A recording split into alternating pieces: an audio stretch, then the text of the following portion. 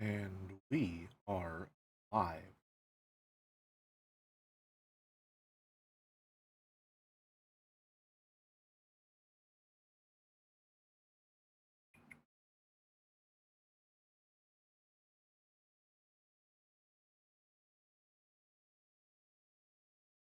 Ads out of the way. Stream.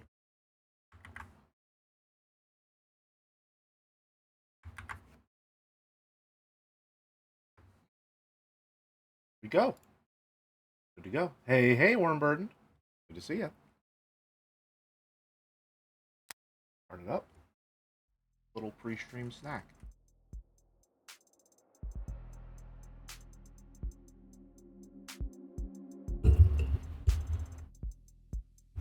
If this is a work of fiction, then why doesn't it slide everywhere? That's specifically what fiction stops things from doing.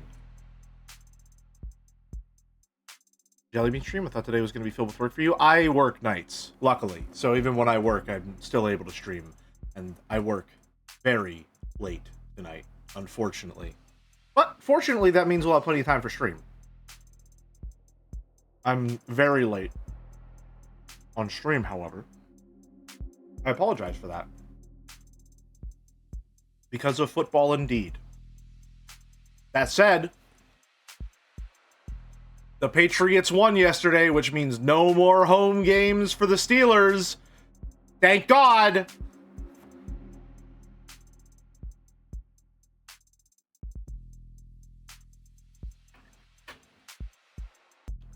Oh, man.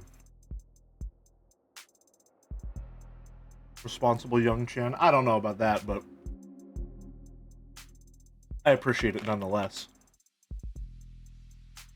I was playing just a little bit of Hades 2. I woke up very early today, so I've been biding time until I could start stream.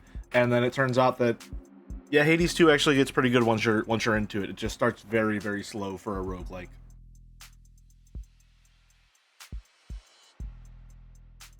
Merrick, you'll be proud to know that on my first winning run, C-Star Chan accompanied me at a 98% proc rate with the Hermes boon that gives you 50% extra chance on all of your chance-based boons.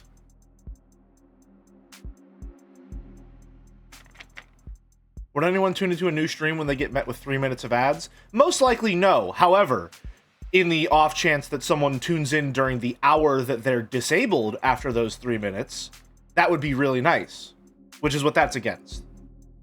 We're in the startup of the stream anyway. This isn't going to get someone who isn't already there for, you know, me. Someone who's just checking the category out casually is not very likely to find me and stick around within the first 3 minutes that I'm live. So you run the ads during breaks or at the beginning of stream so that people who might tune in don't have those ads for about an hour afterwards. Now, granted, after that hour expires, then you have some mid-rolls, but it is what it is. You know, I try to do what I can.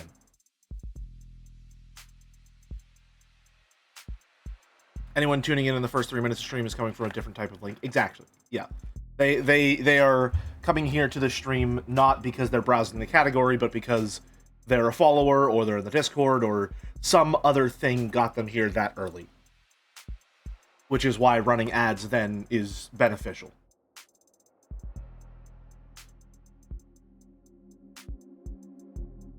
Oh, man. All right. Joke's on you. I couldn't hear your explanation. Don't worry. I'm sure when you watch back the VOD, it'll all make sense. Because, as everyone knows, any content that you miss on stream it's required viewing, right? If you miss those first 3 minutes, that's pivotal. That's foreshadowing for the rest of the stream to come, right? Hi, Flora. Welcome, welcome. I am going to finish Of the Devil episode 2 today. One of the old VODs and seeing Sarah start copying Morgan immediately is so adorable. It's very fun. Yeah, I love Sarah.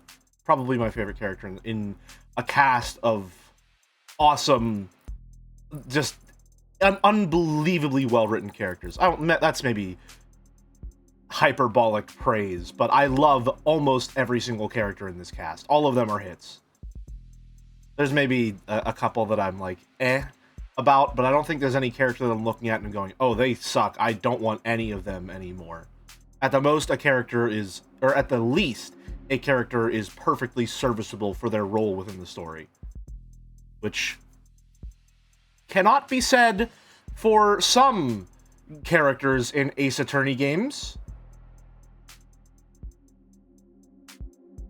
Looking at you, Toothbrush Boy.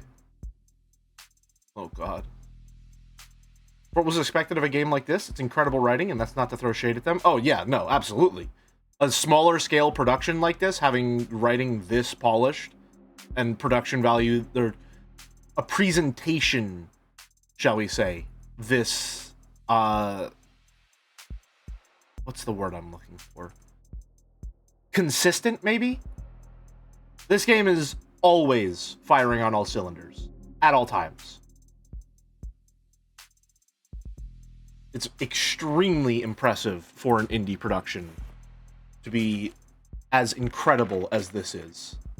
Especially when it has so many contemporaries, indie and AAA, that it's, well, maybe not AAA, but, you know, the first-party publisher, Capcom, as it were, to measure up to. You know, it's got some big shoes to fill, and it might need another size larger.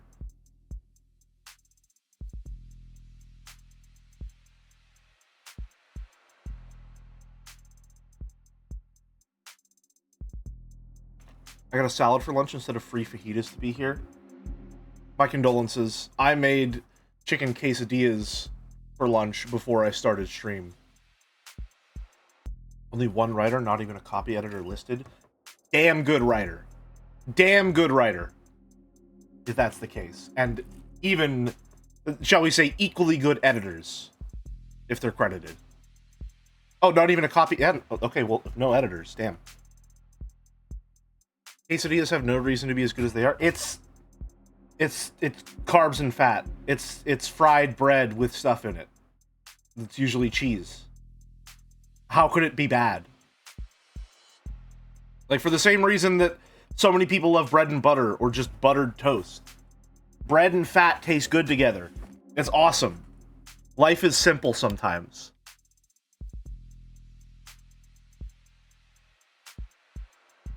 There's only one writer, we know whom to choke for Umineko's psychic damage. I would shake their hand before I put mine around their throat, personally. It's nice to have something written and know it's for freaks like me. You know, it's nice to read something and to understand all the references and to know that I'm being catered to.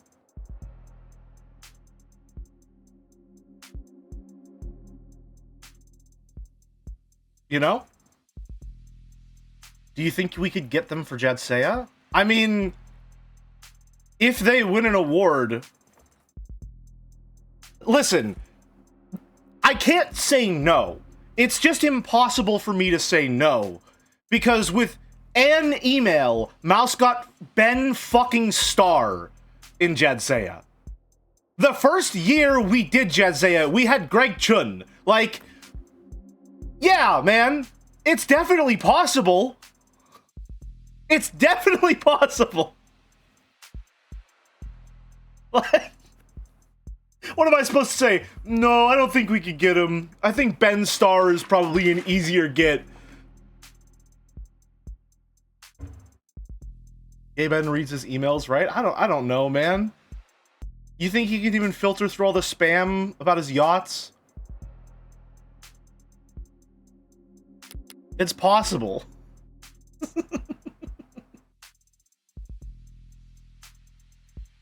All right. Now, we do have plenty of time, but I don't want to make sure that we're running into overtime here. So we're going to get right on into it. I'm very excited to see where this goes.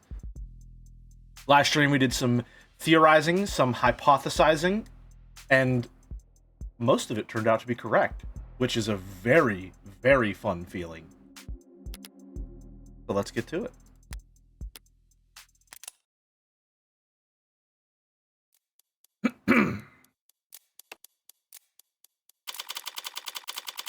7:14 p.m., August 15th, 2086. So, where should we begin? What do you mean? I'm afraid I don't have anything new to tell you. Stubborn about all the most frustrating things, was it? I'm your lawyer, Sosuke.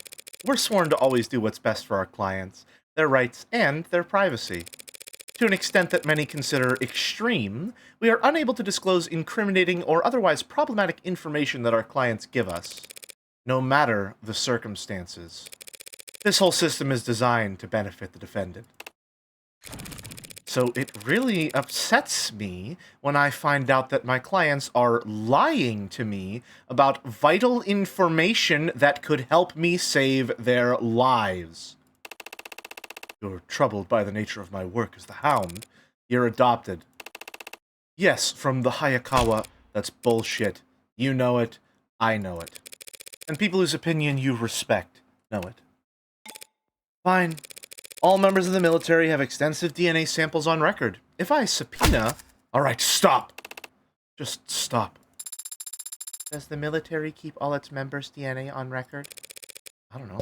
Probably, right? Yes, I know what you are referring to. Even before I knew, I did wonder. If you've known about your real family for more than a decade, why haven't you ever... Because it didn't matter. Try telling that to the Blue Bloods. They've been risking a gang war for over a year trying to get to you. That's their choice. It has nothing to do with me. How can you... I'm appalled, Sosuke. How could a brave soldier serving the House of Ikaria allow violence to continue when he knows he could stop it? A worthy attempt, counselor. Sorry. Guess I'm not used to having to persuade people to act in their own best interest. Or that of the family. Love how the scar makes his mouth look like a pout from the side. A little bit, yeah. Also, maybe a fang of sorts. Family. The Ikaria raised me, fed me, taught me how to read, write, walk. They gave me a home, a purpose. They're using you. They need me. They've got a funny way of showing it. I owe everything to them, and nothing to the dead. They're only dead because the man you call a father murdered them. He did that a long time ago. People I've never met. You'll have to forgive me if I'm short on empathy for complete strangers. Aunts, uncles, cousins, parents, siblings. Can't call them complete strangers, Sosuke. Can't I? The Ikaria are my family. Nothing will change that. Nothing ever could. Let's test that. Pardon? The state thinks you murdered a cop. They'll make sure no one ever thinks of following your example. Let me repeat that. The full brunt of the police state is about to fall directly on the back of your neck. Hammer. Nail. I'm not afraid of prison. You ever been in one? What? No, They shave you. What? When you're convicted, they shave you. For hygiene. Not for hygiene. You're talking about that virtual work release thing? They fit you for skull caps? Not right away. They don't do that to people. Put a man in chains, strip him naked, sew his mouth shut. He'll still recognize himself in the mirror. He's still a person. Shave his head, give him a uniform, and make him sit in the dark for 500 others, with 500 others who've been treated the same. He starts to forget that he's a person. After you're so bored you're seeing constellations in concrete, and after you're scratching your skin raw just to feel something new, that's when they ask you if you'd like a job. After people stop being people. How could you even know any of that? I'm a defense attorney, Sosuke. Who else gets to see the inside of a prison and walk away afterwards? Makoto sent me himself. So you never actually took your one phone call, did you? Take my phone and call Hana Kim. Okay, let's see. Virtual work release. Hey there. Due to ongoing controversy following the suspected suicide of inmate Jay Galley, search results for this term are temporarily blocked. Read more about how we cooperate with authorities to combat disinformation here. The Blue Bloods will volunteer Fall Guy to confess these crimes and you'll walk free. After which, you'll become one of the richest men in the city overnight. It's not. If you are at all curious, I have done some calculations to estimate the extent of your familial holdings. The number is quite remarkable, though I suppose I haven't taken taxes into account. No one's asking you to abandon the Ikaria. You could become their greatest ally. Together, your families would... I know exactly what would happen if I made that deal. I won't do it. Why the hell not? Why not, Sosuke? You're forgetting a few small details involved in this process.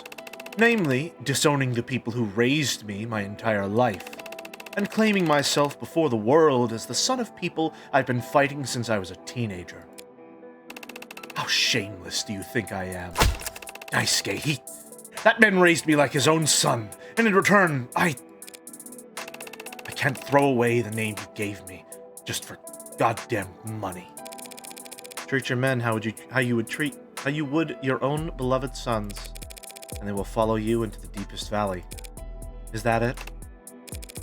You would rather rot in prison as an Ikaria than live in luxury as a Blue Blood? Oh, turning him fully blue for that? Gladly. Really fucking cool work on the color grading there. This is my answer, Morgan. If you try to use my parentage in the trial tomorrow, I'll dismiss you as my counsel, and change my plea to guilty. If that's your answer, then that's your answer. You're the client. What you say goes. Right? So, if you somehow last another night without the cops smothering you in your sleep, we'll need some kind of strategy when we go into court tomorrow. Of course we will. And what are your thoughts on the matter? I might have found a window of opportunity. Chance that someone other than you had the means, motive, and opportunity to commit these crimes. Have you remembered anything else about your captivity? Maybe. If we go over it again and I extrapolate somewhat, or a lot, we'll need to be prepared. You're going to be called to the stand tomorrow. All I need to do is keep silent, right? You better not. I'll be the one asking the questions. You're going to call him to testify? What do you expect me to say up there? I want you to tell the truth, of course. I want you to tell the court exactly how you were set free.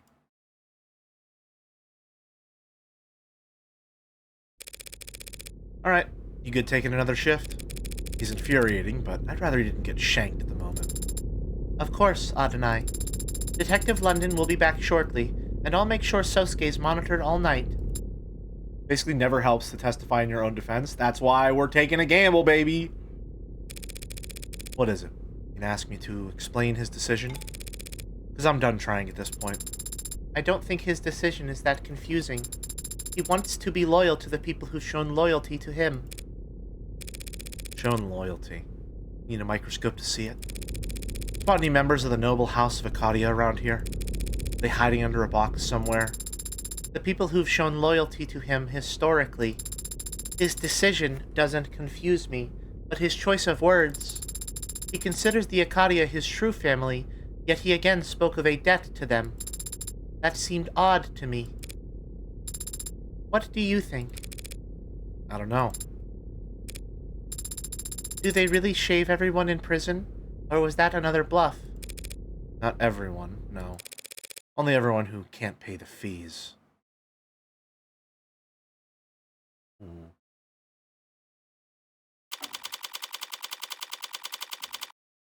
August 15th, 2086.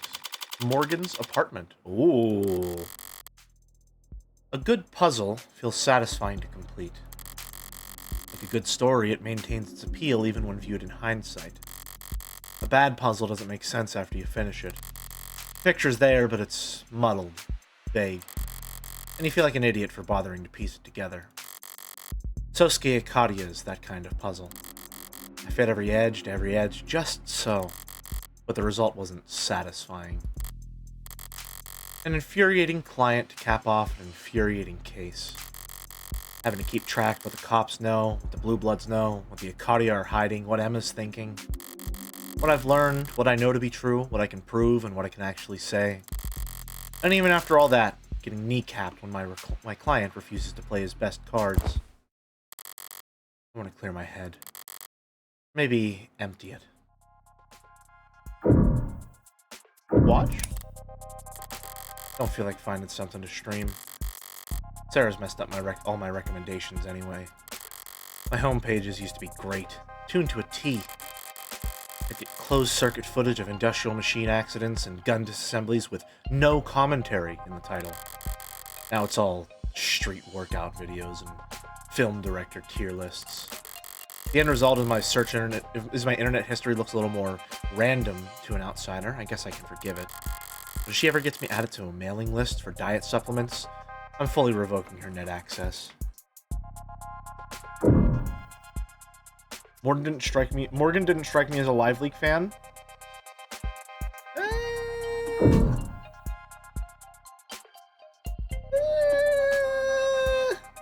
mean, I don't know. Senseless violence does seem to be her sort of thing. Although I guess she does appreciate it more when she's the one committing it. Not in the mood for people watching. Sometimes, if I let my eyes unfocus, massive foot traffic on the streets below melts into one dark amoeba, curling slightly at the edges as it squirms along the petri dish of the world around me. Its edges lost beyond the horizon, which can be zen in its own way. I'm guessing that's what people see in ant farms, but I wouldn't know. Who the hell would want more insects crawling around their house?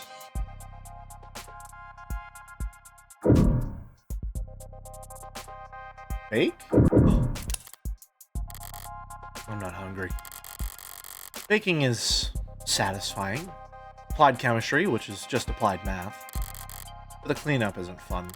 And when I don't have a neighbor I'm trying to butter up or a client I need to visit, everything just sits in my freezer until I end up throwing it out. Sarah seems to shovel it all down without complaint, but she's not here now. When I was still slaving away in that witch's office I never wanted for hungry mouths. Co-workers will eat anything you leave out in a break room. If I ever get truly desperate to hide evidence, I'll just bake it into a pie and find an office birthday party to crash. It'll be gone without a trace in minutes. Ooh. This is pointless. Might as well close my eyes and wait. Staring daggers into the back of my own eyelids would do more good than this. Whatever this is.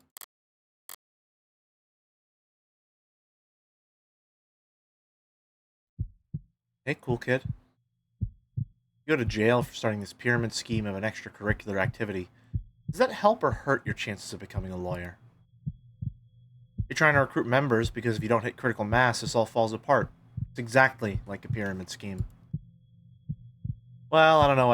I don't know that I can give you advice since I'm the only member on paper, but if you want to start a club for solving mysteries, maybe you should, solve one first. I don't know. Ask questions, talk to people, I guess. Record what they say. Take notes and think hard. Oh, you never know. You can be pretty persuasive, or at least entertaining. I mean, I'm still sitting here for some reason, right? Ooh. Guess I fell asleep after all. Still dark out, though. Time is at 5 in the morning. It says 9:40 on my phone. Slept for 30 minutes? That's it? What the hell's going on with me today? Oh, am I really about to give up and start scrolling on my phone? Should check my temperature. There might be something wrong with me. Don't feel like going for find the thermometer. How about a bet? 300 says the first article that pops up is an advertisement. There's always good news every night. Beloved school janitor given dance-off salute by students after having to postpone retirement for third time. Double or nothing. Federal investigators recover Dennings girl. Well, congrats on no longer being kidnapped. You just cost me 600, little shit. Forced reading comprehension? Again? The nation rejoices tonight as the daughter of renowned philanthropist Joseph Dennings has been confirmed home safe and sound thanks to the efforts of federal investigators, spearheaded by a playbook that applies old techniques to tackle new challenges. Dennings originally rose to prominence as the CEO of Constancy Incorporated, which was at the time excuse me, which was at the time a marketing firm specialized in virtual advertising. But Denning's vision for bringing in advertising to the front lines with heads-up display services cracked open the previously uncharted market of active-duty armed forces members, serving them relevant, relatable, automatically generated content that informed them about the products they wanted waiting for them on their doorstep when they got home. After making Constancy one of the leading advertising agencies in the world, Dennings thought that he'd finally get to spend time with his family when he graciously stepped down as CEO to focus on his philanthropy, while also serving as the COO in an advisory role. Tragedy struck earlier this week when his daughter was kidnapped on her way home from school in an attack investigators described as meticulously planned and flawlessly executed. When the vicious attackers contacted the Dennings family and demanded an exorbitant ransom of an undisclosed amount, a lesser man would have panicked, or worse, given in to their demands. Fortunately for his daughter, Dennings is not a lesser man. Those first 24 hours are essential. We need every minute we can get. It's really quite remarkable that Mr. Dennings was clear-headed enough to contact us right away, said one investigator close to the operation. That's quite a lot that you're filling in there. Interesting there. Investigators sprang into action, of course, but here our story takes a curious turn. Instead of searching the map for the young Dennings girl, they mapped out the psychology of the kidnappers themselves. We wouldn't really describe this as a terrorist act, but the sick, twisted terrorists who committed this atrocity did do us the courtesy of communicating openly and often. From the way they spoke, the words they chose, we started to narrow down their possible backgrounds, and then we revisited the crime scene. Investigators credit their breakthrough to footage of the kidnapping that indicated the terrorist had military-level training and discipline, carrying out the attack in a so-called quartet formation, considered a signature of the military's hostage retrieval squad. Anyone can read handbooks and try to copy what they've seen in the military sims, but this brutal act of class-motivated violence was carried out without so much as a shot fired, miraculously. Skills like that, unfortunately for the suspects, are as unique as fingerprints. We had warrants to search all 4 suspects' properties within the hour. While some less dignified members of the press questioned the nature of this horrific crime, asking pointed questions about a possible relationship between Mr. Dennings' past work and the suspects' military backgrounds, Chief Director of Investigations Valentine avoided the mudslinging with a succinct reply of no comment. Mr. Dennings' business associations have no bearing on the value of his daughter's life, which I am glad to say is no longer in any danger. For that, we have to thank the efforts of the brave young investigators to my left here, Special Investigator Ayase, Technical Analyst Sulkov, Special Agent Greenfield, and Special Agent Beckham. Together, they... Are you as infuriated as we are by anti-authority, outside actor anarchists inciting anxiety in our city streets anonymously? Join us in our push to make all internet searches tied directly to citizens' tax return ID. Sign up below and we'll direct you on how to help. How's that for the long odds? What are the chances I see that name? Perfect timing, actually.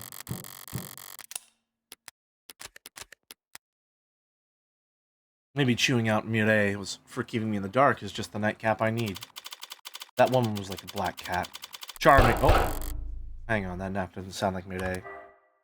Charming, but when they darken your door a second time, you start to wonder if you aren't hexed. Ooh.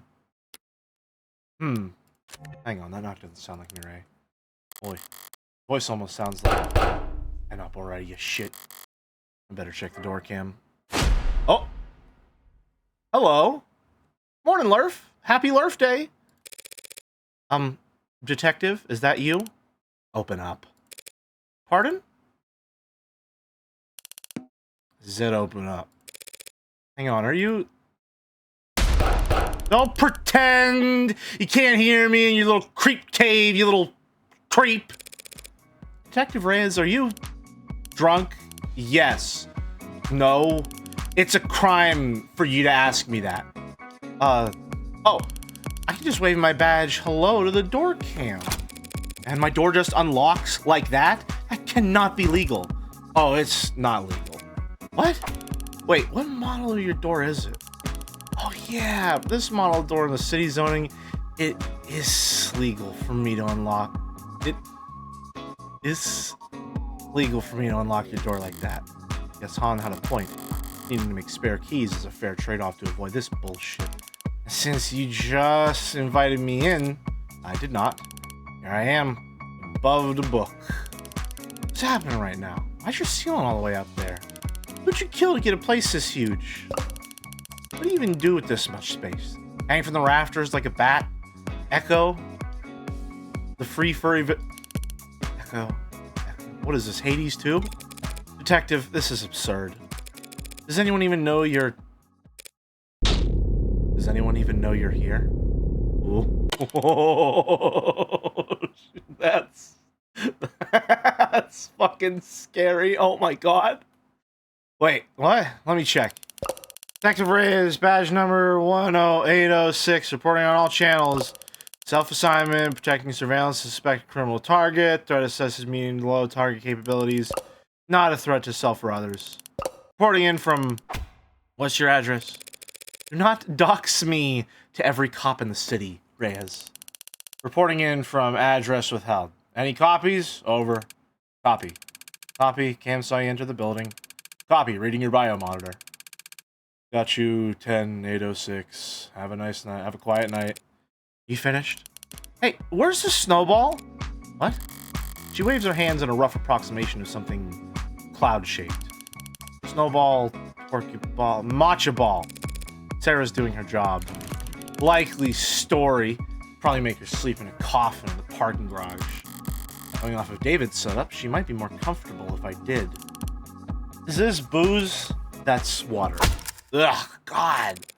Can I do something for you this evening, detective? Or did you come here just to critique my interior decorating and knock shit over? Came here because I'm drunk. And I'm drunk because you're in danger. No, the other way around. I drank because I was pissed, and Quaz, and everyone else told me to go home. Even though he shot a guy only a few hours ago, I'm the one who's too emotional and too useless. Wait, what? So I came here. Catch a bad guy. Because you are defending that cop killer. Uh-huh. Who's also an orchid killer. A whale cop killer. Killer whale cop. Every goddamn idiot in this city wants to shoot him. And also you, because you're his stinking lawyer. Thanks? I'm a cop. Cops supposed to protect people. Even stinky lawyers. Thanks. So I'll park myself right here and catch the next assassin they send after you. And lock them up and throw away the key. And if I accidentally save your life too, that's okay. Even if you don't deserve it. You could have just stopped talking. I could stop talking easy. You really not have anything to drink? I'm not sure I want to drink with you, detective. Who invited you? You're the host, do whatever, but I am gonna go do what I gotta do, and where the hell's the screw top? If I have to host the drunk Detective Reyes for the rest of the night, as I evidently do, suppose I need to force myself to go through the ordeal sober. I'll get a bottle opener, detective. Need a good drunk voice, Jelly? Thank you. I have a lot of experience talking to drunk people. Oh, shit. I said I'll get it!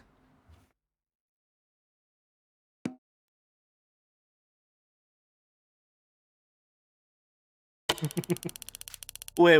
This is the best part of it. Where he breaks down the horsepower. For years, they all abided by this gentleman's agreement where their engines would have horsepower capped at 270 or so. To avoid this, like, arms race of engineering in a country with such a huge street racing scene. Right?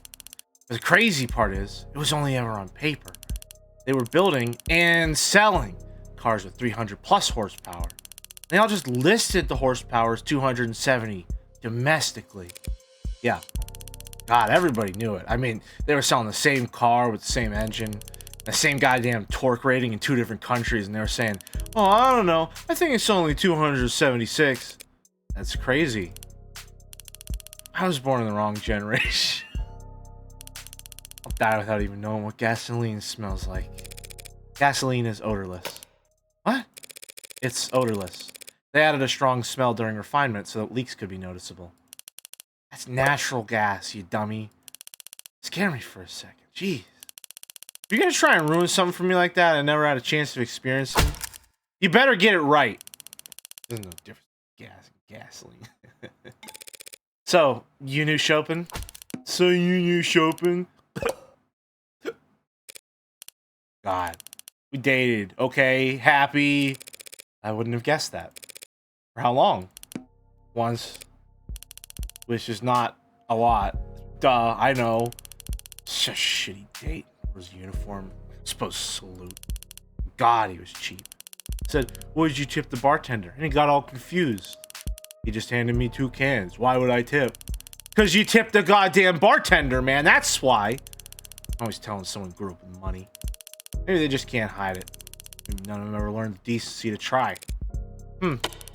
Rockford's not so bad. I mean, it's obvious still, but the airhead part kind of offsets it. Yeah, that's... What do you mean? Emma comes for money? Guess even you can't tell a joke. Worst date I ever been on. Waitress looked like she was gonna stab him. You think he was allergic to salt with all the nitpicking he did. And then he has the balls to tip 10%. That is bad. Oh, what do you know? What do you know? You probably never been on a date since the 60s. How old do you think I am? I was talking about the tip. What tip? Oh, the tip. Well, yeah, but still. Do you even have a dating profile? Or you just hang around funeral homes and castles and shit looking for other creatures of the night? I don't have a dating profile. You met Chopin through an app? Yeah, dating app for cops. There's a dating app for cops? Yeah, just for cops. Just for all. Justice for all? Like Phoenix Wright, Ace Attorney. Why is it called Just for All if it's just for cops? It's a pun. Well, not really a pun. Wordplay. Play on words for justice for all. Cop catchphrase. Say it all the time when we catch people. It's an app for everyone. Probably lawyers with sun allergies. I don't think there's an app for me. Hang on, let me project a hologram of the world's smallest violin out of my eye socket. Apps suck anyway. So when I mashed, she was terrible. Her teeth. She was trying to smile or some shit. She was all teeth. I think it was her first kiss. Remember your first? I don't know why everyone's always so concerned with firsts. The hell does that mean? Don't worry about it. I have never once given a second thought to anything you say. So get that straight. I wanted to slap the guy's dumb face at the end of that date. I didn't even recognize him. When Lon and I came in, he was face down. Whole floor, blood. Just blood and paper. Couldn't turn him over. Had to preserve the scene. Just had to leave him there. Sorry. Sorry? I'm not sorry, I'm angry! Seem to get angry a lot. You've been anger management. You know what that's about? Managing anger? Keeping calm. Not letting your emotions control you. I'm great at all of that. If you say so. I do say so. With what I'm feeling most of the time, I'm a goddamn saint with how calm I stay. Just too small. A little hole in the bottom of a big water tower. Fills up faster than it was big. I trample this whole city down long before my anger's gone. Didn't even seem like people from the hall. Just 2 people-shaped things face down in blood. Sosuke and Chopin? They were both face down? What? Yeah. Because Rogers was cuffing Sosuke to the ground? Rogers, what a klutz. That guy couldn't cuff cow. A cow? I don't know. Something that'd cuff easily. A dress shirt. Oh, what do you want? Round of applause? Everyone clap for the world's greatest, wordsmith. Just shut up. I don't think a cow would be very easy to cuff, personally.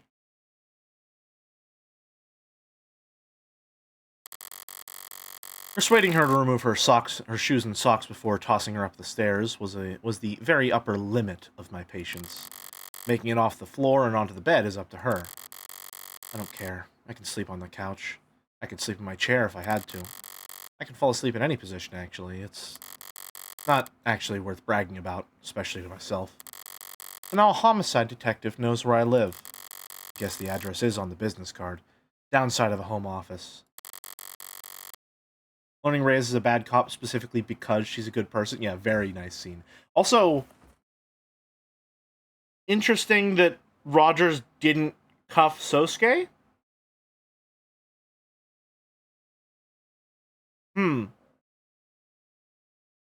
Curious. At least it's fun to imagine how sick she'll be tomorrow. I gotta, like, get my tongue out of, like, the slurred speech dialect. Ugh. Can't remember a time I got that drunk, thankfully. Can't remember a time I got that mad. The last time I cried. Screw this. Introspection's a scam. Not nearly so flush that I can afford to waste time on it. I thought we already knew that London had to do it because Rogers was too shaky. I don't remember that. Oh my god, stop smiling like that. Yes, you found the teacher's missing key card. No, you're not Sherlock Holmes. Or whoever his lawyer was. Oh, I'm sure. You're gonna be the most popular kid in school overnight now.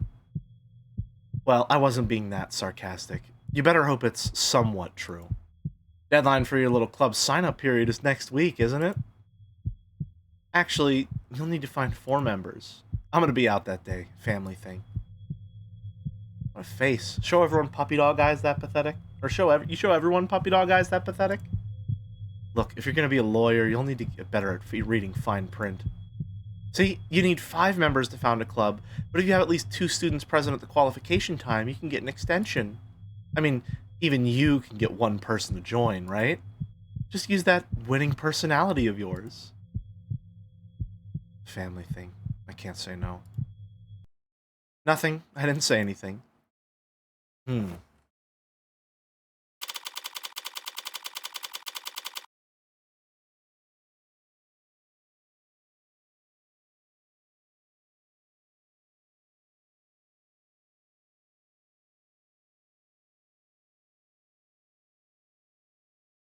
I'm wondering if the girl talking is actually Morgan.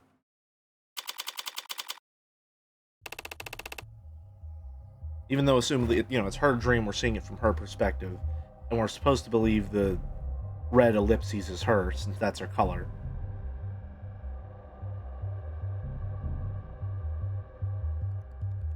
They must have waved me down over 5 times. Been in private banks with less active security than this.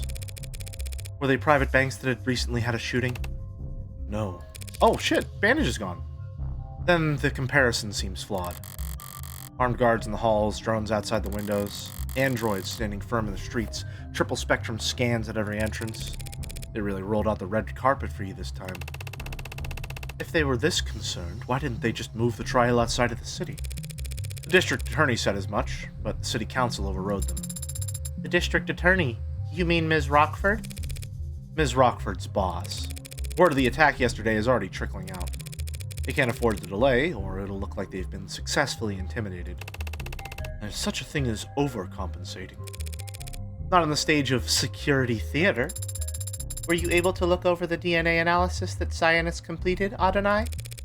The report on the bindings? Yeah. Gave me a lot to think about on the ride over. Hardy cloth bindings found inside the room where Sosuke was held, stiff with dried blood and clearly cut with something sharp. A summary of forensic DNA analysis conducted with Cyanus follows below. Sweat matches the DNA of subject A. Skin matches with DNA of subject A. Blood matches the DNA of subject A and subject E. Oh, interesting. Okay. Gotcha. So we can use that to link the knife to the bindings, and we can use that to call into question his escape. You're looking much better. I don't feel better. They gave me some sort of injection last night. I woke up in much more pain, but they still insisted on taking off all my bandages. Some sort of injection? Sosuke consented to intravenous injection of a recovery accelerant at 9:33 p.m. last night. You consented without knowing what it was? I nodded. Thought it would help me sleep. That interrogation room floor isn't exactly ideal for rest. Spoiled brat. This is the same guy who was confidently telling me he was fine with going to jail. What about you, Adonai? Were you able to get any rest? Slept like a rock. Eventually. Didn't even wake up when a certain unwelcome guest stumbled out the door in the early morning, thank God. But it was an accelerant, huh? I thought there was something familiar about this discomfort. They gave it to us back in the military, on occasion. You heal up faster, but it takes the same toll overall. Explains why I feel like my bruises are all fresh. Why'd they wait until now to start giving Sosuke medical attention, though? Emma must have realized it was getting a bit silly, trying to accuse you of murdering 5 people when you look like you've been thrown through a windshield. Don't worry, Sosuke. You're still handsome, even without the rugged edge that your injuries provided. Hearing that doesn't make me happy, you know. Howdy, little cactus. Welcome, welcome. Why are you blushing? It's not like you're spotless. You still have a mark under your eye. No, I've had that since birth.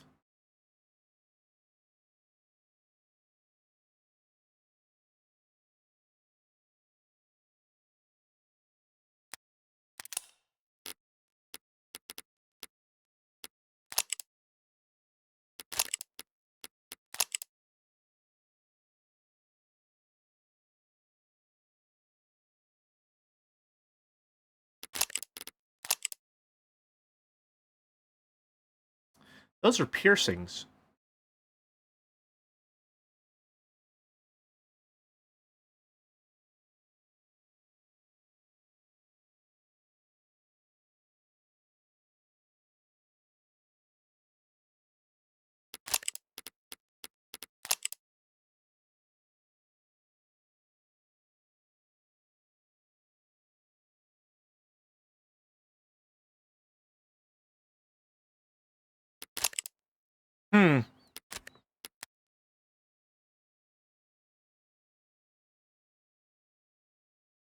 Curious.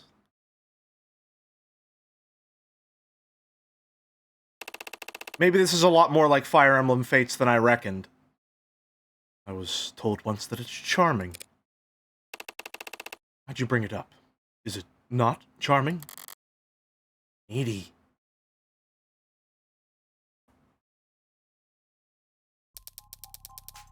Thank you for clarifying that for the court, Detective. It was the same story you told me yesterday down in the lower wards. He and Reyes were the second on the scene, so they were focused on cleaning the lower floors before meeting with Rogers. Good to have it on record so I can look it over. Detective Ludden testified that Rogers had already apprehended the suspect, so we focused on securing the area. You had to do that for him. Sunshine and I cleared the first floor. All rooms were empty, but one was unlocked.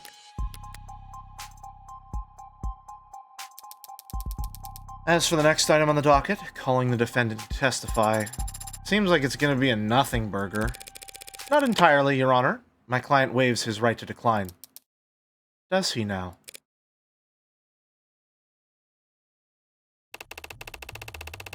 Sosuke Ikaria. I'm the head of personnel security at the Ikaria Financial Group. And the IFG, that's a family-run small business mom-and-pop operation, I take it? Family-run. Well, Mr. Ikaria, I feel like the court already has a strong understanding of the circumstances you found yourself in. How you were captured and tortured by these 4 known criminal associates, all of whom are now dead. How you were found standing over the body of Officer Chopin.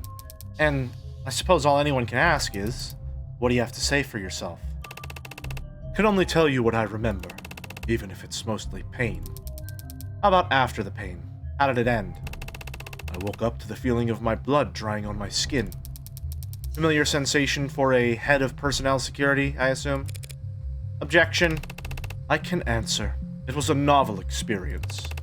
I pulled off my blindfold and felt like I'd stepped into the desert. White flaring in my eyes, heart thumping in my temple. But I realized there's a gun in my waistband. The indicator showed it was spent. Didn't know what to make of it. Does this gun look familiar to you, Mr. Ikaria? Yes, that's the same gun.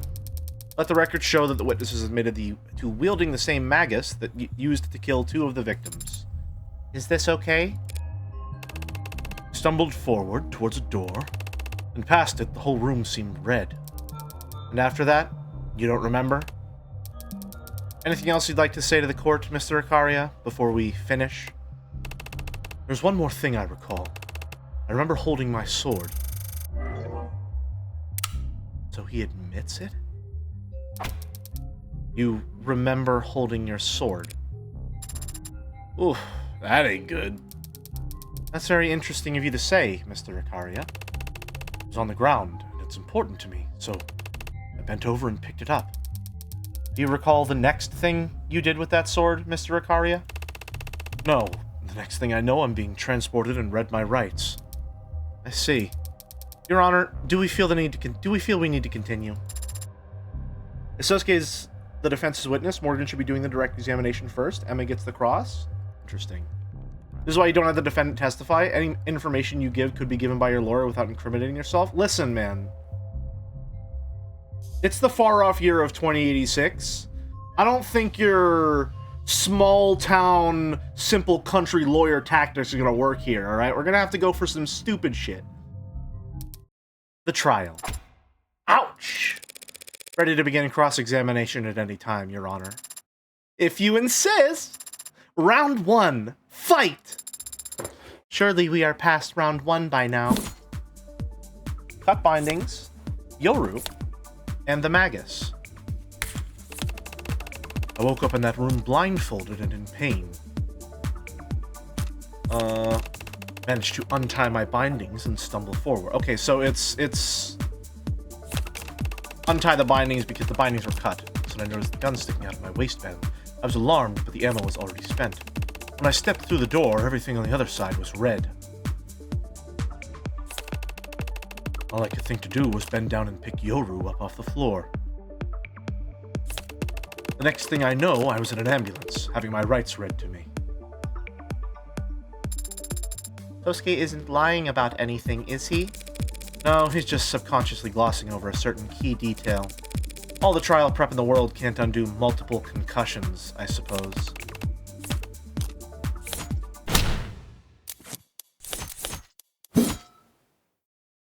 Wanna bet?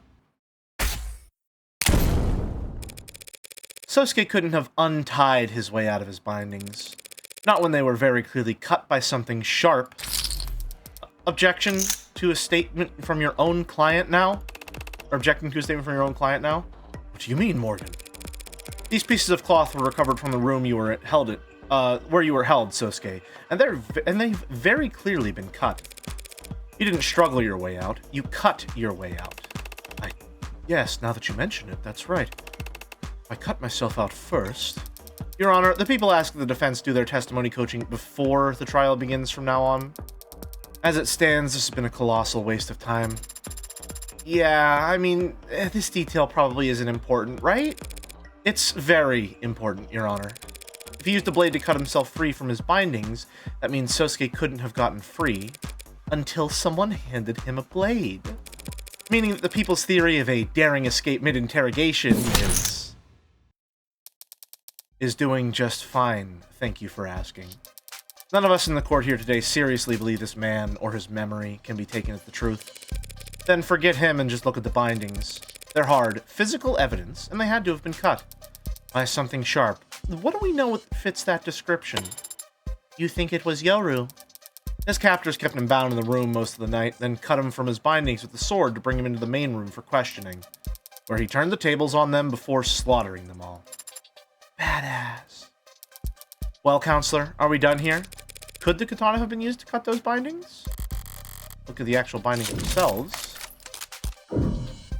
It could have been the sword. It couldn't have been the sword.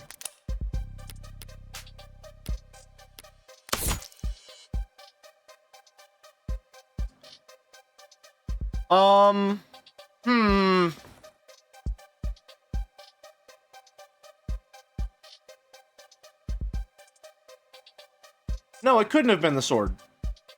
Because she is saying that the sequence of events is they untie him, they bring him into the room, he turns the tables.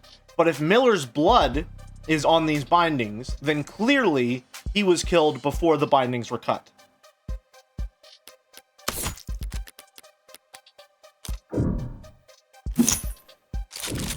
Of course it wasn't the sword that cut those bindings. What do you mean? The problem lies with the DNA. Your Honor, if we could please draw the court's attention to the forensic analysis of the bindings, you'll notice your client's blood, obviously. Yes, obviously. But upon closer inspection, you'll also see that blood from Miller was found as well. The poncho guy? Who was stabbed in the throat, as the court may recall, by your client's sword, as is no doubt still fresh in the jury's memory. Well, how can that be, Your Honor? What do you mean? Is it not sharp enough? What a piece of... How can Miller's blood have ended up on the bindings that kept my client from leaving the room in which he was held? Unless Miller was killed before my client was ever cut free. That's kind of a big deal, isn't it? I thought so, at least. She's lying. That's not possible. That's not possible! You thought wrong, Counselor. It's true that the katana has blood from Miller's stabbing on it, and I'll admit that it's surprising to see his blood on your client's bindings. Miller's autopsy shows that he has no wounds besides the fatal puncture in his neck, so the bindings on my client had to have been intact at the time Miller died. Wait, that was a Morgan line. Miller's autopsy shows he has no wounds besides fatal puncture in his neck, so the bindings on my client had to have been intact but at the time Miller died. But those bindings didn't need to be cut before your client could kill him. What? If your client's wrists were bound for questioning, he could have stolen the gun, killed Tankson Creek, then picked up his sword, as he just stated in his testimony, and set to work. You think my client was drugged and beaten before killing 4 men with his wrists bound? Hardly impossible for a man with his talents.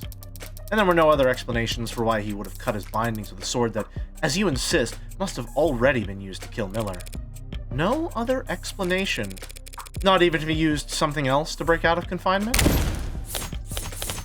Ahem. Exhibit C. What if my client had simply used this to break out? The hell is that? Way overcooked from what I can tell. It's a murder weapon, Your Honor. One recovered from the scene of the crime. That knife. Yes, that's what I grasped when I first woke up. That's impossible. Well, she said there's nothing about a knife found seared to perfection in the ARC's data. Is it overcooked or seared to perfection? This knife was not found inside the building, Your Honor. I retrieved it from the alley immediately beside it. Their android did? Need her to submit video evidence of the entire afternoon to verify it, doubting Thomas? It's not the android I'd have trouble taking at her word, Counselor. What forensics have been performed on it? There are no fingerprints remaining, and the DNA present in the blood is too damaged to be of any use. But I have identified at least 2 different blood typings, AB and AB- and B-, Your Honor. Your Honor, the people are, of course, interested in forensic analysis of any evidence that seems pertinent to the crime at hand. But this was retrieved from an alleyway dumpster. A soot-filled drum near an alleyway dumpster. From an alley in the lower wards. Without strong evidence linking it to the crime, I see no reason to entertain the idea that this is some kind of 4th murder weapon. 3rd murder weapon. What? The bat was post-mortem. The point still stands. Well, how about it, Morgie? Any link between this totally not suspicious fire-broiled knife and our crime? Or should we just throw it back in the garbage? Again, it was a soot-filled drum by the garage. Of course I have more to go on than mere proximity, Your Honor. I have proof right here that this knife was what Sosuke used to cut himself free.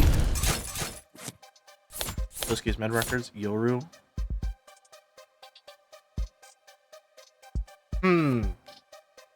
Okay, so... cut on left hand finger.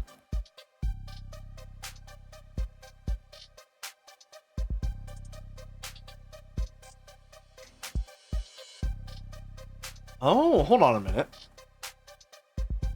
Okay, it's not going to be Yoru. The Yoru doesn't have his blood on it. Blood from Sosuke and Miller present.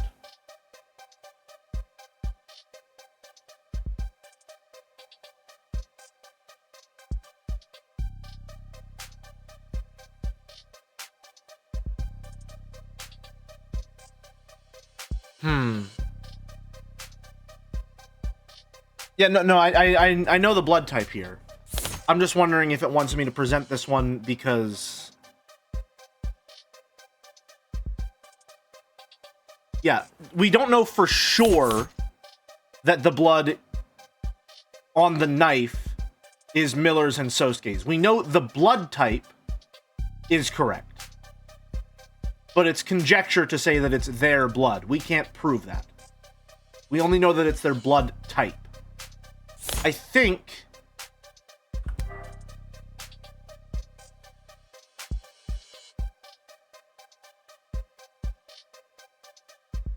I think it might be his medical records because of the cut on the left-hand finger.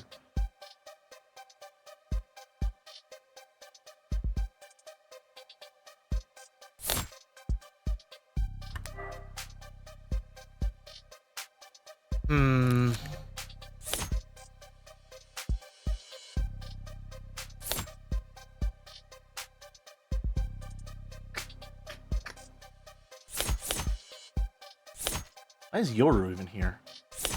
Just so a third piece of evidence is suggested, I suppose.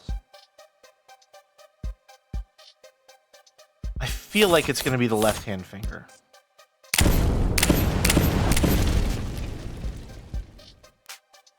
Yeah, fuck it. Oh? Where's your proof? Oh, where's your proof Sosuke wielded this knife?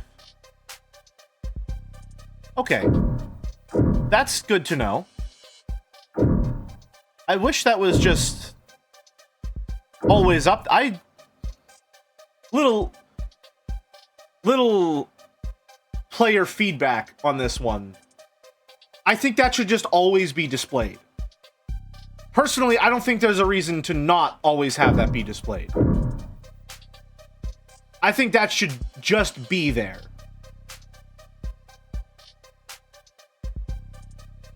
It seems strange to have to mouse over Emma for this context hint to appear.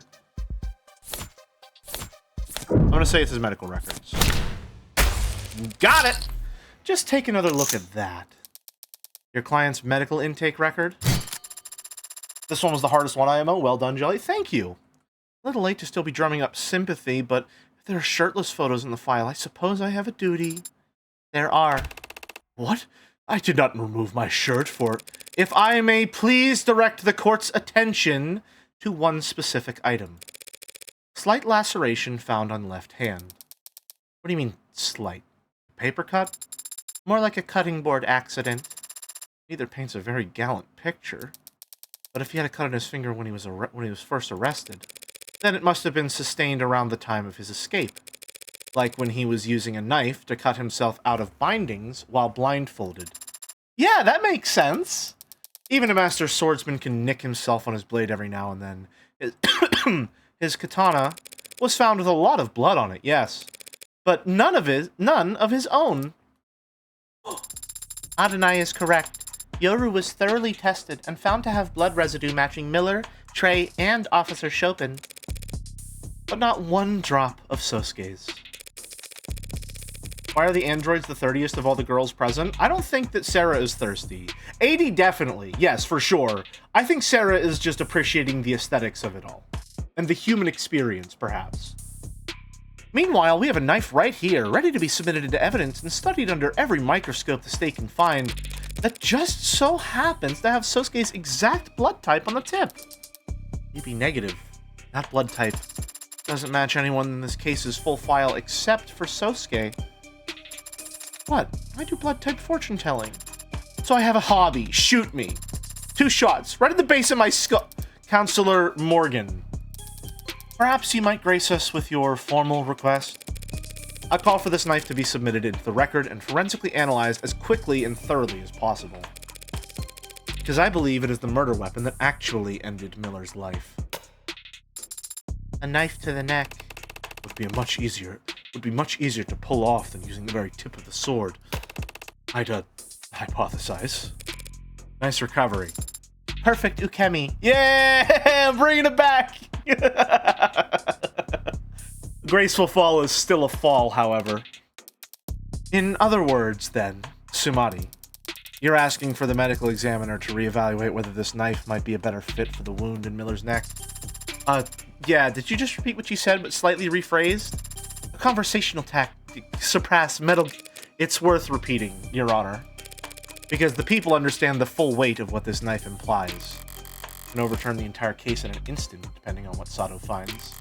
Metal Gear? Emma's repeating what I said because she's stunned. I just flashed her my hand, and it was one card away from a full house. The people have no objections, Your Honor. This trial requires that we fully examine this new piece of evidence. Cool. So does someone have a number? Is there a group chat room for everyone who works for the government, or... Dr. Sato is already on her way. So there is a group chat, and I'm not in it. She'll begin the examination as soon as she arrives. Guess we just slack off until she's done then. It occurs to me, Your Honor, that we ought to thoroughly examine why this possibly critical piece of evidence was not found during the police's investigation. The investigation and preservation of this crime scene was a joint effort between the police and Sionist Security. Then perhaps our next witness can shine a light on the source of this deficiency. Is it going to be Han? Han time? Adelaide Hahn, site manager of Sionist Security. I served as supervisor for the scene of the crime in case 356319B. This definitely counts as trial by ambush. That evidence should have been filed prior to the hearing. You think that matters? Brother, this is Ace Attorney rules. Evidence enters when I present it. Thank you very much. Wow, can I call you lady? Nah, babe, but what should I call you, though? Oh, well, you can keep calling me babe, or... You address the adjutant as Your Honor. Awfully cold name for such a hot... Why the hell wasn't this knife found sooner? Well, I hate to throw a business partner under the bus, but we at Sionist Security maintain the perimeters and stand watch over secured scenes. It's the cops who do the searching and flagging. You'd have to ask them why they didn't go dumpster diving. It was a drum. The police aren't your business partners, though, are they? I don't understand the question, Your Highness. Sionist Security is a cell operation owned by FIC Holdings, an offshore rebranding and an effective pseudonym for Kim Acquisitions. Oh god, it's... A cell corporation is an informal rather than legal label for a business that operates without a clear and explicit knowledge of who its parent or sibling companies may be. The name comes from the late 19th and early 20th century covert cell systems, often employed by terrorists or paramilitary organizations. As there is no technical definition of what constitutes a cell corporation, the experiences of employees operating within such a company vary greatly, but it is commonly reported that individuals are expected to complete their work without full information about how their jobs slot into the greater corporate work culture. My god, you're a rogue cell! No! While many consider the comparison inappropriate or even libelous, there is nothing illegal about the organizational structure, and some consider it a prudent measure to reduce the risk of trade secrets leaking to competitors. Users also frequently search for, what is my job? AKA the heart of the criminal organization operating in the lower wards that is commonly referred to as the Blue Blood Mafia. You say so. Sounds like it's above my pay grade. Permission to treat the witness as hostile. Can I get popcorn first? Maybe we can go check the steel drum. Do you know why the state cooperates with the Blue Bloods to this degree? Why you're allowed to run your business and manage your petty fiefdoms? Petty fiefdoms? How about this? It's a free country and we're loyal, capitalist, tax-paying entrepreneurs. You got your own explanation? It's because you're insignificant. Oh. Oh. Oh. Neither you nor your organization are on trial here today. That's not a favor, and it's not a show of respect. It's just reality. The state is slow to shift its priorities. You aren't the focus of this investigation.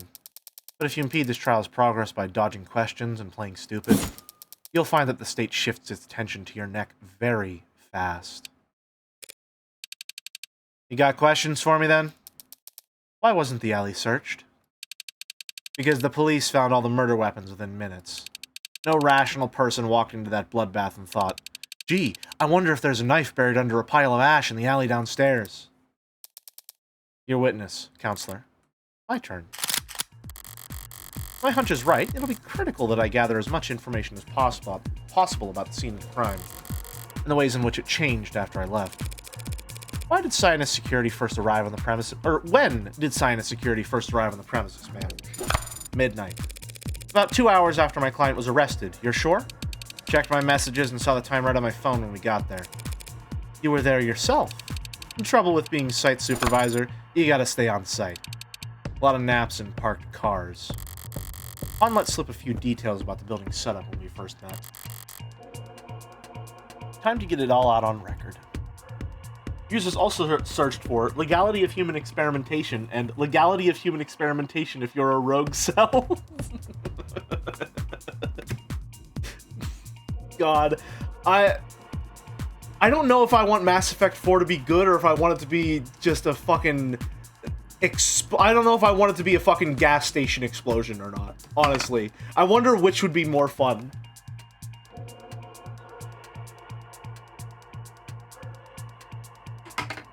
There's a 0% chance Mass Effect 4 will be good. I won't say 0, but the odds aren't great. Buildings. Why are the Knights? What? Building security. Do you know who owns the building at that these crimes took place in? I don't. Do you know who installed the security features on location? It was Cyanus. Must have gotten hired by someone. Not my department. But you recognize some of the handiwork. Front door was Cyanus. The individual vault room locks too. Front door was locked when officers arrived. They had to shoot it open. Shouldn't your security systems recognize officers of the law? Our doors use physical locks. A lot of folks in the lower wards don't trust a fob scanner that can be hacked. Physical locks can be bypassed too. Sure, but that at least takes time. Do all the doors require keys?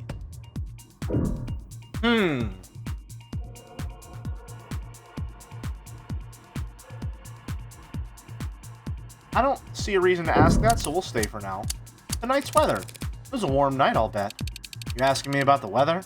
Not exactly grade A small talk. Relevance, Your Honor? I was trying to be polite, but if you insist.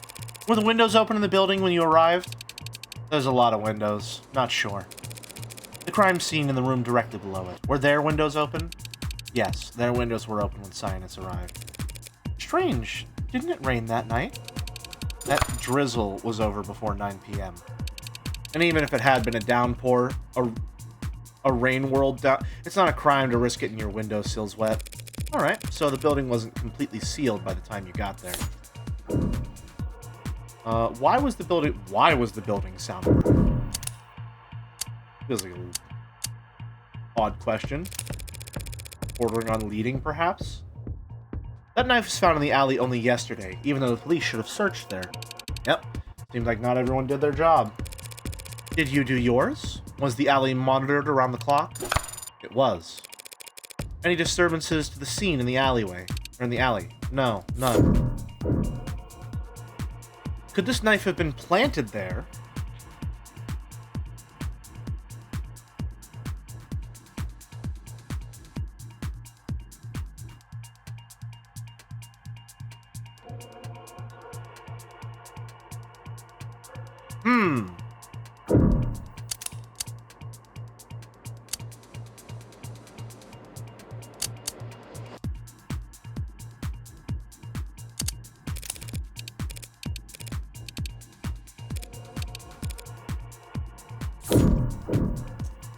Do all the doors require keys? Seems like an important one.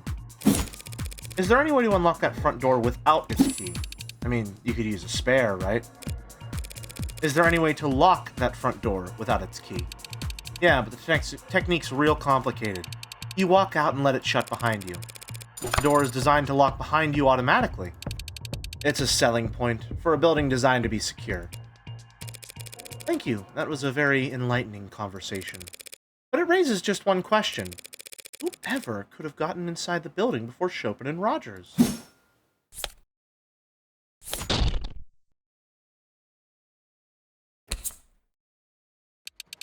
Hell are you talking about? Your Honor, perhaps Counselor Morgan might narrow down her absurd attention-grabbing claim first, so the people can properly eviscerate it. Yeah, what she said! Someone got into the building before Chopin and Rogers did.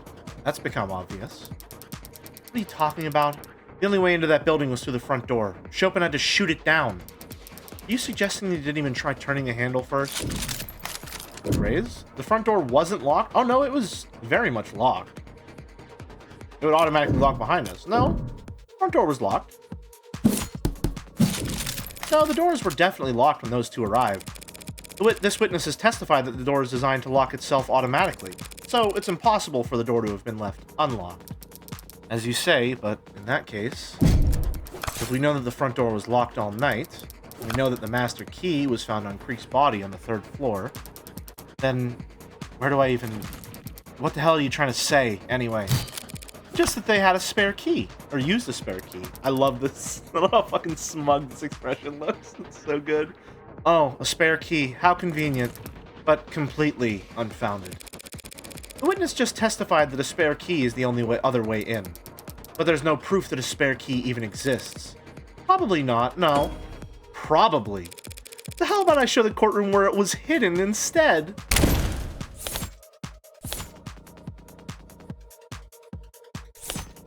Oh.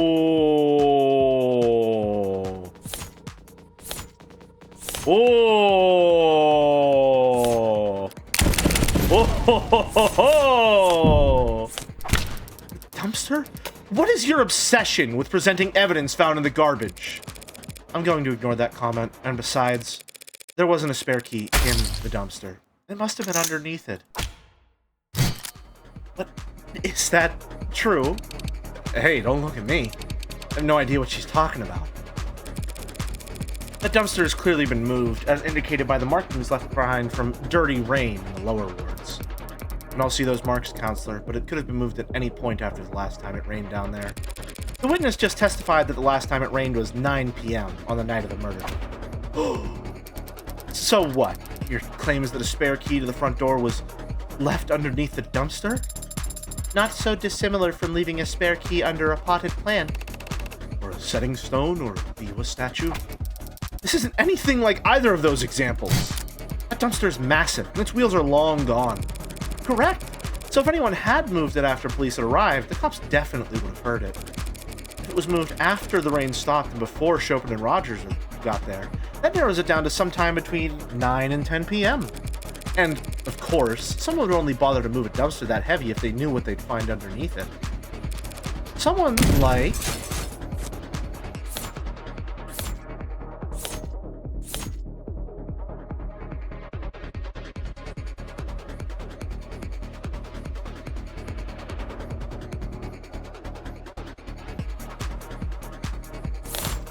Well, I guess it would have to be Han.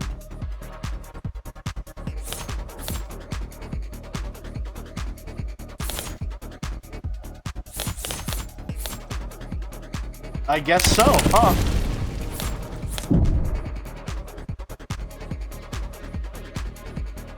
Modded arms? She has oh, I didn't know this was modded arms. I fucking love the impact on that. It had to be Han, of course. Slur. As a known associate of the Blue Blood Mafia and an employee of the security company who installed the front door at the crime scene, she'd have known exactly where to find the spare key. That dumpster also happens to be incredibly heavy, but I don't believe the witness's mod documentation has been submitted to the court. Could you estimate for us your approximate lifting strength? You lift with your back, not your arms, lady. Pushing strength, then. Me? I couldn't push over a flower. Fact is, you're just bullshitting. There's no proof of any of what you said. We could check for your fingerprints on the front door. You'll find them, because I've used it plenty of times. It's my job. We could check for your fingerprints on the dumpster. That thing's filthy. You get nothing but partials from a bunch of unlisted addicts and whoever else stumbling around in that alley. Would we? Don't know. But after you do, I might just recall how I nearly puked when I saw that crime scene, and how I might have stepped out into that alley to catch my breath. Would you believe I rested my hands on that dumpster then? This line of questioning is unproductive, Your Honor. She said while flirting that she couldn't move that dumpster, quote, unless a pretty girl was cheering her on. Which means she could. Interesting! Fun little hint there. Ooh! Counselor Morgan cannot substantiate her theory because the fact is, there's nothing strange about Han's prints being on any centimeter of that building. Not when she spent nearly 2 full days patrolling it. True, fingerprints won't be enough. I need something more impactful. And I've got just the thing. What? Han was there that night. She was there before the police ever were, and she was there long before Cyanus showed up at midnight. And I can prove it right now. How? Exactly. What? I'm going to prove how she got there before the police did. You didn't... Han, you didn't think to disable that? You knew she was onto you, and you didn't think to turn that shit off? Your phone's not on silent? The hell was that? Adonai, do you really have to do that again? What is happening right now? This is a simple whistle. Every time I press it... Every ad in the courtroom picks up a rather nasty frequency, as does any phone with the proper receiver app installed. You really didn't... Oh, what a blunder. What a fucking blunder. So, should the witness be excused so she can answer her phone, Your Honor? You brought that shit into the courtroom? Where exactly was this whistle found? At the scene of the crime, of course. Near where Creek's body lay. Police must have disregarded it as a keychain or toy. No. Didn't anyone ever teach them that when you find a button, you should press it? That's the exact opposite of what you should do at a crime scene. Yesterday, Dr. Sato testified that Creek was alive for several minutes after being shot. If he pressed this whistle even once in that time, the witness's phone would have started getting alerts. As I have demonstrated to the court just now. Anything to say for yourself, Miss Han? Did someone install the app on your phone as a prank? Its reception has limited range. The lower wards is a tight-knit, high-density community. How far could you have been? Far. I wasn't in the area that night. It doesn't matter what range she was at, Your Honor. The defense claims that Han entered the building with some kind of spare key, letting the front door lock behind her to block Chopin and Rogers. But those two officers did enter after they shot the lock, at which point they didn't run into the witness. Creek was shot at around 9:45 p.m. Considering the time it would have taken Han to arrive and retrieve the spare key, she would have only been a few steps ahead of Chopin and Rogers. You're coming so far with your brilliant spare key deduction, are you now going to claim that she simply ran away? No, at that point she would have had to hide. Only one found unlocked. Oh, ho, ho, ho, ho, ho. Only one found unlocked, you say? Since they didn't see her, logically, we must conclude that she hid in one of the rooms on that floor. That is logical, but it's also entirely conjecture. Not this time. Detective London's testimony established the possibility. Remember what the good Detective London testified earlier? Rogers had already apprehended the suspect, so we focused on securing the area. Sunshine and I cleared the first floor. All the rooms were empty, but one was unlocked. Teach me how to speak brackets out loud later. Two police detectives have sworn that one vault on the first floor was found unlocked. Unlocked, perhaps, by a spare master key? Is that some kind of big deal? Your Honor, what Counselor Morgan is proposing would put the witness behind Officers Chopin and Rogers as they proceeded upstairs.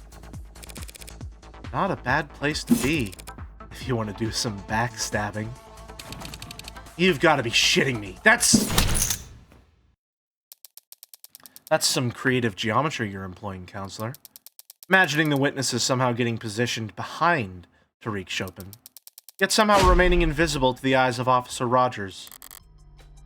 Oh, that's non-Euclidean crime scene recreation. Very novel. Her insult sounded really smart, so I'm inclined to agree.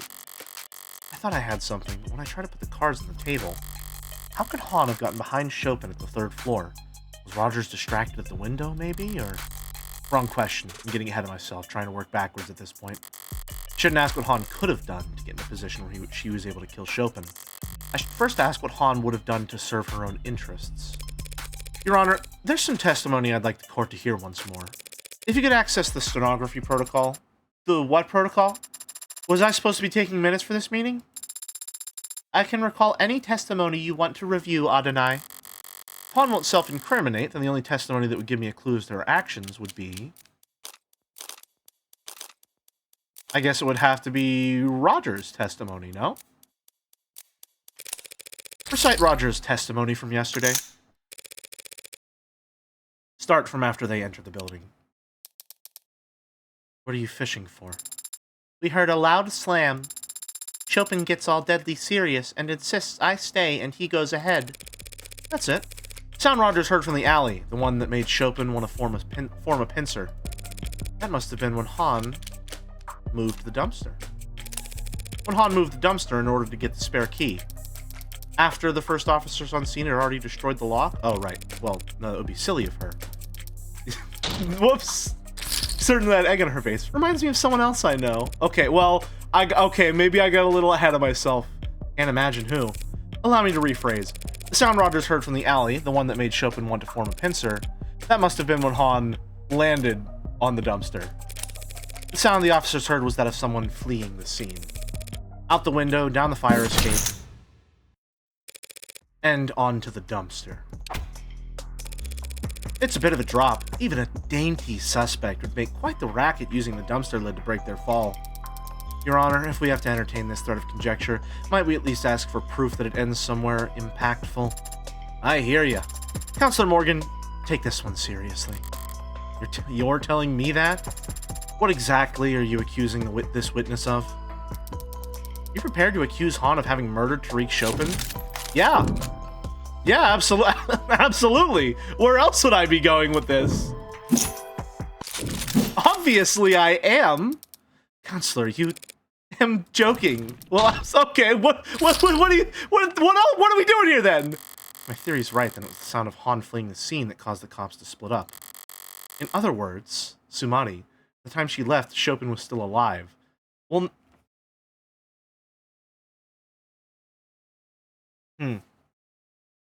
interesting.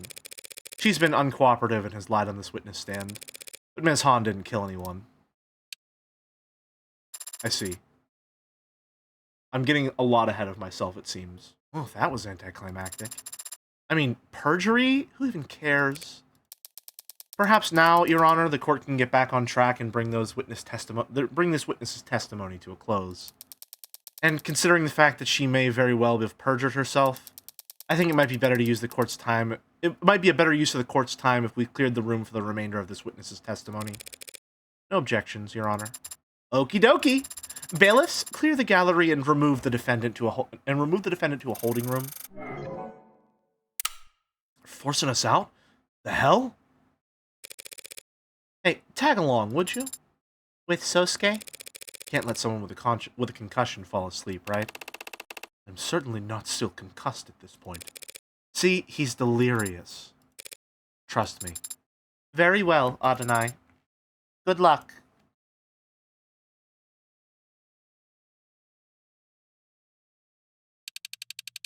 Place empties out faster than I thought. No gallery, no jury live feed, no bells and whistles. You just give your testimony to the defense, the people, and moi. Then when we're done, I get to watch them argue over whether or not I should add it to the record. So, you think I got something contentious to say? Sorry, but it's just going to be more the cold shoulder. What I think is that you're scared. The hell? Of what? Who? You? An audience. What, the pigs? You think I give a shit what any of them thinks, says, does? If any one of them might leak what you say back to the Old Guard. What's an Old Guard? The ruling faction among the Blue Bloods, who use young bloods like this witness as their cannon fodder. Where'd you learn all that? You binge a late 9 special? Knowing Emma, she just learned all of this from... Matter of fact, I did. Old Guard knows where my loyalties lie. I'm no snitch. So now there's someone to snitch on. I don't help state prosecutors, and I definitely don't help Ikarian lawyers. The court's already emptied out. We can sit here in silence if you like. 15 minutes of nothing, and then you walk out. But when you do, someone's gonna make assumptions about what went on in here. Telling me I'm screwed if I do, screwed if I don't ain't exactly got me feeling. Sosuke didn't kill Creek. Maybe you don't care if an Ikarian dog goes down for a crime he didn't commit. But how do you feel about the person who did put that hole in Creek's chest toasting to the news of the verdict? For this. 9:47 p.m., night of the murders. I got the alarm on my phone, knew it was Creek because the whistles all have a specific frequency. You gotta set him into your device if you want to listen for him. Creek had nerves like ice. Strong bluffer. Wouldn't press that button unless he absolutely had to. I ran. Was fastest that way, on foot. Usually is in lower wards. I knew where the spare key was. Helped set up the whole damn place. Doors, keys, soundproofing. Stepped inside and had just gotten my phone let out when the two idiot cops come up. Reds and blues, but no siren. Trying to be some kind of movie shit. Thought they were gonna shoot me. Then I heard Chopin getting ready to break the lock, and I knew they were gonna shoot me. Used the spare keys on the nearest vault, dipped inside, and prayed they would just head straight upstairs. Lucky for me, they did. You followed after them? At a distance, yeah. Saw their boots on stairs, their shoulders around corners. They split on the second floor. One went upstairs, he was quiet, except for that squeak on the fourth step. Creek used to joke that was a valuable security feature. They separated on the second floor without any prompting? Other one was stomping around the second floor, so I was able to keep my distance. Always knew exactly where that one was. Then one shouted down. He shouted, saying that everyone was dead. That must have been Chopin just before Sosuke snuck up on him. I liked Creek. His boys were alright too. But I did not want to join them in Red Hood's company. So I didn't risk sticking around a second longer. I opened that window on the second floor and jumped for the ground. I was willing to hurt my knees, fall on my ass if I had to, but I ended up smacking the dumpster instead. The guy on the second floor shouted after, "They're in the alley!" Heard the windows slide open above me, footsteps on the fire escape, but my knees had stopped shaking, and the fog was with me. They never saw me. You're saying you never even set foot on the third floor? Not until I came back hours later as a scientist rep, nah. Where's the spare key now? Bottom of the bay at the moment. Hell of a throwing arm, as you can see. I ain't gonna help you go snorkel around for it if that's what you're asking. Well then, people, thank you for your testimony. Cleared up a number of oddities surrounding this case, though none of the answers you provided have changed the fundamental facts of what the defendant is accused of. Not quite. She was in and out, counselor. She didn't set foot upstairs. I know. Not until she came back to secure the scene, right? Out with it, counselor. There's no need for theatrics without the jury or gallery here. What are you doing back there? What's that pose for? I'm still here. I do appreciate the witness being so forthcoming about her first visit to the scene. Now I just need her to explain why she started covering up evidence when she returned. What are you talking about? Oh!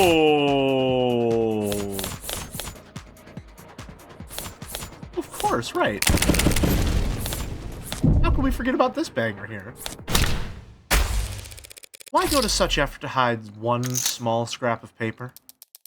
What is that? More trash? Seriously? Exactly what it is. Trash. Garbage. Some idiot knocked over a trash can on the second floor. It's a big building. This stuff happens. Still don't want to answer? That's okay. I will. You covered up that scrap of paper because it implicates you as an accomplice. Didn't see that coming. Because it's nonsensical, Your Honor. Counselor, you just got done explaining how Han arrived after the pod was killed and left before Chopin died. Not an accomplice to murder, just the mafia equivalent of leaking government secrets. Even though the papers were almost entirely illegible, it only took 4 characters for the P-492 plan to blow up in court yesterday. Years of blue blood planning all down the drain, because Creek was reading something he shouldn't have when he died. What if he shouldn't have had it in the first place? One has to wonder where he might have gotten it. All because of that one goddamn watermark. Identical to the one on your business card. Zionist security. You leaked the red ink? Creek never asked nobody for nothing. Dumbass was a giver. Gave money, food, blood more than any of us. Enough that the weaker ones wouldn't have to get stuck. Guys like that came into a two-faced con hostess like me and asked for help. That red ink is radioactive. Anyone caught with it? Why would he ask you for it? Old guard knew Creek was charismatic, brave, smart, everything they feared in a young blood. But they also knew Creek made them too much money for them to just off. So the old guard decided to wear them down instead. More jobs than any other crew, more responsibilities, less downtime, no sleep. Keep them too tired to have time to rebel, then wait for them to screw up, so you can make an example of them when they do. Managers would do the same thing when a host got too full of themselves. Started thinking they were the ones bringing in the money.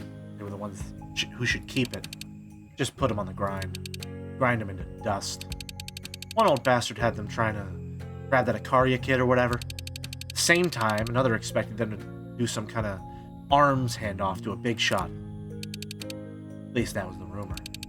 Look, point is, Creek knew they had a target on their back already, so they wanted some kind of deterrent. They could have dropped that red ink into any inbox in town like a tactical nuke if they had to. But maybe that's why they fired. Maybe that's why they fired their missiles first. You think the old guard killed Creek? I don't think it was that pretty boy Hound nursing those broken bones.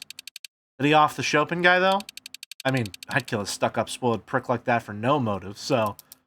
Did that answer your questions, Counselor? Not the most burning one. When did this scrap of paper arrive on the second floor? Wasn't there when I ran out that window. It was dark and you were panicked. How could you have noticed? You just admitted to wanting to kill a cop on record? Off the record, currently.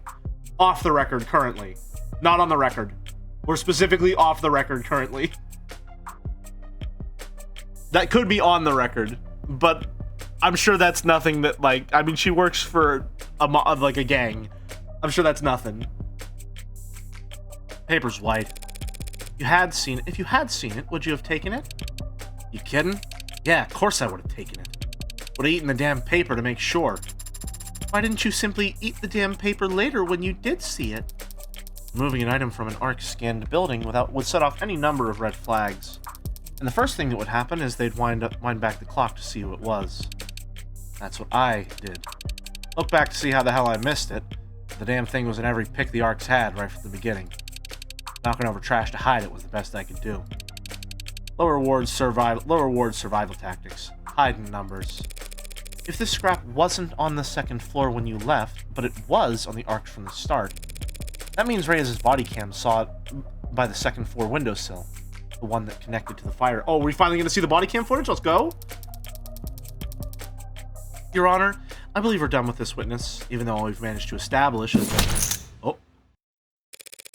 that someone went from the third floor to the second floor without taking the stairwell. Someone circled around.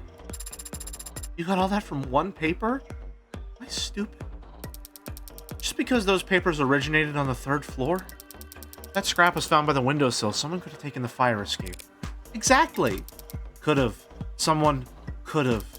But obviously they didn't, because then they would have run right into Dr. Sato! She has some evidence or DNA or whatever. Maybe even an updated autopsy report, if you even care. Should we let her in?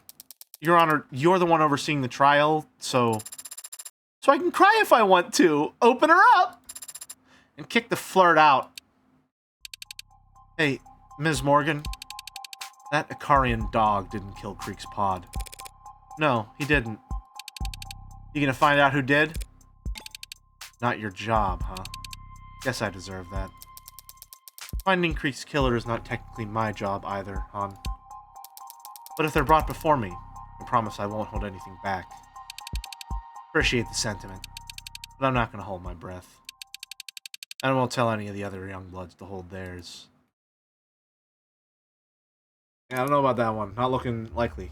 Whew. A lot of news to break. I'll leave the interpretation of the good and the bad to you two. That's cool. Just imply I'm fine. I'm the ugly. It's fine. Counselor Morgan's hypothesis stands. This knife matches Miller's entry wound. Well, how about that? And it matches the wound better than the katana, considering what we discussed yesterday. I'd be ready to say this is definitively the murder weapon used to stab Miller. But I've had no more luck with DNA testing than Sarah did. You weren't able to get anything. Nothing in the range of admissibility. However, like Sarah, I was able to perform blood type analysis on the blade. And while I found AB negative and B negative samples on it, I found one more blood type as well, A+. 3 people cut with one knife. This can't be hygienic. As long as you don't stick it in your mouth, you should be fine. A+ blood. Let me check something real quick.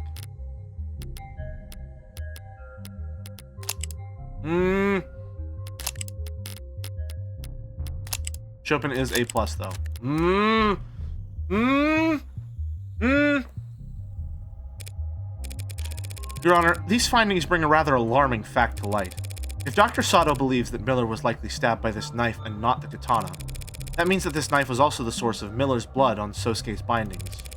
So either my client killed 4 men while cycling between a gun, a sword, a bat, and now a knife with his wrists tied together, all before stopping to cut his bindings, or he was still in captivity when the Blue Bloods were killed. Wait, that almost sounds like an alibi for 4 of the 5 murders.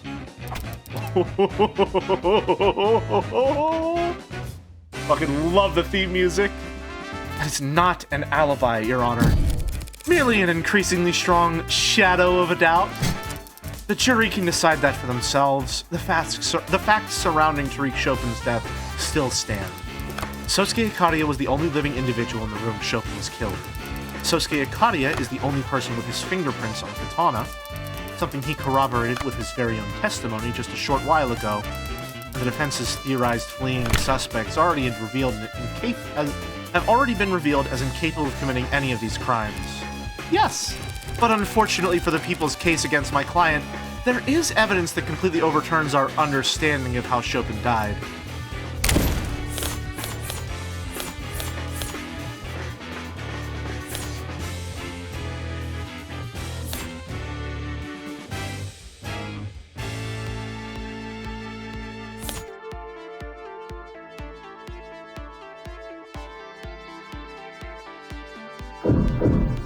Chopin must have been stabbed with a katana.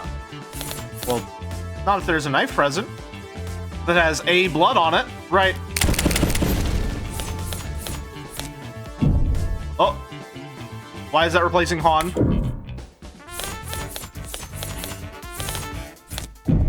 But I guess that's the claim we're contesting. The knife that Dr. Sato just confirmed was used on Miller? Very likely used to kill Miller, yes, but definitely used to kill Chopin. What? What are you going on about? Blood typing. Chopin is the only victim with A+ blood. Even my client, Sosuke, has AB- blood. Yet, Dr. Sato just told us that A+ blood was found on this knife.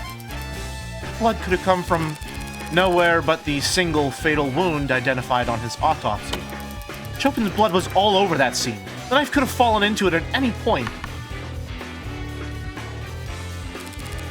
Not at any point, no. This knife was removed from the crime scene and never seen by the Arcs. That means it had to have been moved into the alley before Detective Reyes arrived on the 3rd floor. But Chopin was impaled by the sword. We've all seen it. Yes, but not fatally. How could that stab wound not be fatal? Why, if he was already dead, of course. Because it was post-mortem. You're basing this on the blood. Usually closely follows a stabbing, yeah.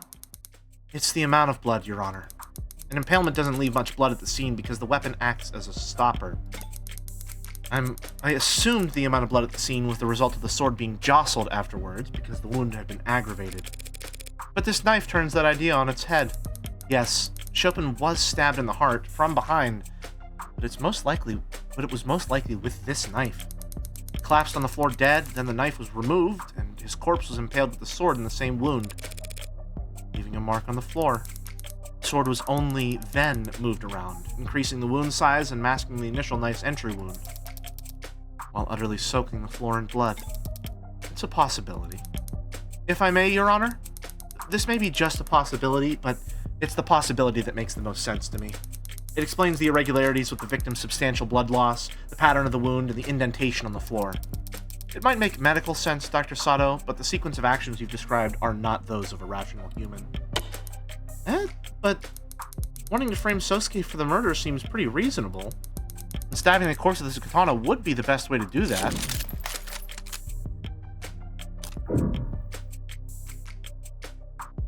They didn't need the katana to frame Sosuke. The knife would have already had his prints on it.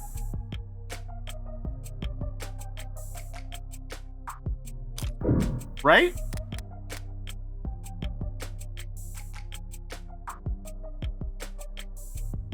Because we know he used it to cut his bindings. It would have already had his prints on it. Nope. Nope. Nope. I'm sure it occurred to them that the sword would point to Sosuke. But if their primary goal was framing them, all they'd have to do is put the knife in his hands. That's true. Swapping out the murder weapon and disposing of the knife is 2 to 4 times as much work. That many more chances to make a mistake. It's nonsensical. Stabbing Chopin's corpse with the katana didn't help them frame Sosuke. So what did it achieve? Made a big mess some poor schmuck would have to clean up. Yes, that's... Chopin's blood nearly destroyed all the red ink dots at the scene. But who says that's a coincidence? What if Chopin was stabbed twice? Just so that his blood could cover up the red ink dots. This is insane. Makes sense to me. No, not your logic for the stabbing. This idea of yours that Tariq Chopin was part of some kind of conspiracy to defraud the city. Agreed, that is insane. I believe just the opposite. You... what? Tariq Chopin was an unpopular, straight-laced political aspirant working as a cop only to improve his electability. His personality, his family, his goals, he'd have every reason to blow the whistle on Prop 492. And just get the whole project canceled? Oh yeah, I know that was a stupid theory, I was just rage bait. So true, actually. And it worked, is the best part. It's a tried and true tactic. Leaving the lower wards in an underdeveloped lurch. A lot of people would hate to see that happen. A lot of blue bloods. But the son of 2 city councilmen wouldn't care, and an Ikaria like my client would be actively rooting for it. Think Chopin was murdered just to cover up the fact that Prop 492 had been corrupted? Just? All that money left on the table? All the future money coming down the line? That's a much better motive than... What was it you proposed exactly? That my client saw a police officer and would rather stab him than have to explain why he'd killed his captors? Something along those lines. So, like, what's going on now? Did Sosuke do it or not? That will be cleared up in very short order, Your Honor, with the help of our final witness.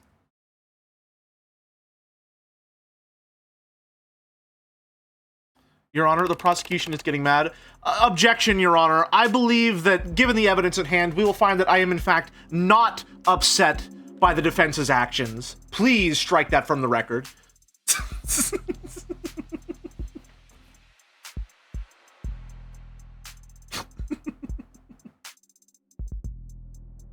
So Yoru wasn't even really used to frame me. It was used to draw more blood from the wound to soak the papers.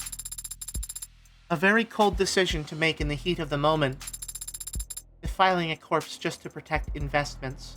Your Honor, I've already depicted the opposing counsel as the Sojak.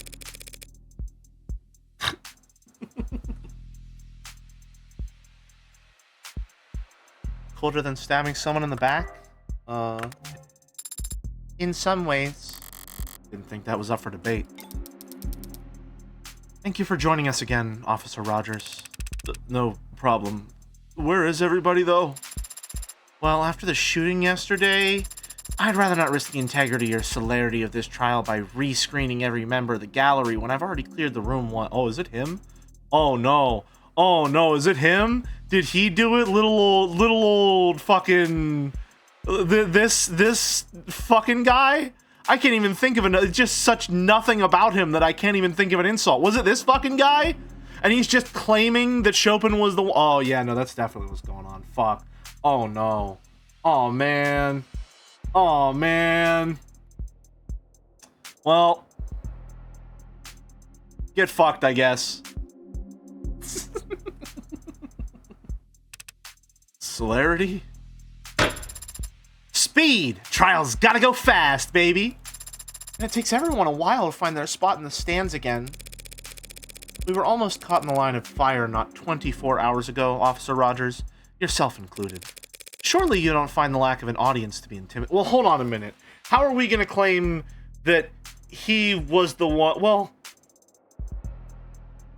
The problem is that doesn't give us an explanation for the 4 murders that occurred other than Chopin.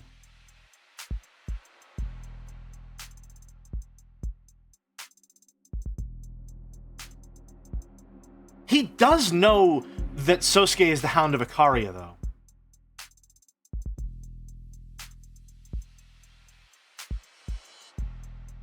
shit first, wipe later. Just make a mess now. Holy fuck. Oh my god. What an unbelievable line for a random ass chat message. Jesus. Did you get that from somewhere? Oh my god. What the fuck?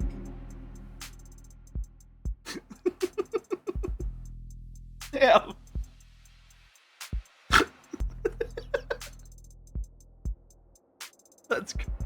That's crazy. Nope, it just came to amazing. Fucking if this were Jad Saya, that'd be in my personal Hall of Fame for chat messages. God damn. I do need you to Google image search Venture Brothers Pirate Captain to see that I'm right about that guy, though. Well, okay, fine.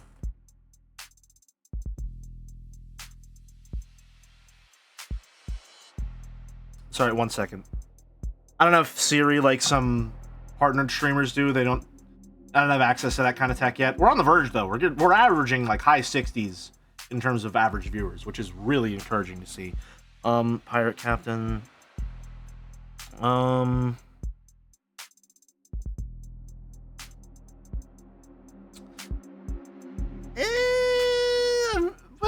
Hold on. Let me... What's his name? Rogers? No, I'm not seeing it, man. I'm sorry. No. I mean, kinda, but not enough that I'd be like, yeah, that's definitely what's going on there. He's an eye patch away with those sideburns. The Pirate Captain sideburns are far bushier than this. These are some normal-ass sideburns on this guy. Surely you don't find the lack of an audience to be intimidating. Nah, I guess not.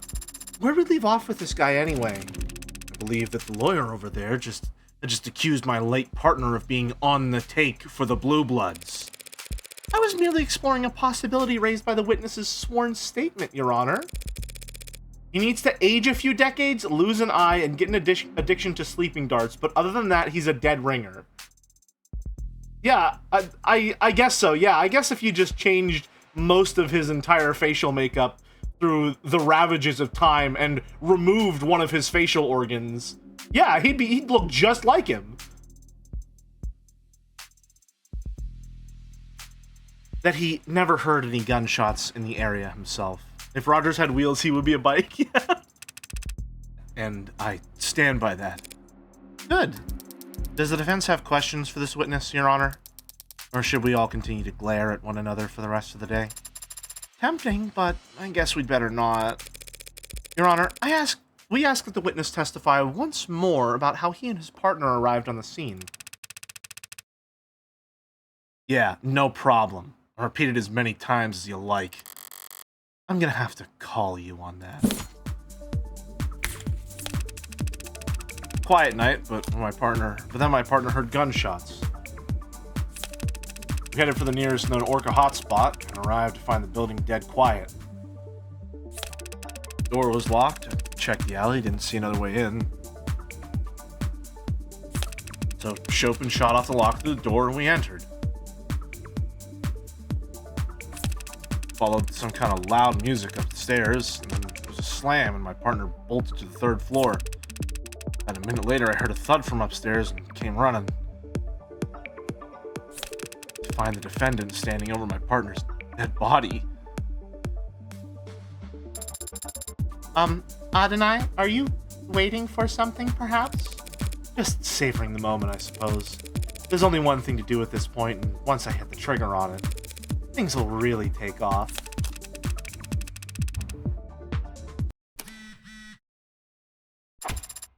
Quit that already! As I've mentioned, I feel many times by now that is a very unpleasant tone, Adonai. Sorry. Butterfingers. Hasn't anyone ever told you it's in poor taste to use the same trick twice? It's been a lot more than twice now. And besides, it's only an issue when it's used twice in the same audience. Speaking of which... Uh-oh! You gonna answer that, Officer Rogers? The phone is for you. The end. Just to fill you in, officer, what I accidentally pressed just now is a whistle found at the crime scene, or found at the scene of the crime. Weird coincidence that my little slip-up coincided with your phone vibrating. Can you read us the notification you just received now? Or should the court computer simply force open all your devices and splatter your data across the walls? Officer Rogers, you have received a so-called receiver application. You have a so-called receiver application installed on that device. Do you not? Yes, I do. Is that in line with department guidelines on use of third-party software on state-provided devices? It's not breaking any regulations. Doesn't need to earn you any demerits to make you look guilty as sin. You and your partner, that is. Did Chopin also have the app installed? We can go check. Having that app on your phone makes you guilty of something. You'd have to arrest half the cops patrolling the lower wards. What do you mean? Common knowledge that workers use unconventional tactics to talk to one another. Flags on buildings, clothes left on lines, smoke signals, probably even messenger pigeons. Where? Don't jump scare me like that. You gotta figure this statuesque, every pigeon is a disaster waiting to happen. Anyway, whistles like that one aren't uncommon. So is it common for members of the police department to try to listen in on the chatter of groups like the Blue Blood Mafia? Lower wards aren't a place a cop usually walks into without every weapon they can carry. That goes double for information. So there's nothing suspicious about his phone reacting to that horrible, horrible racket? Adonai, have I had to put up with that noise for nothing? Not for nothing. The witness is correct, Your Honor. There's nothing suspicious about having a receiver installed on any of your devices, even if you aren't a cop. What's incriminating is the fact that Officer Rogers' device responded to the specific frequency of this whistle. Sorry, officer, a little blue birdie already told the court that you need to input a frequency in order to get alerts for it. Yeah, I know that. So does the whole force, in fact. What? I see. The hell is she reading over there? Officer Rogers, testify about this anonymous tip that the police department received last night. Oh, I haven't seen the submission myself, but it came through the department network straight to everyone's inboxes. Be advised, anonymous tip suggesting potential Orca analog chatter at the frequency listed below. Patrol officers in lower wards, use this information at your discretion. That's absurd. What's the point of informing every cop in the city about a secret communications channel? The Blue Bloods would find out their line is compromised within minutes. Would they? I don't know. I don't control how anonymous tips get handled. The most suspicious ass, caught ass, fucking ace attorney, criminal ever. Like, oh, I wouldn't know anything about that. You gotta believe me, I'm just a little guy. Look at me, I got a bald spot on the back of my head. I'm practically a baby with how bald I am. I'm just a little guy. But as soon as you got an email telling you there might be criminal communications occurring at a random frequency, you tuned to it right away? Believe it or not, I'm a little concerned about criminal communications these days. Having seen my partner murdered by an orca right in front of me. Barely 24 hours before nearly getting shot myself. Back up. You saw the moment of your partner's death? That's news to the court. You know what I mean. Your Honor, the tip was submitted, and the frequency was spread throughout the police department network. Likely because the Blue Bloods believed it to be compromised, having already been used at a scene where 4 of their members died. Officer Rogers may have the receiver app on his phone, but so do many other police officers in the city. The app doesn't provide timestamps of when frequencies are added, so there's no proof of when his phone first started listening for the frequency. Neither he nor his partner were members of the Organized Crimes Unit. Therefore, they had no criminal informants of their own, and they could not have obtained this frequency before the rest of the department. Since the defense cannot prove that the signal was acquired illegitimately, I never said I couldn't prove that.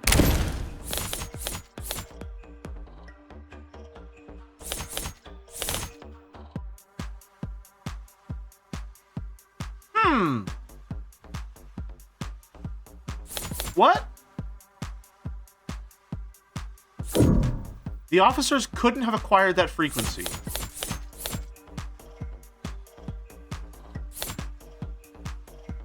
Oh! Oh, of course, right! Because they frisked him a week ago! Of course, yeah! Gun? What of it? Not just any gun. A Magus, legally registered to Anchor-Ton. And how do I know that?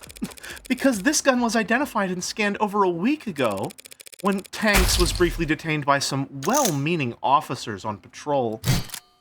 Report. Officers TC and HR reported the following. Subject in possession of a firearm in violation of parole. And subject in possession of suspect communication software installed on personal phone. You wrote all of that in the report? You and your partner found the emergency frequency for Creek's Pod over a week ago by skimming Tanks' phone, and sat on it until last night when you kindly dropped it off in the tip box. The hell are you saying? Why would we even frisk a perp, get good intel, and keep it to ourselves? For the same reason your partner might report a generic shots heard over the police network when he already knew exactly where to look. Same reason he'd be ecstatic at finding documents on Prop 492 at the site of an Orca bloodbath. You wanted your gold stars. You wanted to be first on the scene at the site of a blue blood massacre. Counsel is badgering, Your Honor, and losing her meager thread of logic in the process. The previous witness testified that there was, in fact, a silent alarm that night. A silent alarm that needs to be actively pressed. It could only have gone out before Creek's heart stopped. Said witness responded to the alarm by traveling on foot, and yet arrived well before Rogers and Chopin. The lower wards are maze-like. She could have been closer. The whistle has limited range over which it could be received. He proposed that Officer Rogers and Chopin were within a limited range of... within that limited range at 9:45 p.m., yes? Obviously you do, or else they never would have received the frequency at all. So, if Person H is on foot and individual R is in a police car, and they both receive a signal at the same time, and a train leaves at Appleton at 3 p.m., that seems like an irrelevant factor. All the court needs to consider is this. How could Officer Rogers and Chopin have possibly arrived later than someone traveling on foot if all three were within that range? I can't believe I told my geometry teacher that none of this would ever be useful. It's geometry, damn it. It's just logic. Fact is, they did arrive later than Han. I'm right about the motivation for Chopin's actions that night. He was sitting in his police car and suddenly got a notification telling him some blue bloods were having a life-or-death emergency. How could he react in that moment? It would seem that the defense does not have evidence available to address this contradiction, Your Honor. Evidence explaining exactly how Chopin proceeded to the crime scene?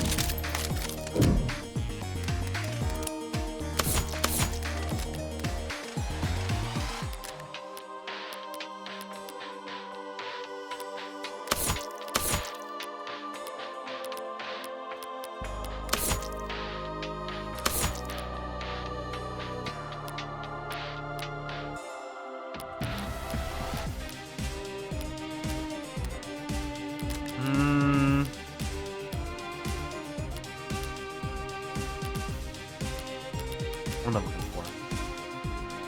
Whose testimony? London's?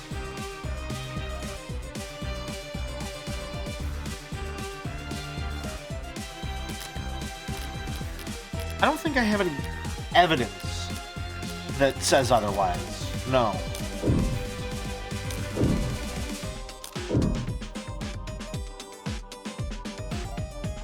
I don't have that evidence. Regretfully, Your Honor, we do not have such evidence in our possession. But fortunately, Your Honor, we live in a surveillance police state. Pardon? And that makes it pretty easy to surveil police officers. The officer's patrol car, their cell phones, traffic cameras, and optics data. I could request any of it. Hell! Your Honor, I formally subpoena all of it. What? What? Can she do that? I'm not sure. I'm still learning. Rhea's drunken swipe at my front door reminded me exactly how much power the police have.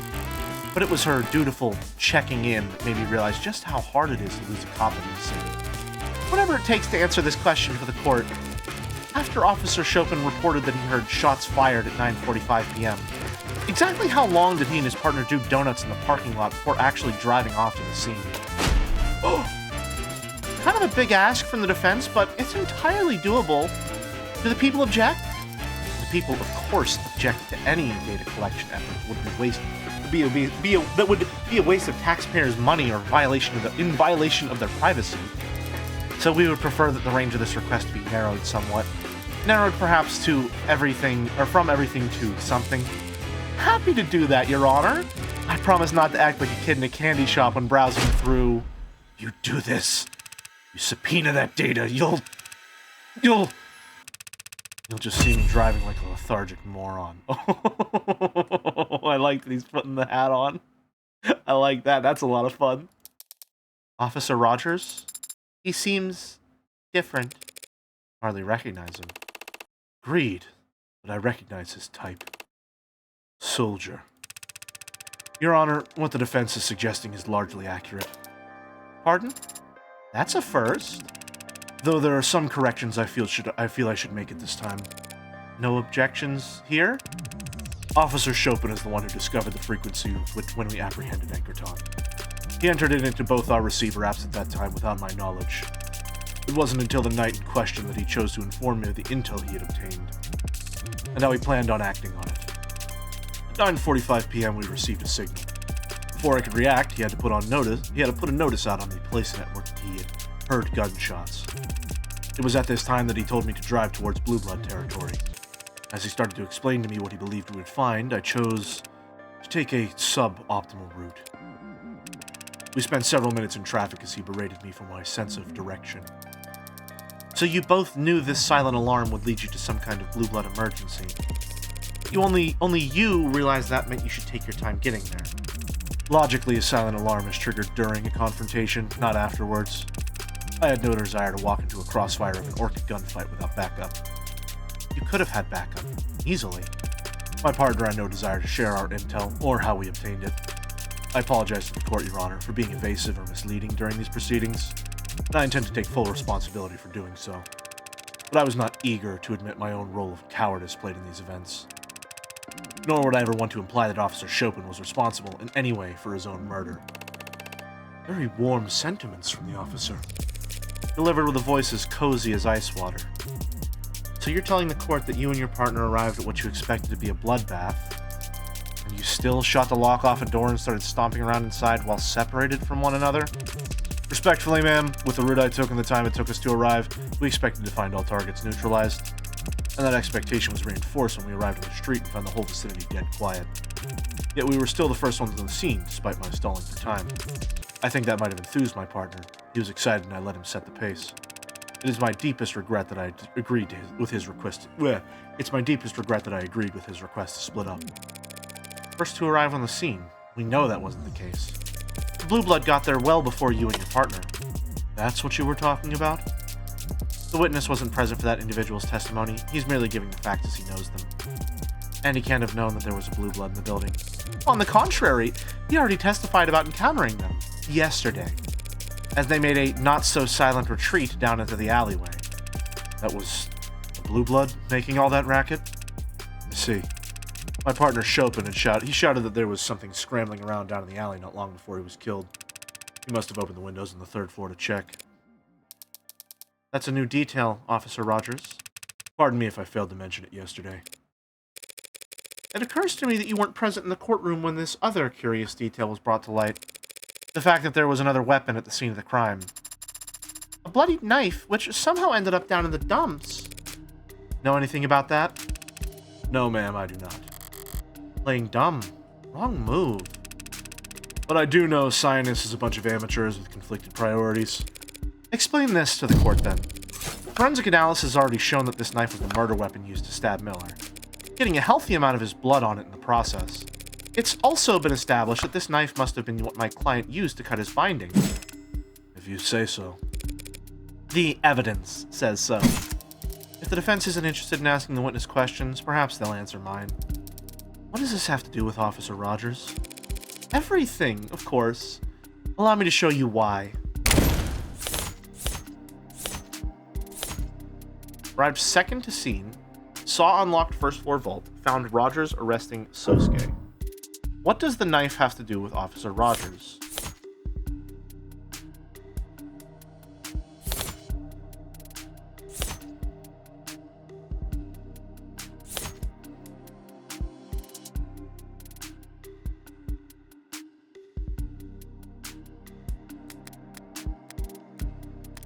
Officer Rogers' blood type? Good question.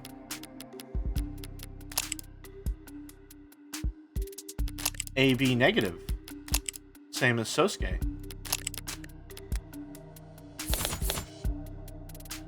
Sosuke would have still had the knife, right? Correct.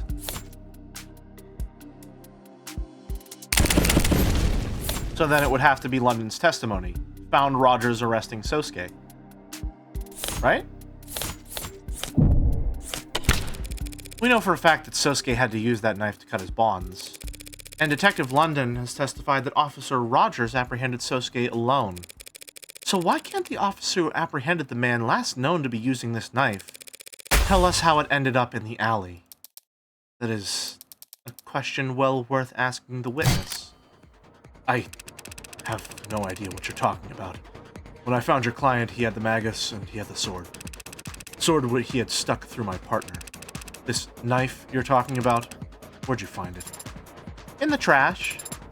Drum. Down in the alley? Well, then some crime scene tech idiot must have thrown it out without thinking it was bio-waste. Or some scientist lackey tossed it as a prank. I wouldn't know. Because I spent hours being debriefed in that room on the 3rd floor while they set up the arcs. Spent all night in that room with my partner's corpse. Never took a trip down to empty the recycling bin. We know the knife was with Sosuke at that point, and we know it ended up down in the alley later. So it stands to reason that someone had to walk it downstairs and out of the building. If Rogers never left that room all night, then someone else must have moved it.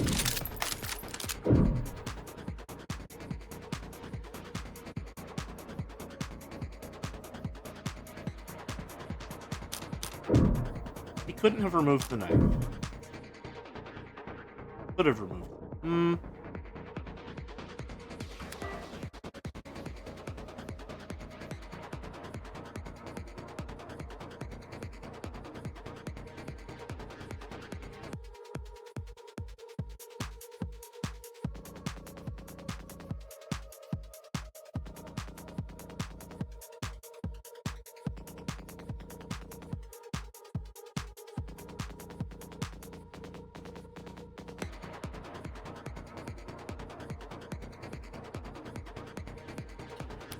Well, who's to say he didn't just keep it on his person? That's a possibility, right?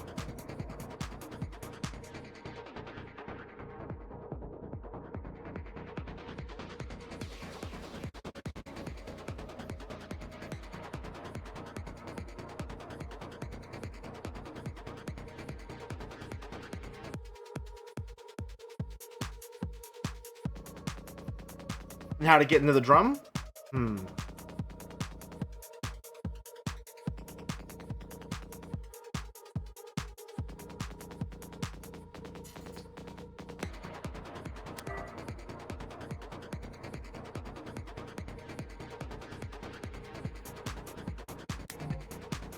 Oh, yeah. Yeah, the window. Right. 0 points for you. 0 points again? All that processing power and you can't manage to think in 3D? It doesn't matter if Officer Rogers stayed in that room all night, Your Honor. All anyone needed to do to dispose of the knife was to step out onto the fire escape and drop the knife down into the barrel waiting below. I love using the little, like, paper thing falling to give you a little sense of motion there. No need to leave the 3rd floor. No need to leave the crime scene at all, Officer Rogers. What kind of trick shot bullshit are you talking about? That is a long drop, Your Honor. A straight drop. Gravity's convenient like that. That target was a small drum in a dark alley. Said drum was burning when the police arrived. The target would have been plainly lit, and I've taken both of your arguments into consideration. After much deliberation, I've come to the conclusion that the proposed method of removing the knife from the 3rd floor is not actually that hard to do, assuming a modicum of hand-eye coordination and a basic understanding of Newtonian physics. Yeah, he has really shit. Does he have shit aim? Or is his aim good enough that he can look just shit enough to pass.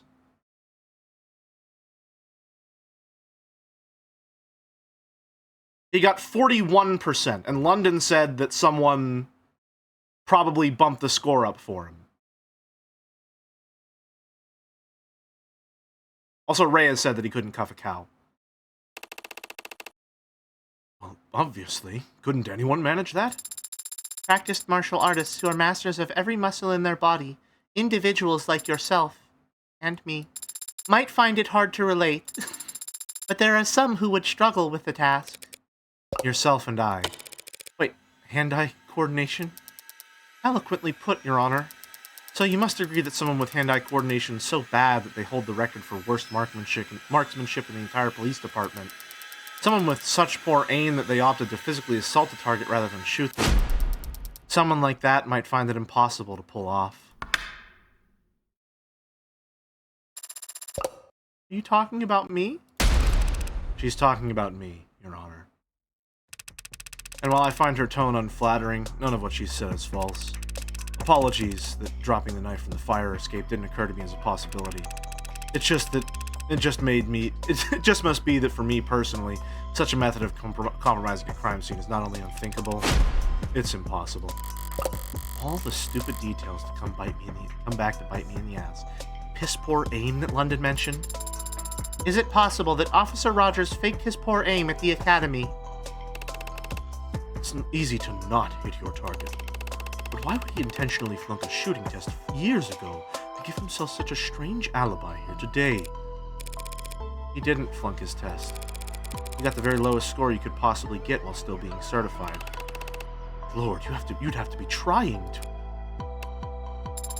If his goal was to receive the exact minimum number of points needed to pass, his margin of error would actually be much smaller than anyone simply doing their best. Then, what about when he first saw me? It's true that any other cop who saw me standing over their dead partner would have just unloaded. Instead, he ran up and hit me.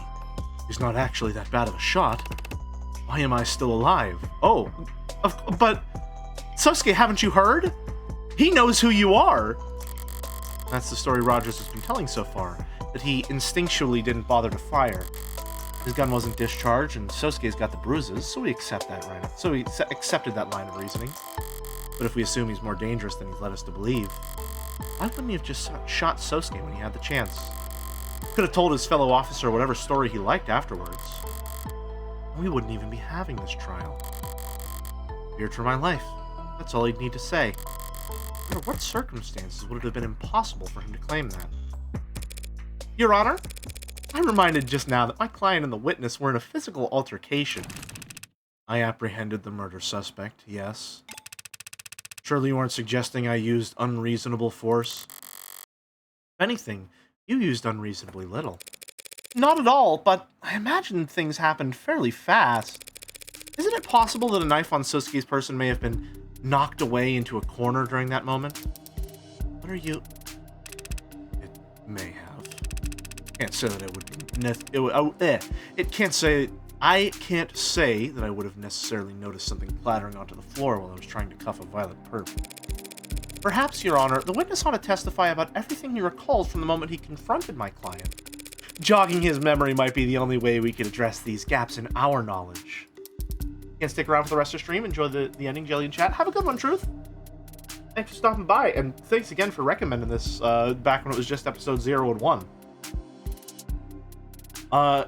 If it's okay to repeat previous message, Jelly, I looked up Ellie, assuming you mean Effie from Fire Emblem Fates yesterday, and your aunt's Lady in Armor, base choice. Of course. Naturally. Would you expect any less of me? No objections. Then let's hear it! Good versus evil. Man versus machine. Cops versus robbers. I'm not a machine. Or a robber. Don't worry, Sosuke. If need be, Odd and I would go through a whole trial just to prove you're a machine. What kind of joke is that? And with all three of these pieces of evidence in mind, let's take a break, shall we? We've been live for over 2 hours. Let's get some water, grab a snack, brush your teeth, stretch, definitely stand up and walk around a little bit if you can. And I'll be back in about 5. Set up that scran bet. And I'll see you soon.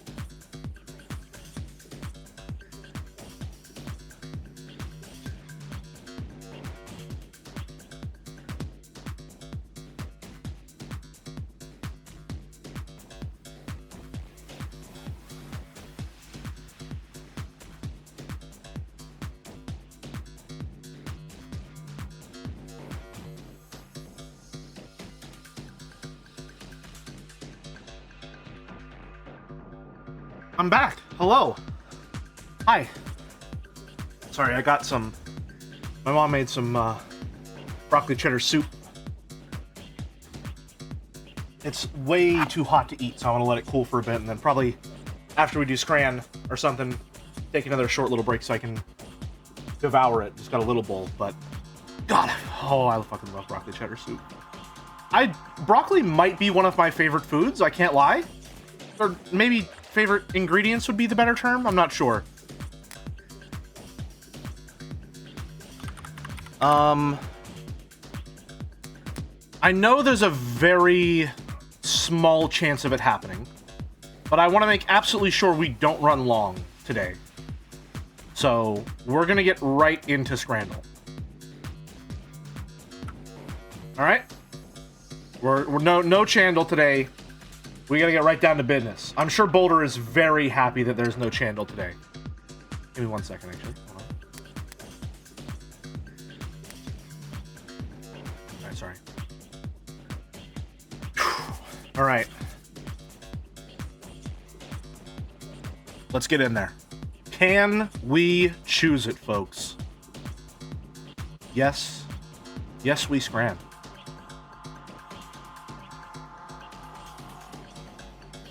All right.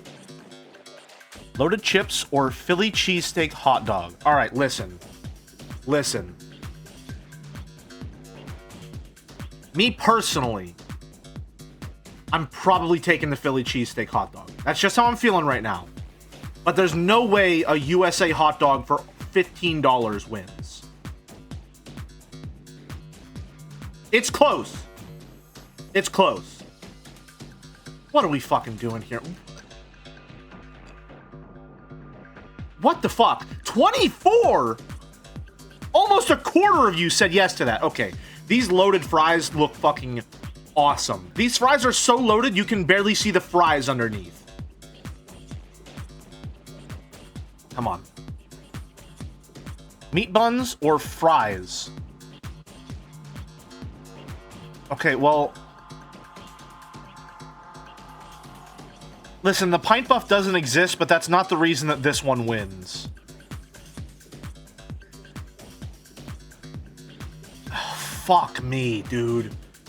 Oh my fucking god.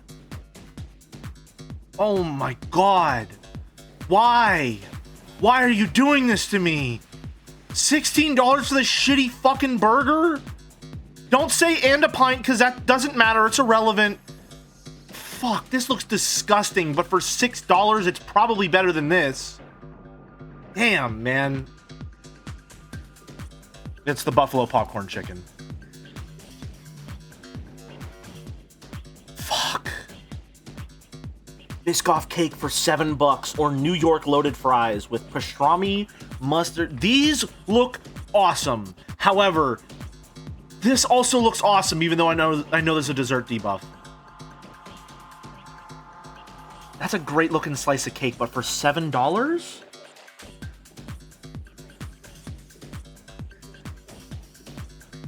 The pickles are cut so thick, though. Unfortunately, I've recently learned that I don't mind a thick pickle. That one's for you, Merrick. I'm a pickle enjoyer now.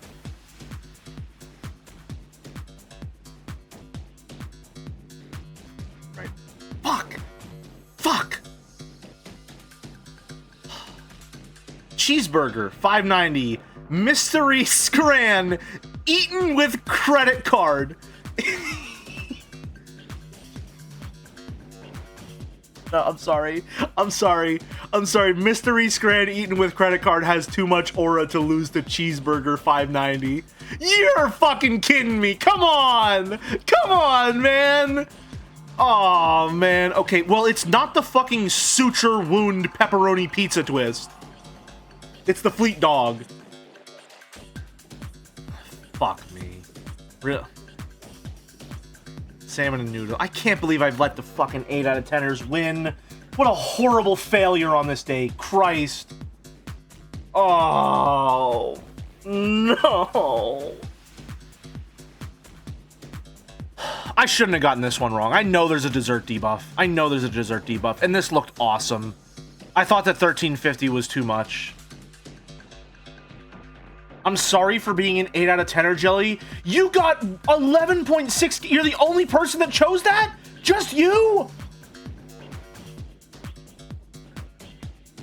That's fucked up. That's fucked up that you, my good friend, would come into my chat room and vote 8 out of 10.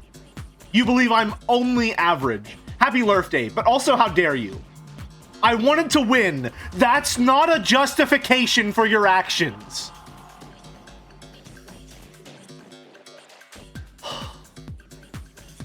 Okay, well, hold on a minute. Hold on a minute. Hold on a minute. The text message adds points. Hold on. Whoa, whoa, whoa, whoa, whoa. The text message adds points. What do you cropped this out so I couldn't know? This is important context. This is important context. This is the set dressing. This is the story. The Scran didn't show me that this was a text message. This is illegitimate framing. What? Speaking of illegitimate framing, let's get back to this murder case, shall we?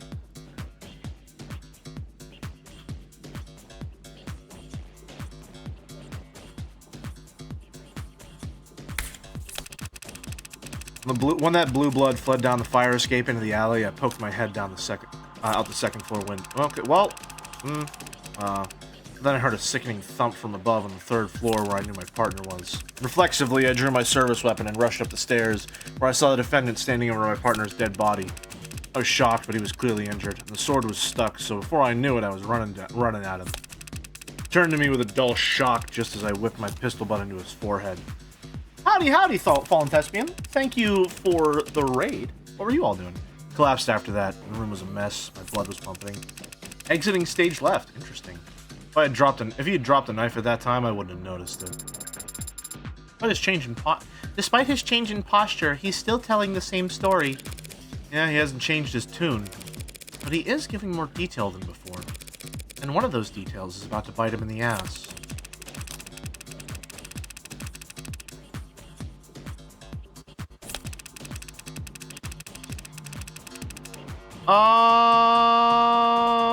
What are our pieces of evidence that we're working with here?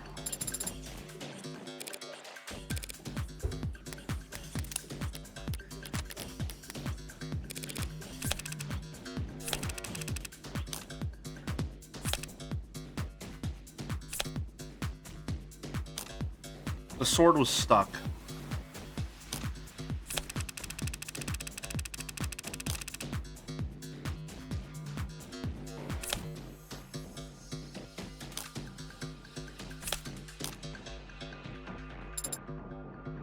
Okay, is it him saying that the sword was stuck, or him saying that he peeked out the second floor window?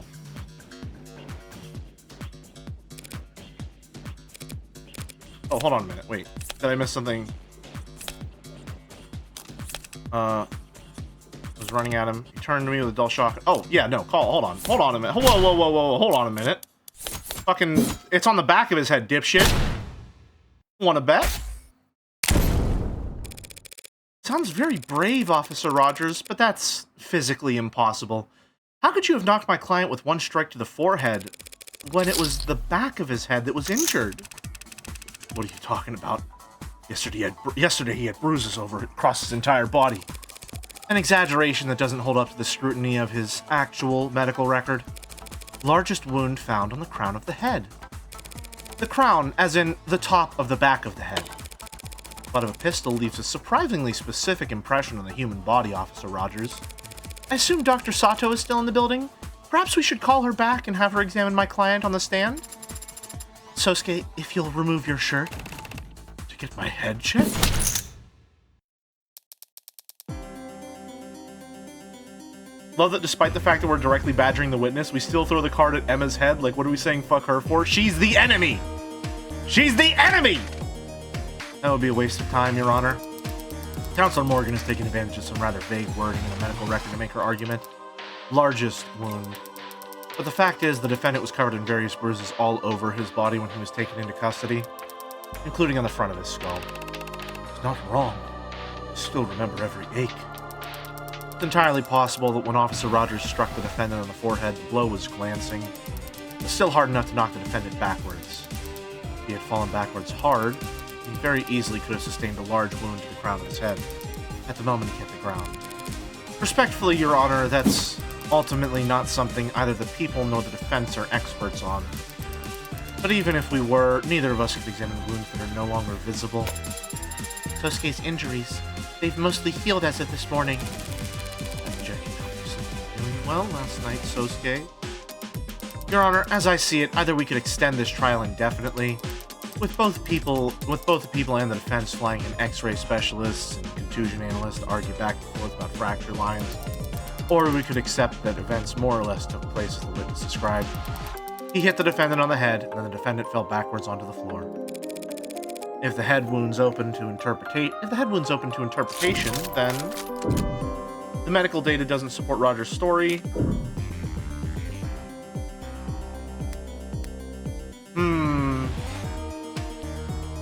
Sorry, let me take a moment to think. Well, nope, never mind. That's, well, maybe just one little bite? Hold on, sorry. The soup is very hot, but I'm willing to risk it.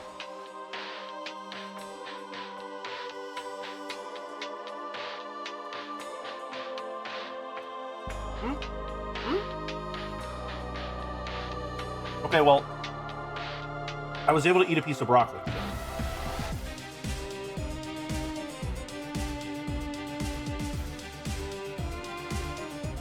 Okay, good.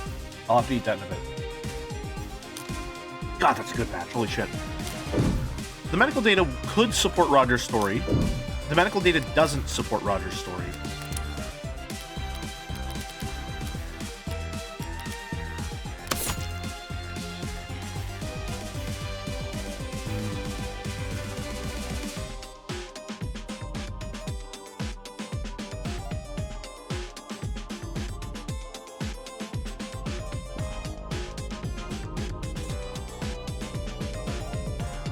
Others' blood across the tops of feet and pant legs. Oh, right. Yeah, if he had fallen backwards, it would be on the back, not the tops of his feet. He would need to fall forwards for it to be on the top of his feet.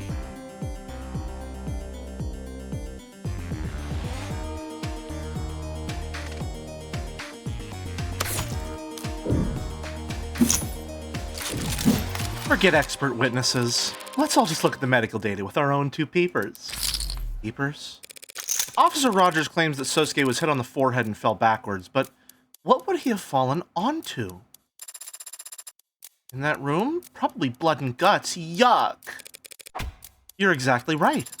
All kinds of firsts happening in the courtroom today. He would have gotten blood all across his back. But that's not how he looked when he was arrested. The medical report clearly states that he had blood on the front of his body, telling us that Sosuke could only have fallen forward. What of it? Maybe he did. Maybe he turned his head in a weird way while trying to dodge. Things happen fast. Don't try to bullshit a bullshitter. Fast enough that you may have, in fact, actually struck my client from behind? Yeah, maybe. Took him by surprise when he was no threat to you? What? No. Easy target to knock out at that point. Makes sense why you wouldn't use lethal force in that scenario. No, the guy's got nearly a full head on me. True. I don't deny it. Which makes it highly unlikely the witness could have simply hit him on the crown. If things happened as you say and he had the element of surprise, he would have simply aimed for the easiest target possible, the easiest one to reach, center of the bottom of the skull. Not quite. Excuse me? I never said that my client was standing up when this happened. You mean he was asleep? No. Considering that he was struck on the crown of his head, it's obvious that at the time Sosuke Akatsuki was bent over. My client must have bent over. He was bent over when the witness came from behind, and Adonai... What? Oh. Thank you, Sarah. Because I thought you would want to know you were about to phrase things in a way that would sound very silly. What are you talking about? Sarah's right, Morgan. You should let her take this one. What? It was when Sosuke bent over to pick up Yoru. That's when Officer Rogers struck Sosuke on his crown. As I've said, the one thing I do remember, besides walking out there, was picking up my sword. Picking it up off the ground. Having your android argue the weaker points for you now, counselor? Not exactly the bravest tactic. Tactics are for freshening your breath. I'm sorry, what is this fucking pub sub joke doing in the middle of all this shit? What, what the fuck is this?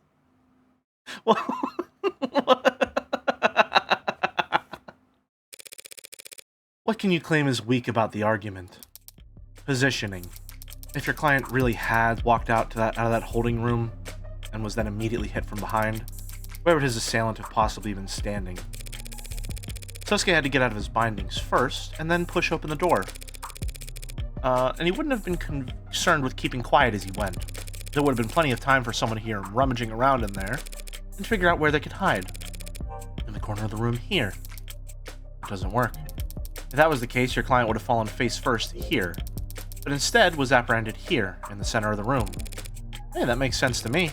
Looks like he dropped like a sack of potatoes by the door, sure, but then he was dragged to the center of the room, which would explain the streaks of blood we can see discovered on the floor. Oh, get fucked. Oh, get fucked. So those weren't left by him gliding his feet in order to move silently? I was hoping to learn that technique. Your Honor, I fear the defense may not realize the weight of the implication that her statement carries. If, as she claims, Sosuke Akari was knocked unconscious by Officer Rogers the moment he walked out into the room, then my client never had any opportunity to stab Tariq Chopin in the back, and the only remaining individual who could possibly have killed him would be me. Whoa. Yes. Any thoughts on that, officer? There's one thought that's been frustrating me for some time, actually. One I expected the prosecutor to voice, but perhaps I misjudged her. You what? None of what you're saying makes any sense. You say I hid in the corner of the room to surprise Sosuke, and then I, what? Snuck up on Chopin? How could I do any of that if I was downstairs at the time Chopin was killed? At the time Sosuke killed him? It's not that the thought hadn't occurred to Emma, you idiot. It's that once I address this point, your entire testimony falls apart, and the truth of the case becomes crystal clear. There's no misunderstanding on my part, and I suspect not on the part of the people either. Because the truth is, when you and your partner arrived, you must have immediately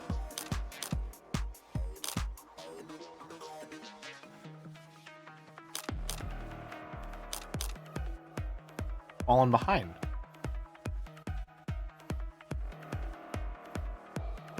Okay, when you say fallen behind, what do you mean?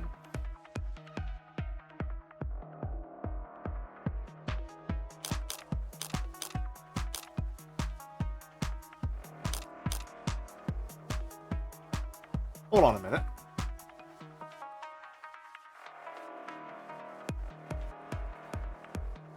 Wait. Hold on. Give me a moment to take a bite of broccoli soup.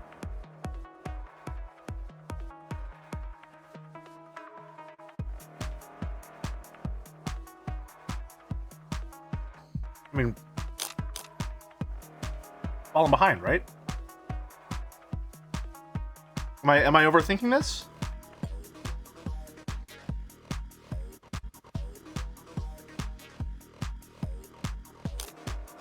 Falling behind? Rogers fell behind while Chopin charged ahead upstairs. Things happened exactly as Rogers. Okay, and yeah. When they first entered the building, Rogers must have.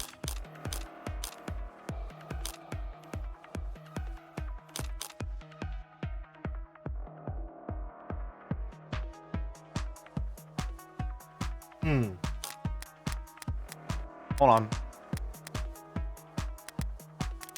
Do we have Chopin's autopsy?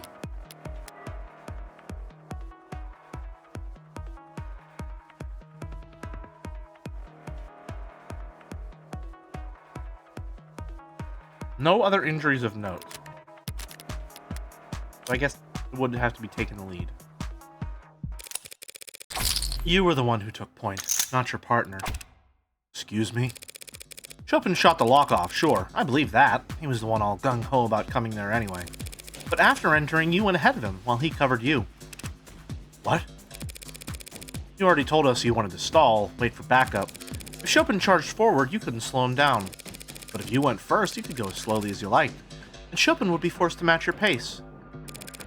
You were the one who cleared the room and shouted down that everyone was dead. I told you. I testified. So did your blue blood tail. Testified all about how you and your partner separated on the second floor. Objection, mischaracterization of testimony. The witness the defense is referring to did encounter 2 officers, but the witness never identified either of them. The Blue Bloods didn't need to. All they were waiting to hear was whether any Blue Bloods were alive. So after Rogers shouted down to Chopin that everyone's dead, they bolted out the second floor window. And when Chopin shouted that someone was in the alley, Officer Rogers opened the window to check behind Creek's body and spot the runner. Or opened the windows behind Creek's body to try and spot the runner. Then he ran down the fire escape to try and follow them, only to give up when he saw that there was no ladder to get down with. It's entirely possible that Chopin yelled that someone was in the alley from the 3rd floor. The scene of the crime is soundproof, remember? No one in that room would notice the commotion in the alley unless they'd already opened the windows to check it. So, since Chopin yelled about it, he had to have been the officer who stayed on the 2nd floor. This blue blood rat of yours must just misheard. Or they're lying. There's no proof of any of this. Yes, there is, officer.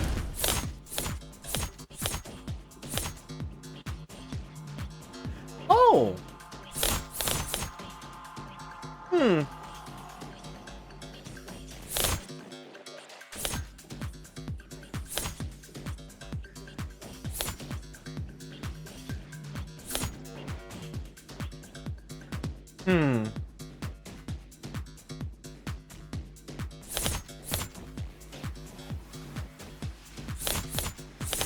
I mean, I'm not understanding how any of these match up outside of the scrap of paper.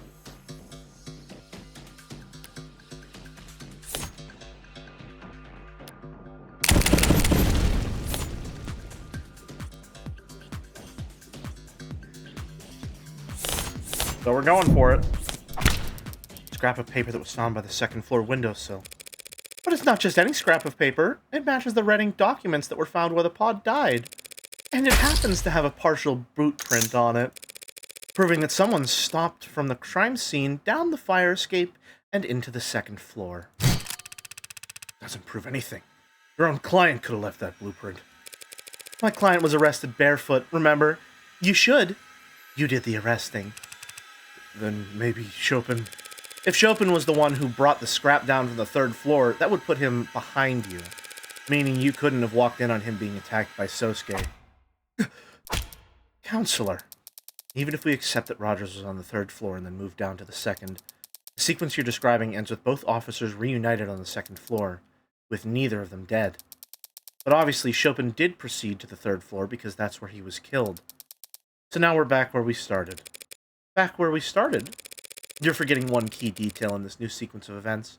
At the time the officers reunited on the 2nd floor, my client was already unconscious.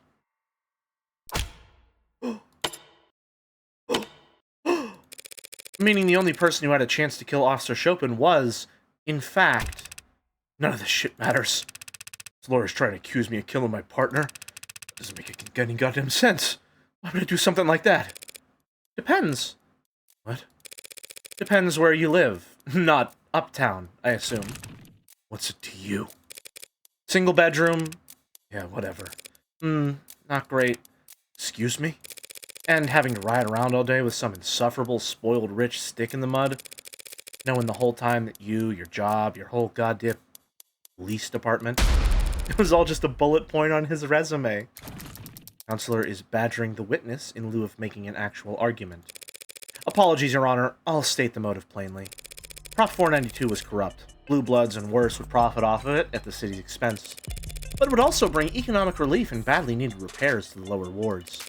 It might also stop the canopy from, just falling down and crushing everyone who lives there.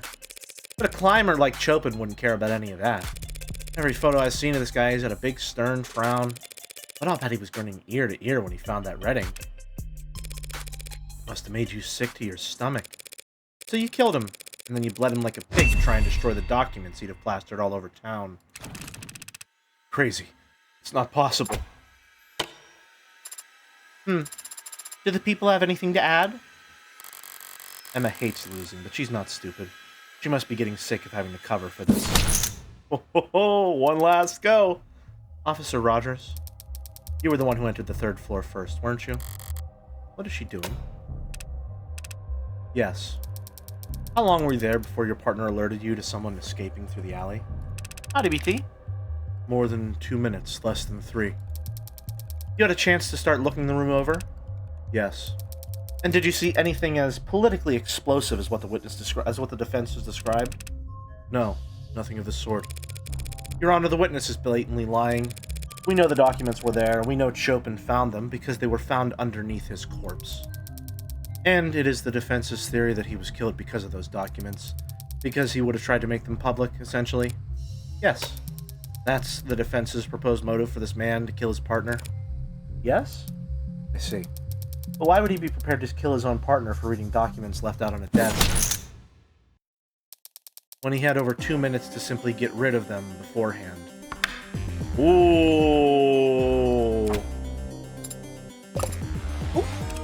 Damn good question, Your Honor. Do we have an answer for it? Getting there. I'll get there. Close. Layers are falling off.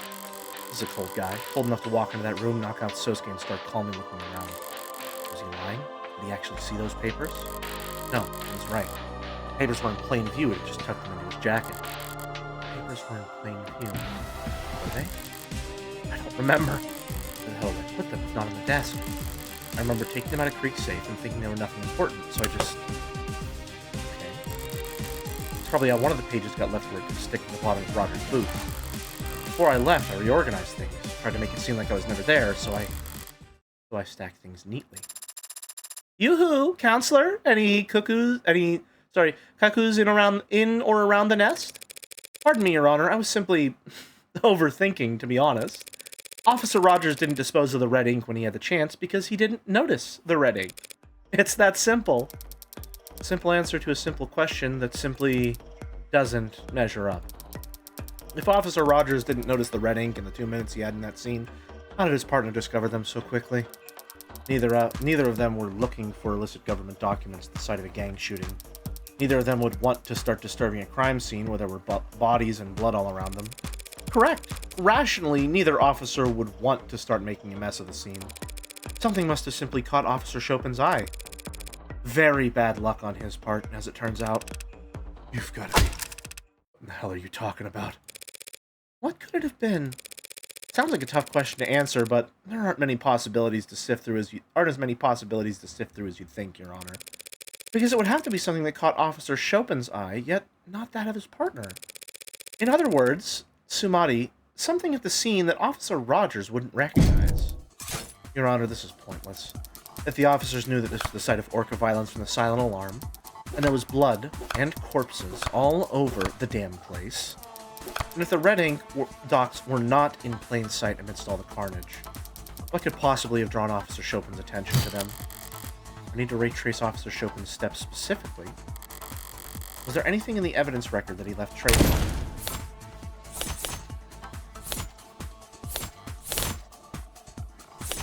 Yoru, blood from Chopin, Miller.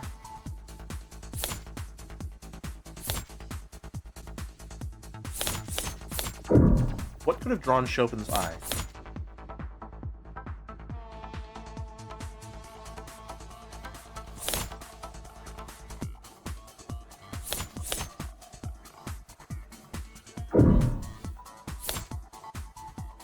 Known only to rich criminals.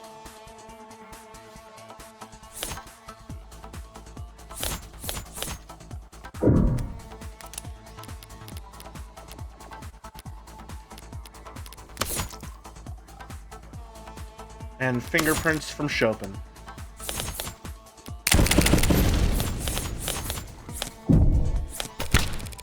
When Rogers first entered the crime scene, he must have seen Creek's datapad resting on top of some papers. You think the red ink documents were beneath the datapad at the time? That might explain why Rogers didn't notice them, but that's only half an answer. Then how's this? It wasn't the datapad that drew Chopin's attention, Your Honor. It was the dark card that was stuck inside of it. The dark card? Seems like a little more than a fancy credit card to you or I, but If you're rich enough, it's an unmistakable sign of powerful forces at play. Exactly the kind of thing that would put a gleam in the eye of the politically ambitious Officer Chopin, right up until the moment he saw the bombshell hidden underneath the datapad. Your Honor, this speculation, Chopin's prints were discovered on the datapad, Your Honor. We know he must have picked it up. And that datapad was found by the police on the desk, so we know he must have put it down. I'm merely proposing that he didn't put it back down in the exact same spot. Just because this dark card happened. Seriously. What the hell have you two been talking about? This shit is a dark card. Oh, look at this fucking smile on her face. Cryptographically anonymous wallet card that rich people use to buy illegal drugs and gifts for their mistresses. Not common knowledge, unless you ran in circles as high up as the city council. Oh. Yeah, you're right. I didn't know that. Never heard of that. Assumed you were being literal. It is a dark card. Yeah, to be honest, it wouldn't surprise me. Chopin going around picking up whatever he wanted at the crime scene without even radioing in first. Sounds about right. Bare hands, mouth breathing. That was big on following rules, just wasn't that good at remembering any of them. Not me, though. I remember every rule. Follow them, too. Partner breaks a body cam, I request a new one. Let him use mine. Stop him from getting sued by the next punk he bumps into. It was a real risk for him. Getting money. People would sue him if they could. No one would try to sue Huey Rogers. The only thing the judge could award them would be my own goddamn debts. I don't think I'm bad with money, just bad with debt. I never seem to get rid of this stuff. But even I'm not so stupid that I wouldn't wear gloves at a goddamn crime scene. You mean, obviously, counselor. From the minute we pulled up to that building until I was relieved of duty and sent home the next morning, I was wearing gloves. 3 stories in an alleyway, and I can swear on my parents' graves I didn't contaminate 1 millimeter of it. Didn't put my greasy fingerprints on the windows, the doors, the murder weapons. You'd never know I was even there. So you can say I did this, or claim I did that, but the city's only ever going to hear about some Ikarian bastard killed a bunch of blue blood punks, and that Tariq Chopin died a hero trying to save the day. Right. Adonai, is that true? Is that possible? After all this, is it possible that... But the jury, surely they can see... The jury will see what the adjutant decides they need to see in order to properly render their verdict. If the adjutant comes to the conclusion that a witness or a line of questioning would only serve to confuse the jury... 80, Your Honor, the jury... Give me a second to think here, girl. I'm trying to build a consensus, and basically everyone's mad. So maybe the adjutant rules in our favor, and maybe the jury sees things our way. But there are no guarantees. After all that, it just... comes down to a gamble. Always does. Yeah. But you still get a chance to sculpt your hand. I can do a lot better than this pile of shit. Just have to take my licks first. Your Honor, I disagree. About what, exactly? About all of it. About everything. Look, we know someone moved from the 3rd floor to the 2nd floor via the fire escape because of that scrap of paper, which would put them in the perfect position to walk up behind Chopin. And we know Chopin picked up the datapad because his fingerprints are on it. So we can reason Chopin was investigating the desk before he died. And of course, we know he died reading the red ink documents because, duh, his body was found collapsed on top of it. Put that all together and nothing. And you still have nothing. Nothing except circumstantial evidence tying this witness to a theoretical sequence of events. Emma, did you get hit in the head too? What? We have Officer Rogers' fingerprints on the murder weapon. What? They'll never go all in unless they think your hand is crap. Put on a show. Oh? Oh, shit. Excuse me? His prints were on the pistol he used to bludgeon my client, of course. What? What are you... No, they aren't. As he said, he was wearing gloves. Also, that gun was never fired. What are you talking about? Now that you mention it, yeah. Shoot, did I get my notes mixed up? They're on the bat, right? That's right, the bat! Did you think we wouldn't notice you left your fingerprints on it just because it was broken into splinters? Baseball bat used on Trey? Forensics failed to pull a single print from that. Is this your idea of a joke? Jeez, take it easy. I misspoke a little. Also, I don't have my reading glasses. It's on the Magus, right? The Magus that was used to kill tanks in Creek. Pretty stupid to forget to wipe your prince off a piece that gaudy, don't you think? Counselor, what is this? Are you throwing a tantrum? Making a mockery of the courtroom? The only prints on that gun belonged to Sosuke Akaria. Oh, sorry. Guess I was thinking of another case. Is there perhaps a gas leak on the other side of the courtroom? What about the blade? Well, don't I feel stupid. What I've been trying to say is that Officer Rogers failed to notice that he left his fingerprints on the most important weapon of all. The very blade that took his partner's life. Enough of this embarrassment. What the hell's wrong with you? I know a mob lawyer would be corrupt and vile, but how can you be such a stupid bimbo? You think we're all idiots? My fingerprints aren't on that goddamn knife and you know it. My mistake. I can see here that, yes, I was misreading the fine details, and it does appear that your fingerprints are not on that knife. Sorry. You... Oh, dear. What? What? What is it? Oh, I guess we're all just wondering, how long have you known that this is the knife that was used to kill your partner?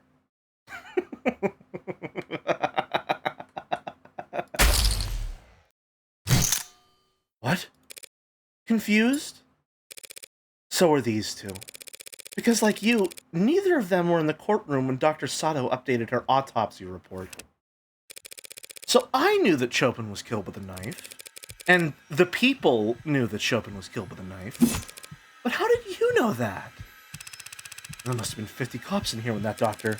Far fewer than 50, actually. More like 0. We'd already emptied the courtroom by then. A courtesy we extended to a blue blood witness. You are some blue blood rat, you crazy harpy, trying to trick me at the last second. You think I walked in here unprepared? No, of course not. She's right here, Rockford, the prosecutor. Before I took the stand, she told me all about the knife. Ah, so that's your plan. Right, Rockford? Before I came in here, didn't you? It's always great to reveal a full house and rake in the pot. It's even better to reveal a handful of shit you bluffed your way to victory with. Say something already. Just say it! But every now and then, a different kind of victory comes along, where you just get to sit back and watch someone else self-destruct, because they completely misread the dealer. Say it! Say that you... Shut up! What? Just shut up! Is that so hard? Are my instructions unclear? Do you need me to salute you first? Stop talking! You are completely, utterly, 100% guilty. Why the hell would I perjure myself to help you? But, hey, start counting. Because from this second on, every word that comes out of your mouth adds directly to the number of years you're going to rot in jail. Unless those words are your confession. He's the Hound of Akaria. He murders for the mob. We can put him away. They don't want to put him away. Not for your crime, not for murdering the son of 2 city councilmen. Have you lost your goddamn mind? But he's a murderer. Well, not all murderers are created equally.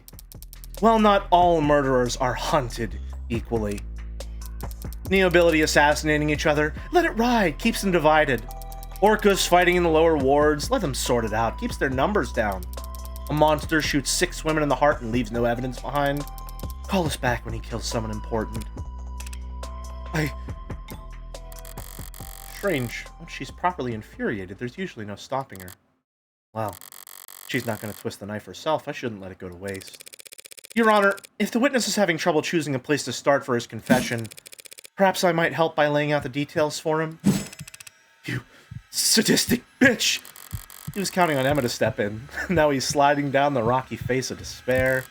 Fingernails split and bloody as he attempts in vain to slow the descent. Not very dignified, so I won't leave him hanging. I'll be happy to speed him along. In summary, a week ago you acquired a blue blood distress signal when you arrested Tanks, but your partner insisted on letting him go and keeping the code to yourselves.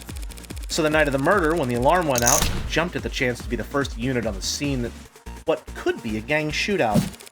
You did all you could to stall, but your partner pressed on, and even shot open the door in his hurry to get into the locked building. You made up an excuse to keep him on the second floor and proceeded to the third on your own, relieved that everyone was already dead, and puzzled by the delirious Sosuke, who you knocked out with one blow to the back of the head. But by calling down to your partner to convince him you were already too late, you alerted an orca hiding downstairs. And when they fled out the window and down into the alley, you opened the windows at the crime scene to give chase. While you were scanning the alley for the second floor fire escape, your partner proceeded upstairs, where he was just as stunned as you were, but intrigued by the presence of a dark card you'd never recognized. He knew that it pointed towards the involvement of powerful parties. It was simply bad luck that he found the red ink before you. He must have felt like he'd won the lottery. He was the one man in the city who could benefit the most from exposing the corruption it's hinted at. He must have been salivating at the opportunity right in front of you, standing in the blood without a second thought. You had taken the knife from Sosuke, hadn't even thought about it up until that point. You knew once the rest of the force arrived, there'd be no stopping the red ink from going on in the record.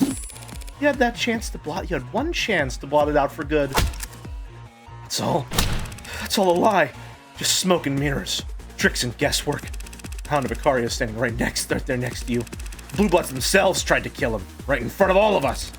No, they didn't. Excuse me?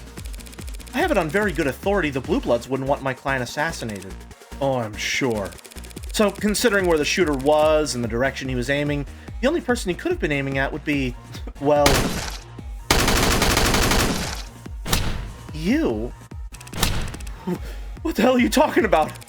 Seems like the old guard wanted to make sure there'd be a swift punishment for letting Prop 492 blow up. So you can keep protesting your innocence if you want. It might work out. And you might be able to avoid the next Blue Blood to come after you, and the next after that. You might survive just long enough to end up the only casualty in a tragically unavoidable case of friendly fire. Blue's coming after you from above and below. Who gets there first is a coin toss. So tell me, you feeling lucky? Well? You? Any questions? You and this DA, you're... officer? You're all out of your damn minds!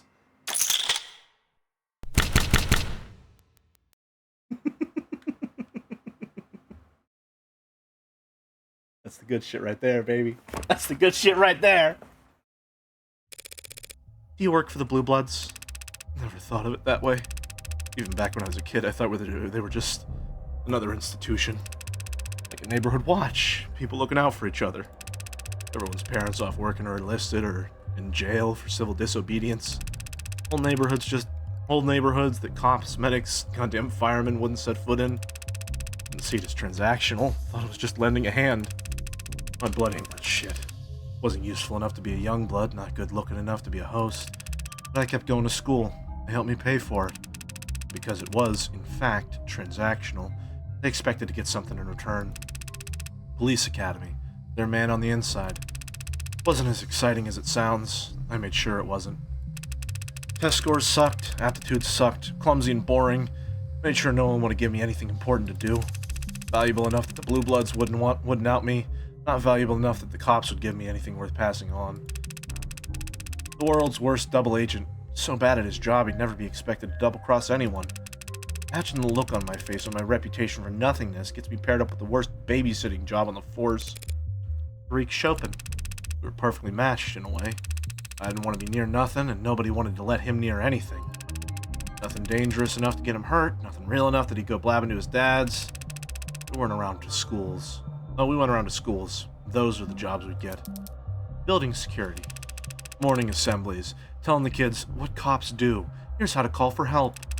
We were a goddamn joke. There are worse things to be. Think I don't know that? Think I gave a shit that kids were laughing at us in the back of the class? Teens were throwing soda cans at our car? Good for them. At least they were having fun. Tariq was never having fun. He was just burning inside. Humiliation, bile, a stomach full of it. If he hadn't found the code on tanks that day, I don't know. Guy would have either put in his 2 weeks' notice or just drawn his gun and walked into the nearest Orca mansion. So when you two arrived at the building, happened like the defense attorney said. Told Chopin some bullshit about smelling contraband on the second floor. He started poking around. Then I went straight to the 3rd floor because that's where the bosses would hang out back when I was a kid. They'd give us spare change to buy their groceries and pick up their laundry. Never met this creek or this pod in my life until we stopped Anchor Tan. Different gens. I'd never seen anything like the bloodbath in that room. All 4 of the pod were dead when I got there. Believe me, don't believe me. I ain't no hound of Icaria. I don't even think he could have done that either. Considering how he stumbled out of that water closet like a bloody water balloon. I did whack him on the back of the head, but my hand to God, I had not convinced it did anything. Face down in that blood out like that, couldn't have woken him up with a nuke.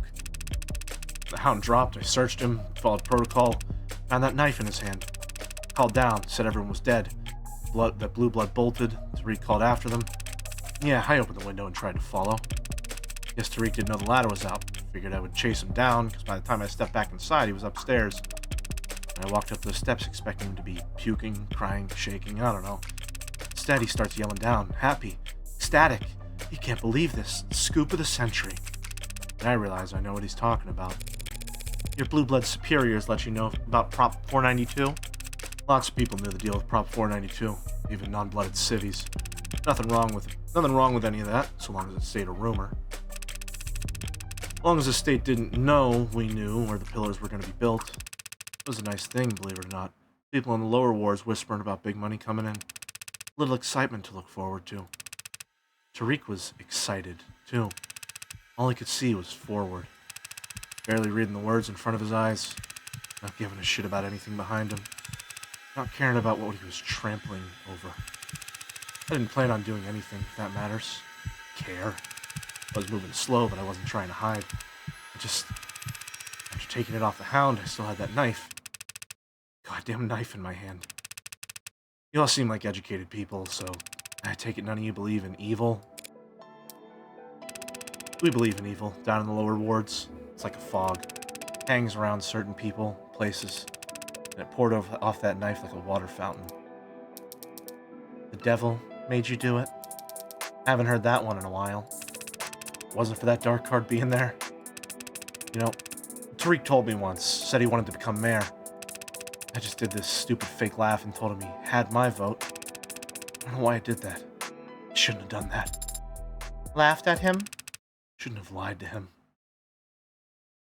Ooh. Hold on, let me get some soup real quick, because now it might be getting cold.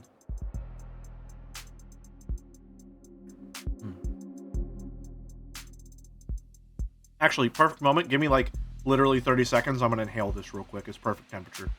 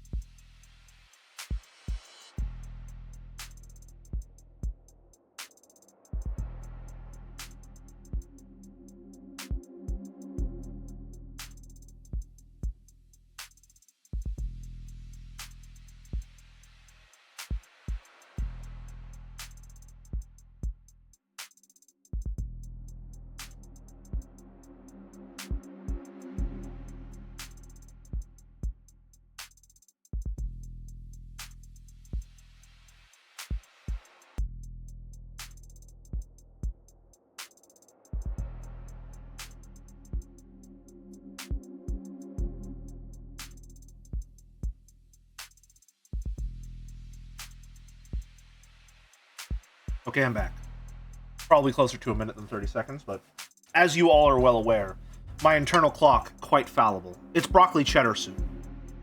I might go back down and get a second bowl after stream is over. That was awesome.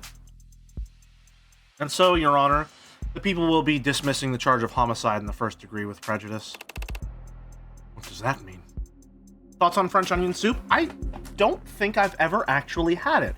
I feel like I might have some textural problems with the onion in there, but then again, if you're making it properly, it's going to be cooked down enough that it's basically just velvet at that point. I'll have to try it sometime. I feel like I'll probably like it. It's very sweet, isn't it? What does that mean? They can't charge you with Officer Chopin's murder again at a later date just because they found more evidence. And the 4 other charges of second-degree homicide? We will be dismissing the 4 charges of second-degree homicide without prejudice. So she's not quite convinced I couldn't have killed Creek's pod. Miller's blood having already been on the knife you used to get free in the first place was pretty huge. Combined with Rogers admitting that you basically stumbled out a walking corpse. But the way the state sees it, their murders aren't any more solved than they were at the beginning of this trial. It's to be expected. It's a different kind of sweetness than, say, carrots or squash. Interesting. I really have to try it sometime then. I remember one time my brother made a big batch of it. He used to do this thing where either once a month or once a week, I think it was once a week, he and his friends would find a recipe online and just make it, you know, just try something new. I think it was once every 2 weeks, some regular interval, and they would just try it, you know.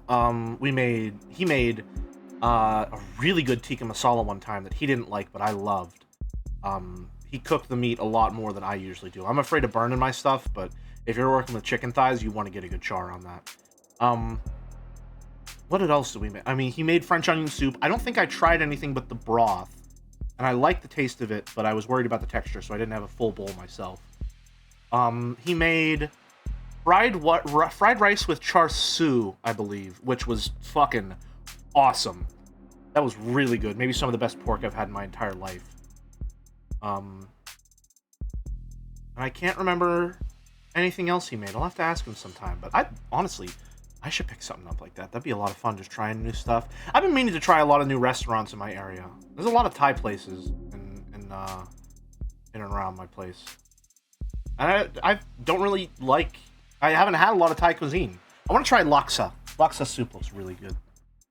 Anyway, then the jury will be dismissed, this court will be adjourned, and you, Mr. Icaria, are free to go. Everything that's happened to you the last few days, how is that leaving you so shocked? I'm not shocked, I'm just grateful, Counselor. You have my... Your Honor, is there perhaps something else you wanted to say? Well, if you insist, I guess... For some reason, even though the jury's been dismissed and it's actually their job to do this part and the charges were dropped, I have the strong, overwhelming urge to say, not guilty. No, that needed to be that needs to be much bigger.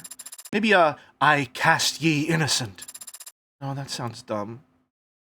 Ready, court! Woo! Yeah! Woohoo! We did it! State Building, floor 48.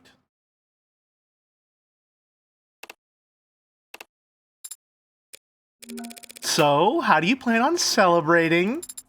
Adonai, we won, in case you two somehow missed it, and won so definitively that the police and even the Blue Bloods can't hold a grudge. Right. My apologies, I'm grateful to you, of course, it's just that I still haven't gotten an answer to the question that's been haunting me. Even more so than whether or not I killed Chopin. Someone slaughtered Creek's entire pod, then they had my life in the palm of their hand and framed you, Sosuke. I don't think they were doing you any favors. Yet they did. They let me live. Feels strange owing everything to someone so unknowable. Well, you'll have plenty of time to think on it, spending the rest of your life hiding your head in the sand, ignoring the vast riches that sit untapped in a savings account across the sea. Adonai, he's made his stance quite clear. I don't intend to hide, Morgan. The Blue Bloods can try whatever they like, and they can find me standing right where I've always stood, protecting my family. Seems there's someone who'd like to speak with you about just that. Sosuke. Mako. Young Master! Please forgive me, young Master. I failed you, repeatedly. I'll accept any punishment. Very well. 108 years of manual labor. Oh. Yeah, that's about as merciful as I expected. At least he picked a good number. 100 and... Of course, young Master. You'll need to spend that sentence serving as my head of security, so that I know you're actually doing it. And that means you won't be able to do other jobs anymore. Even ones the elders ask you to do. Even delivering messages. It's a punishment handed down by the heir to the noble House Icaria, Sosuke, who could possibly overrule it? As you say. I'll start right away if you don't mind. That is probably wise. Grandfather is outside in the motorcade, and he's had nothing but criticisms for the current formation. Chairman is here. He came Here. Probably just happened to be on his way to the airport. He is, Counselor Morgan. Surprisingly astute of you. Though he is leaving quite early, if he just wants to get to the airport. None of our private planes are even fueled. It seems to be a universal truth that old people like to get to the airport early. That sounds very wise, Sarah of House Paralegal. Who are you quoting? Then, if you'll excuse me a moment, Counselor. Yeah, feel free to take Sarah with you. Pardon? If you don't let her look at your tattoo now, I'll never hear the end of it. Yes, well, that's... Right then, I'll find a corner in which to lift up my shirt. One instant. Congratulations, Counselor. You succeeded on all fronts. Thanks. Not satisfied? Makoto seems to be in a good mood. If you ask him for a bonus now, shouldn't I just negotiate with my employer directly? You're the one who hired me, aren't you? Or you're the one who hired me, aren't you? At the very least, you're the one who put my name forward to Makoto. It's easy to see, looking back. You're the only one who's acted in Sosuke's interest this entire time. Who isn't a child. And what of it? Why me? Why does it matter? Because I value my privacy. I want to know why a woman with your resources would put an ant like me under her magnifying glass. Such cruel metaphors you employ. Someone who values their privacy that much should, in the future, avoid directly confronting the board of multinational corporations. Noble's board of directors. You were not among them myself, but when one woman shifts the opinion of a room that stagnant even by a millimeter, word gets around. My, you really are a shy little girl. No putting the genie back in the bottle, but I won't recommend you to anyone else if it bothers you that much. Thanks. Though you can be pretty shy yourself, letting Makoto take all the credit. Why not subterfuge? I've already overextended myself in this matter. A woman from my side of the house intruding upon the IFG's business. I don't mind that I'll have to rip out fingernails in front of the elders as recompense, but I thought I might spare myself an additional pinky or so. You're being literal, aren't you? Disobedience always has a cost. Especially in old families. Especially for daughters. But not flinching as you pay the toll carries its own kind of power, don't you think? Maybe I'm just trying to dress up my cowardice as dignity. Disobedience used to come naturally to me. It gets harder the older you get. Harder to believe your independence wasn't just immaturity. That's why I'm glad Makoto's such a good boy. I don't want him to feel any guilt later in his life. Yes, Makoto certainly takes his responsibilities seriously. Can't imagine where he gets it from. I was such a hellraiser. He must get it from his father. I suppose it's an interesting mark below Sosuke's eye. Yeah, let's go. Looks like a mole, but it seems to be hereditary. Does Makoto know Sosuke's his father? Does Sosuke? I would be very disappointed if Sosuke's intelligence if he didn't. That's why Sosuke left the family to join the military, wasn't it? Why he asked to become the Hound when he came back? Self-imposed exile for interfering in your arranged marriage. Interfering. We were younger then, but we still knew what we were doing. We knew there was no stopping the marriage. We didn't cover up the pregnancy, others would. Or just eliminate the problem themselves. Sosuke left before the bridal shower. A sudden enlistment, certainly, but I don't blame him for not wanting to be there on guard duty as I married another man. Makoto is Sosuke's son, though. That means he carries his blood. He stands to inherit from both his father and mother his worth. I understand this is going to be very hard for you to believe, coming from a woman like me. Mireille is A+. But Makoto's already worth enough. He has his health. He has his mother. And his father will always be close by. Every moment we've shared as a family is worth its weight in gold. And as you've seen now, when given the opportunity to choose between Makoto and the Blue Blood fortune, Sosuke chose the former. He, you, all of you, could have it all. Why don't you want it all? We already have it. See, you don't understand, do you? I hope you do, someday. Let's get back to something I fully understand then. Bargaining! One blood test from Makoto could split your precious house right down the middle. Your husband will be infuriated, assuming he has a pulse, and whatever connections you married him for will burn up in seconds. So unless you guarantee me that I'm free to turn down any job... Don't make unnecessary threats, counselor. It makes you look weak. Take it from someone with experience. You're always free to leave the house. But if you find yourself slinking back, don't be too hard on yourself. It's just what the house does. Now, would you excuse me? Sosuke seems to have satisfied your companion's curiosity for the time being, and it's very rare for him to have any time to himself. You don't understand, do you? Counselor Morgan. Emma. What's that look for? So that's 2 wins for me now, isn't it? After Rogers went nuts and purged himself all over the place, you're calling that shitstorm a win? It definitely wasn't a loss. You're ridiculous. Thanks, by the way, for letting things play out as long as they did. I imagine you wanted to put the brakes on things a number of times back there. But now that it's all out, my client won't be getting knifed by cops or blue bloods. At least not for anything he didn't do. Think I was happy to let the Hound of Ikaria walk out of my courtroom? Your courtroom? I'll have to have a word with the adjutant. Please don't.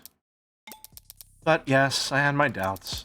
The OC unit has been getting a number of odd reports in the last 24 hours, truth be told. What do you mean? Bursts of anonymous tips about figures in red being spotted around Creek's place before and after the killings. Figures in red? That's right. The Rust. Ah, right. The Rust. I don't like the timing, but it's not as if an OC can ignore the idea altogether. Is Morgan a high-functioning sociopath this time properly, or am I missing something? She is a high-functioning sociopath, yes. Yeah.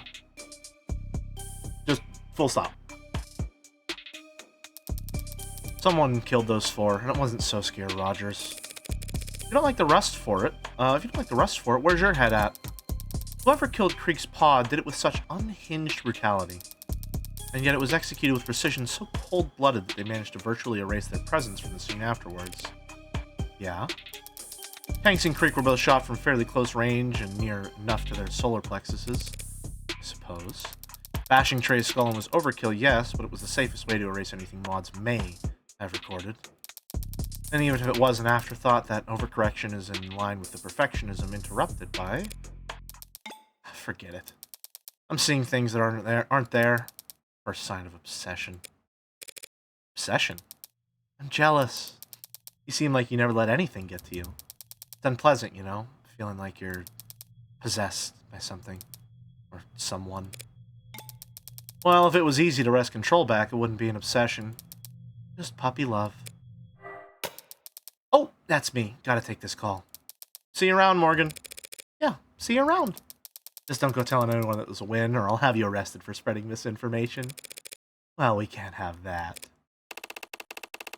Okay, Morgan, I've fulfilled my obligation to Sarah now, so you can buy me a goddamn drink. Pardon? You can start your 108-year sentence tomorrow. I've got some paperwork we need to go through before then, and I don't want to do it sober. Oh, you're serious? Of course I am. Everyone knows it's tradition for a client to buy their lawyer a drink after beating charges like this. And in this city, they take them to this one special bar, Kintsugi. Heard of that tradition? Or that bar? Yes, well, you've lived a very sheltered life under the roof of House Ikaria, but I can forgive your ignorance.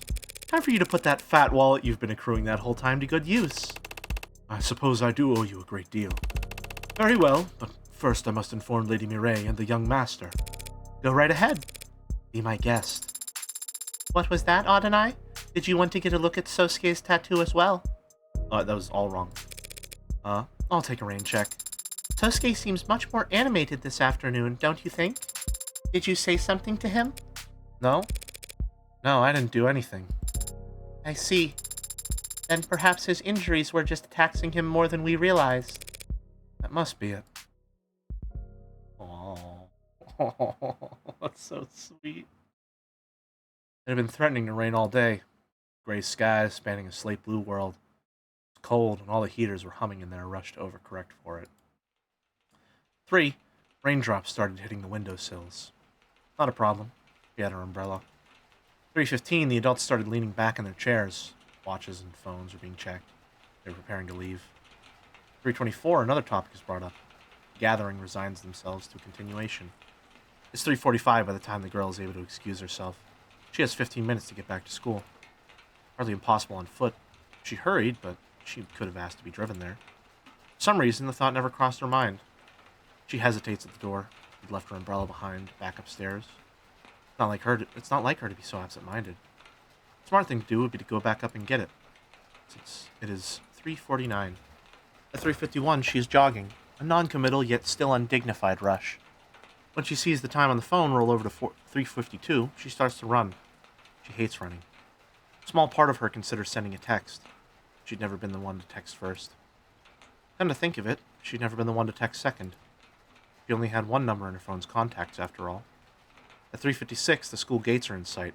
Her eyes have been straining to see them. She wasn't looking down. Her knee stung in a shallow, sharp way. Palms of her hands were embedded with specks of gravel where she caught herself. Rain-diluted blood ran faintly down her leg as she dripped water onto the mundanely tiled floors of the hallway. 3:59, she pauses to at least catch her breath before sliding the door open. If her heart hadn't been beating so loudly in her ear, she would have easily heard the voices behind it. Where did you even come up with this stuff? Hey, I can't promise it's going to be that exciting every week around here, but... Ev, what are you... I thought you had a family thing. Yep. Thought so. Oh shit, are you okay? What happened? You're soaked and... Thought you were all... With the Mystery Club. Name pending, I hope. I was told the name could change. You're right, Ev. I just went around to people on campus and tried being friendly, being myself, and... People started signing up. Forget that, your knee. It's fine. You must be freezing. Let me give you my coat. Screw it, I'll just carry you to the nurse myself. Ma'am, this girl just showed up and she's bleeding. What? Bleeding? Everyone stand back. Where is she? Who? What's her name? I don't know. I don't think I've seen her here before. You, girl, come with me. I'm taking you to the infirmary. Ma'am, she's cold. That's very nice of you, but it's not sanitary to share uniforms. Stay here and wait for the floors to be cleaned. Don't worry about it. I can walk on my own.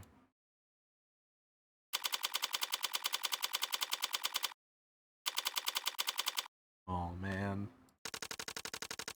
And with a little sprinkle of salt just along the edge, there you have it. Oh, that looks wonderful, thank you. Of course! Let me know if you need anything else. I must admit, Morgan, this is quite a fine establishment. So exclusive. The whole staff here on hand to attend to just the two of us. Can't imagine what the waiting list must be like.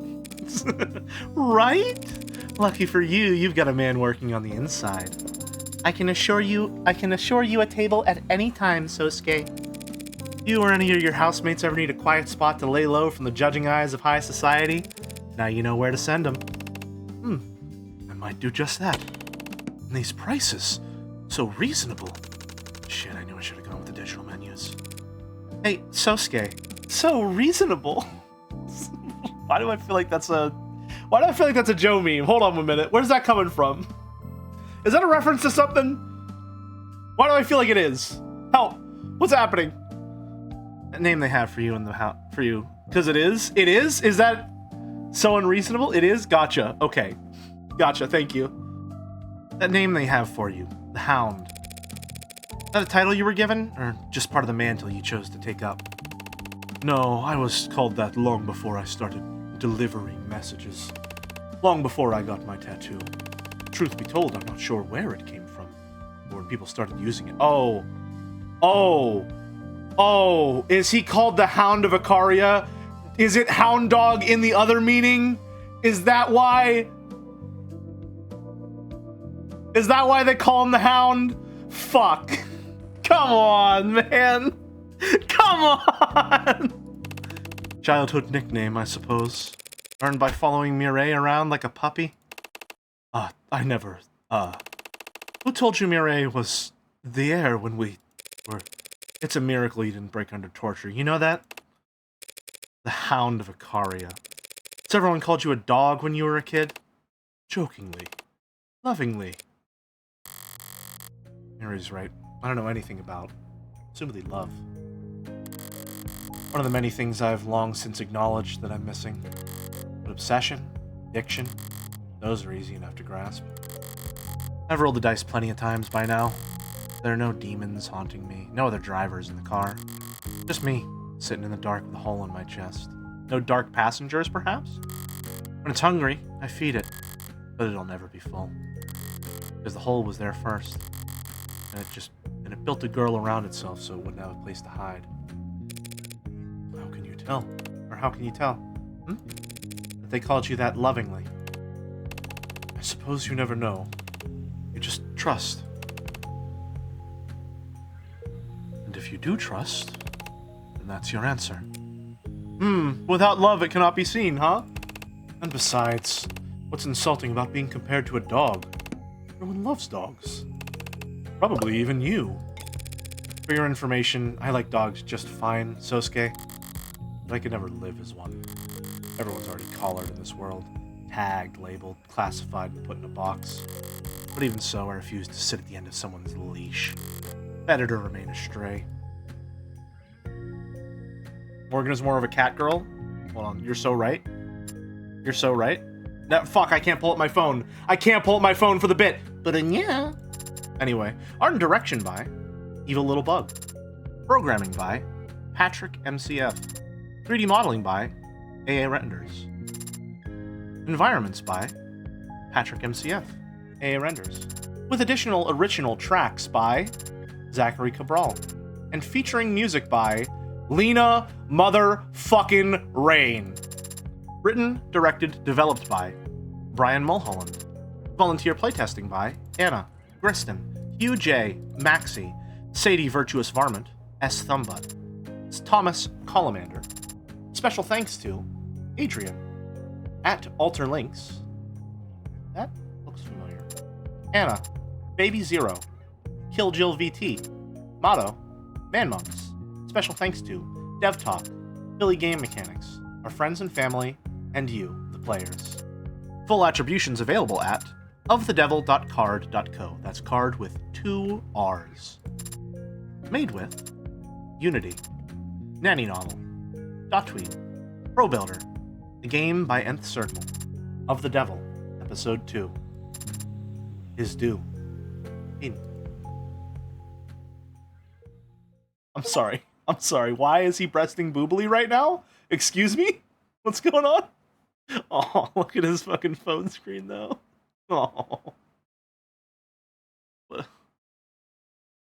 Fucking look on her face. Congratulations on clearing episode 2 on High Roller. Bonus charm earned. The puppy of Icaria. I wasn't looking in it for anything in particular. The rest give me and the others food and stuff for telling them where the blues go and where they talk, who they talk to. My shoes have been feeling too small. The blue guys in that building have been really busy lately.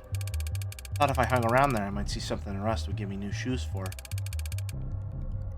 Sarah was so right for getting him to lift his shirt. Cis men can have excess breast tissue in the chest area. How dare you? I see. But I never saw anything worth anything. So you gave up? No. I got scared. What scared you? You won't believe me. No one believes me. Everyone says I'm a liar. Everyone says I'm a liar too. Are you? I can't remember. You see, somebody took something that belonged to me. I don't feel right without it. But I think you could help me find it. What did you lose? Face. Saw the red hood. Except she was a lady, not a girl. She didn't have her hood up. I didn't get a good look at her face. She was all red. Red hair. What's this? Gold. Thanks. Are you sure? I wasn't any help. Been a huge help. Now I know to look for red hair. Attract more elusive prey with less. To be continued in Of the Devil, Episode 3. Quoting scripture.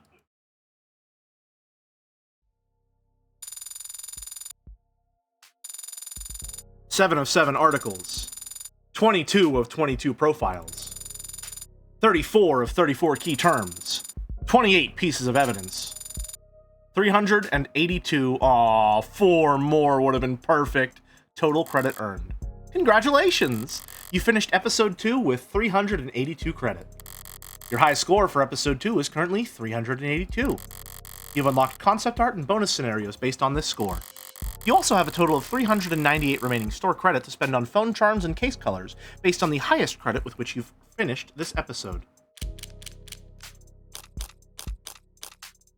Okay, so first... First let's look at the bonus scenarios.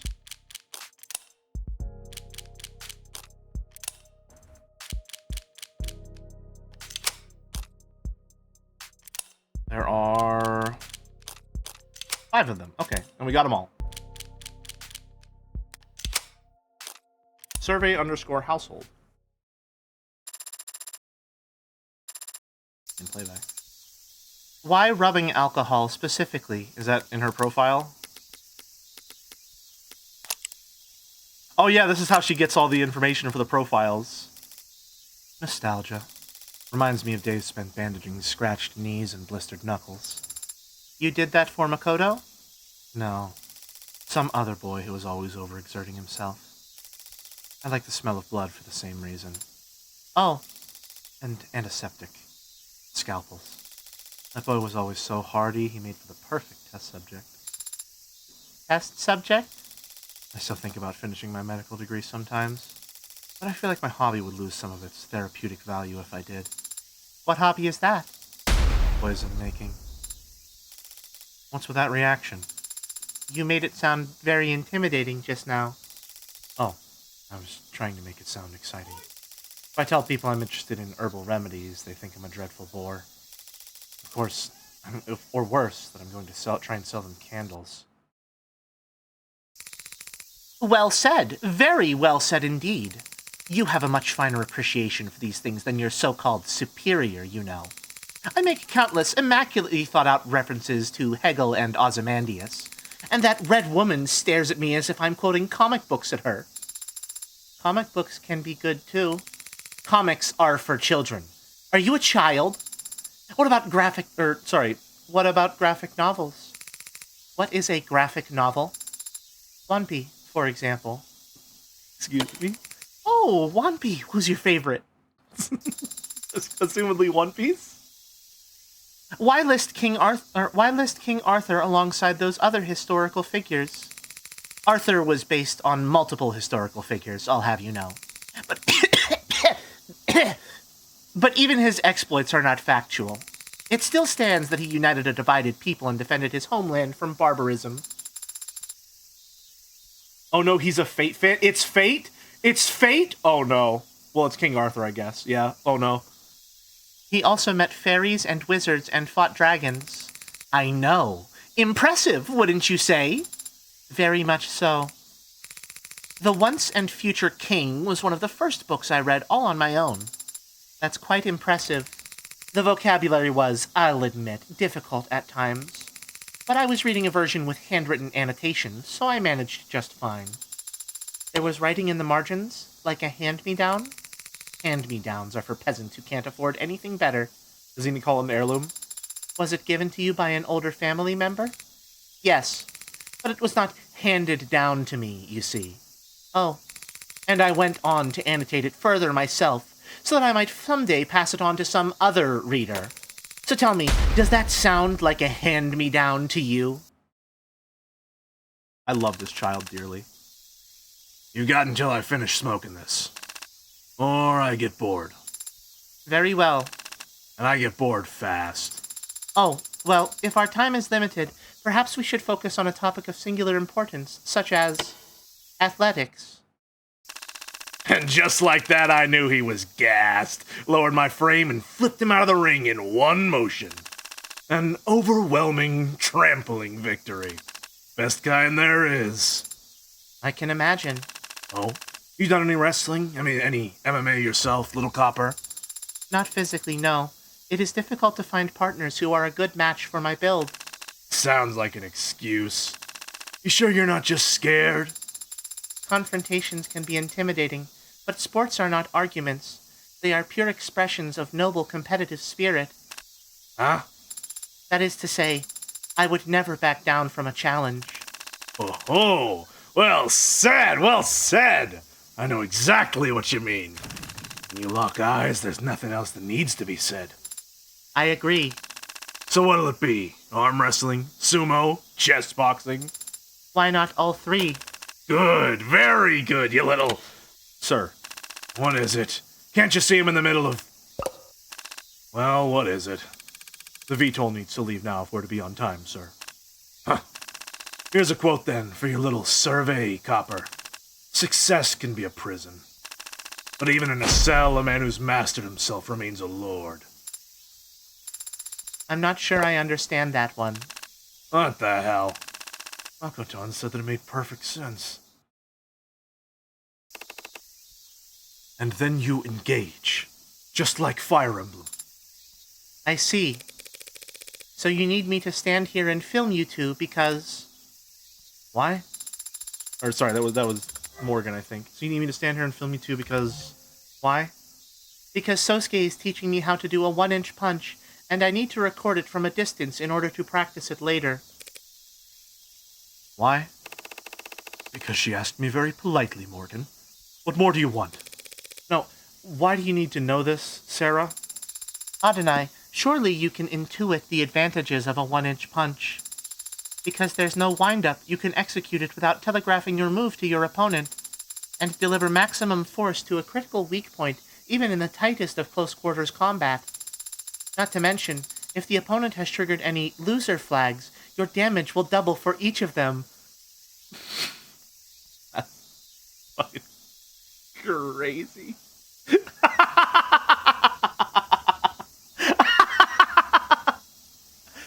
Bing bong. What Sarah means is that an opponent who's overconfident is likely to leave themselves open at a vital moment, Morgan. And that's not incorrect. Right. Well, I don't know anything about close quarters combat or loser flags, but I do understand basic physics. Adonai? And so I can state this much with complete and utter certainty.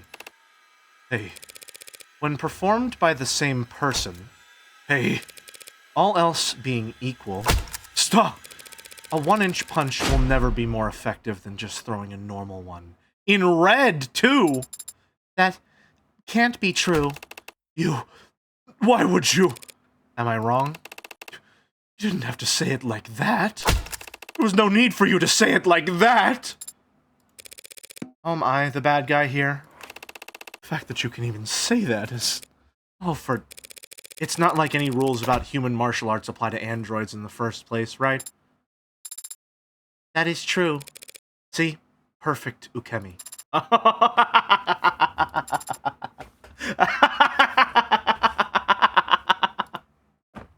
Oh, that's fucking good. Amazing.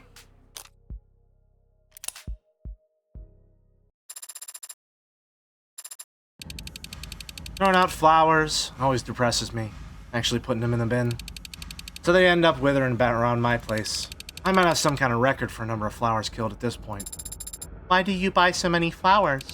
I don't buy them, I get sent them. And chocolates, and wine, and lockets of hair.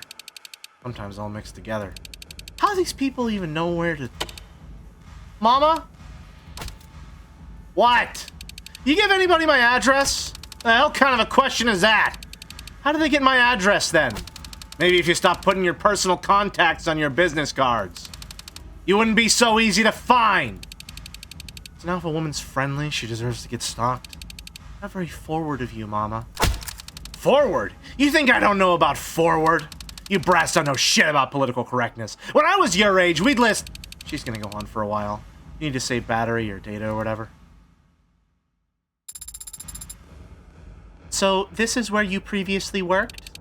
Yeah, I was what they call a #1 gal. And that involved people buying you lots of drinks? Selling dreams. That sounds like a very nice way to make a living. Nah, it's pretty mean. What are you doing here anyway? Gloating? You're not gonna come back, don't lounge around. Your old fans will get the wrong idea.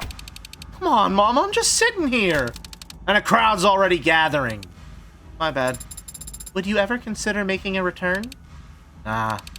I didn't hate it, don't feel ashamed of it, or the people I met doing it. Even if some of them are nagging grumps. Keep it up and I'm handing you a mop. But I want to be moving up, you know? Always up. And the only place up here here are those cloud palaces where the courtesans lounge on golden couches and get fed grapes or whatever. Big gap from here to up there, and there's no footholds. Either you make it all the way or you fall. Need a little more security in my income than that. Plus, working in security, I get paid to punch the teeth out of handsy assholes. Not even the most powerful courtesan in the city gets to enjoy that feeling. Without getting into more detail than you'd be comfortable with, how high is Mrs. Kim in the organization's leadership? Pretty high. But she also works here as a manager. So does she need to?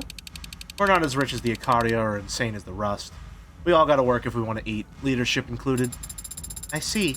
But even so, this workplace seems very high energy for someone of her Age? I think she's comfortable here. She married into the Blue Bloods, you know? And the pictures of her I've seen, the vibe I get, I think she was kind of a trophy wife. Oh, Her husband's whole family dying, leaving her in charge. She got burned on that deal. But she handled it, obviously. And I can't name any other old guard who could tolerate hosting under. I could tolerate hosting under. How are you whispering over there? Not whispering anything, Mama. Your hearing's just gone to shit. He's my brother-in-law's illegitimate son. Had his mistress give birth at the manor. Guess he was afraid that if he went to the hospital, the paparazzi might notice. Of course, as it turned out, that was the least of our worries that night. I could pass a message to him if you'd like. I don't want to even say. We're already dangling literally all the money we can in front of him. And he's not taking the bait. I didn't mean another offer. I thought you might want to pass on a more personal sentiment. Ha! Fat chance. We don't share any blood. We've never met. And if the fox asked him to kill me, he wouldn't blink.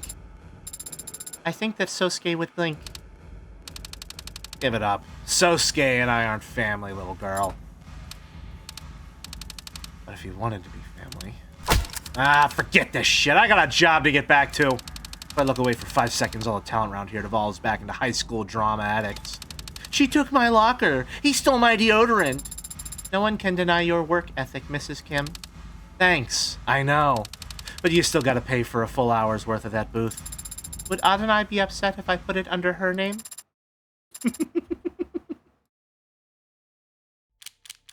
Right. Recovered session. Are we ever gonna see the body cam footage?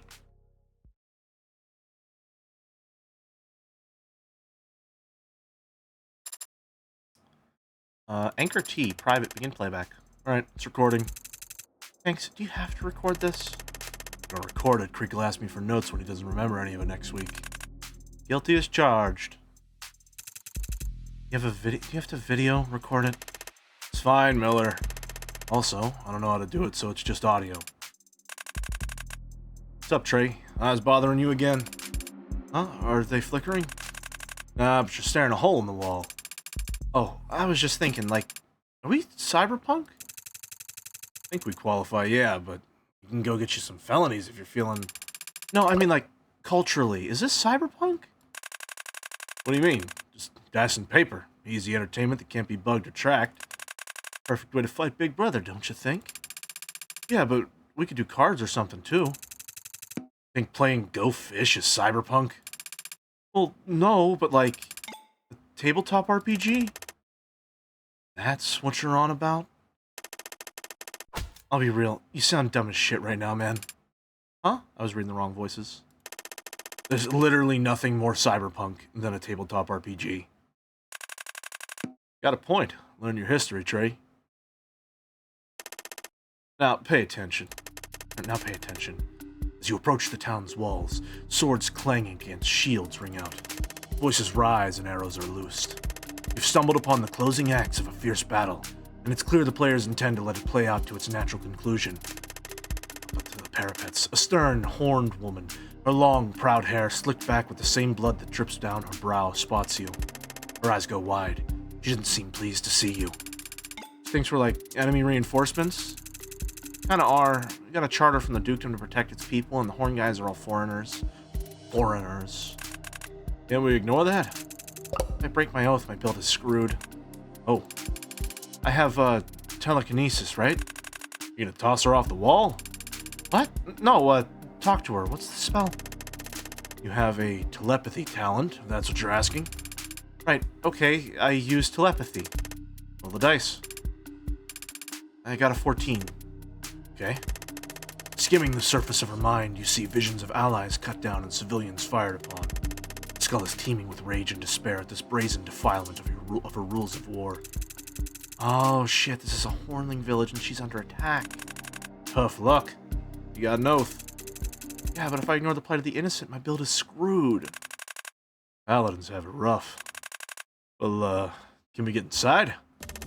The woman is injured but not beaten. Within a few paces of her lies the lever that opens the gate. She eyes you and readjusts her grip on her club. She's seriously considering destroying the device to prevent you from entering. Didn't she hear me? Yeah. Okay, I use persuasion. We're cool, lady. 19. Every time. How do I even... Taken aback by your earnest appeal, she spots a glimmer of hope in your arrival. And betting on that hope, she throws open the gates for you. Do you have different dice? Do you have different dice than the rest of us? What did we come here for again? Rumors of a powerful necromantic tome in the area drew you towards the supposed final resting place of Elsbeth, the never-dying. Okay, persuasion. I asked the lady where Elsbeth's tomb is. 20. It's not even... Well, she's at first taken aback by your abrupt change of topic. Your clever wording subtly hints at the idea that Elsbeth's crypt might have a weapon powerful enough to drive off her village's raiders for good. The elders used to frighten us with tales of Elsbeth's might to get us to behave. I remember my nan would tell us that she'd rise up from under the town church if we didn't do our chores. Okay, so the dungeon's in the church. Of course. Church is locked down and full of our women and children, along with the sick and the elderly. We'd never risk their safety by opening the church doors whilst this battle yet rages. Yeah, but I can just pick the lock, right? Oh, you always do this. Do what? You always luck your way out of the battles and we get beat up for 15 turns. Come back to revive you, don't I? I don't think you've even lost HP yet. Playing smart, avoiding conflict. Avoiding all the scenarios I set up, too. Alright, I'll, throw a knife at one of the raiders. 19. Seriously? The knife, hits him, right in the eye, and dies instantly. Dropping the keg of burn gel, he was rushing towards the nearest fortification. Wait, that's me. That's the guy near me. He dropped a bomb? I have 3 charges of valorous interception. I can shield you. Well, we're still going. So, the Hornlings in this village are legal citizens? I thought they were all foreign to this land. This village is lorded over by vampires, though, remember? So you wouldn't want to live here. Like a shit town or a ghetto for immigrants or whatever. How's that work? How's a duke cool with vampires? It's all legal. Hornlings just pay blood taxes instead of gold for their lord's protection. Oh, man. I wonder what this might be an allegory for. They got vampires here, too. We go in the castle and kill the vampire lords? You can do whatever, but the vampire clan is the legal protector to the area, so you'd be committing a crime. Is your build screwed if you commit a crime, Miller? I think it's like the right thing to do. Doesn't break any oaths. So is killing the vampire lords the right thing to do? That's subjective. Not what you want to hear from your good guy. Well, I'm not a good guy. I'm only playing as one. So, tanks, we charge into the castle. It's probably filled with traps and guards and shit, right? Not gonna tell you. On. Look, it's a castle. There'll be defenses and shit, yeah. I'm game. Orlands seem cool. Let's go kill some landlords. After the fight we just went through? We just rested. Yeah, but you did like 5 nat 20s in that encounter. I think you might be burning through all your luck. I'm happy to burn through all my luck if it means getting to kill some bloodsuckers with you boys. Thanks, Creek. But also, you are literally out of change of fortune charges. We just rested. It was a short rest, though. Oh no, they're not short rest, gang! Suboptimal? What are you doing? Damn. Reality is cruel. I'm gonna go pass out. This has been beyond excellent. Thank you very much for sticking around as long as you did. We're gonna be closing out here pretty soon. We got 2 more bonus scenarios, and then we're gonna check out the concept art and then closing thoughts. But I think you're already all pretty well aware that I fucking loved this episode.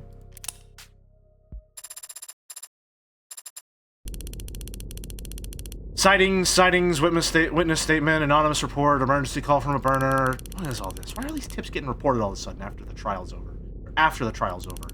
It smells, right? What do you mean? All this new info coming in surrounding Creek's pod. And all of it pointing towards the Rust for some reason. Don't buy it? Of course I don't buy it. Do you think the Ikari are trying to point fingers at the Rust after Sosuke's been proven innocent? Well, no, that doesn't make much sense. Someone's trying to pull something. Gonna have to follow Yasuhiro here. I got plans tomorrow. Night, Flora. Not raiding Walrus if he still streams after you're done, Jelly. I will definitely be raiding Walrus if he's still alive, yeah. But someone's trying to pull something. The Blue Bloods are the victims, and you eliminate the Ikaria. That just leaves the Rust. Why would they want to misdirect attention onto themselves? I don't know.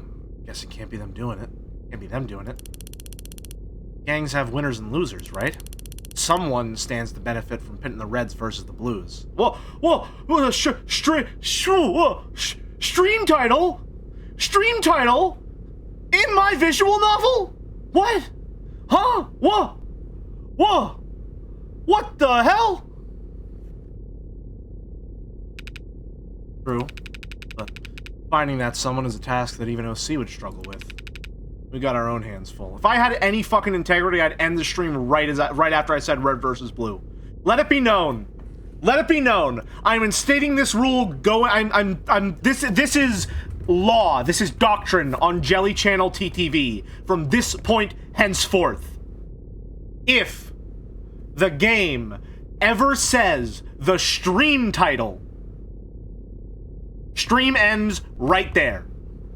That's it. That's where stream ends. What if they drop it a second time? I guess we'd just start stream up and then we'd end it right there again. Stream ends for 4... No, stream ends. That's the stream for the day. If they ever say the stream title, the next stream will have a different... Exactly. Yeah, we're fine. We're fine. What? Sorting through all the false confessions and love letters addressed to Heartbreak? Prep for the convention. Chief wants everything to shine. Ugh. Grin and bear it. Any hair out of place in the private sector will... Phone call? Yeah, it's a family thing. Would you excuse me? No, it's fine. I need some air anyway. Hello? Oh, hey. Wasn't sure you'd pick up. Why wouldn't I pick up for my adorable nephew? What is this? Am I on speaker? We gotta stick to code names? No, I'm just gonna have to delete all this later. Thanks for that. Why would you call me on this line? It's the only number I have. You haven't exactly kept in touch. I don't... Relax, man. It's a joke. Remember those? You used to be good at them. Yeah, I remember. Never took anything seriously. Only way to live. Hope you don't mean that. Do I hear a teaching moment coming on? It's like riding a bike for you. Why call me now? Take a guess. Oh, you can't. You're serious. You're the one trying to take credit for Creek's pod? Waste not, want not. No one else seemed interested in it. Hey, nephew. Yes, sir. What the fuck are you thinking? The Blue Bloods will drown you. You think you have numbers? Well, they have unity. A lot less unity than they did a week ago. Freak was a flickering light bulb of low-quality hope for the young bloods. I extinguished that, and the old guard haven't been able to retaliate. If I were a young blood, I'd start to feel pretty damn disposable right about now. You want to start a civil war? That's on your head. Taking credit for kills you didn't earn sounds like a pretty dumb way to spark it. Make it if you ever want to make it. Don't worry, the young bloods will start seeing some very real casualties soon enough. Do this. This is... You even have permission from... Now that's low. You, of all people, threatening to tell Mom? Because I'm taking initiative? Because I'm stirring the pot that's stone cold? You would act your age, urge caution, pray 3 times a day to the status quo, go right ahead.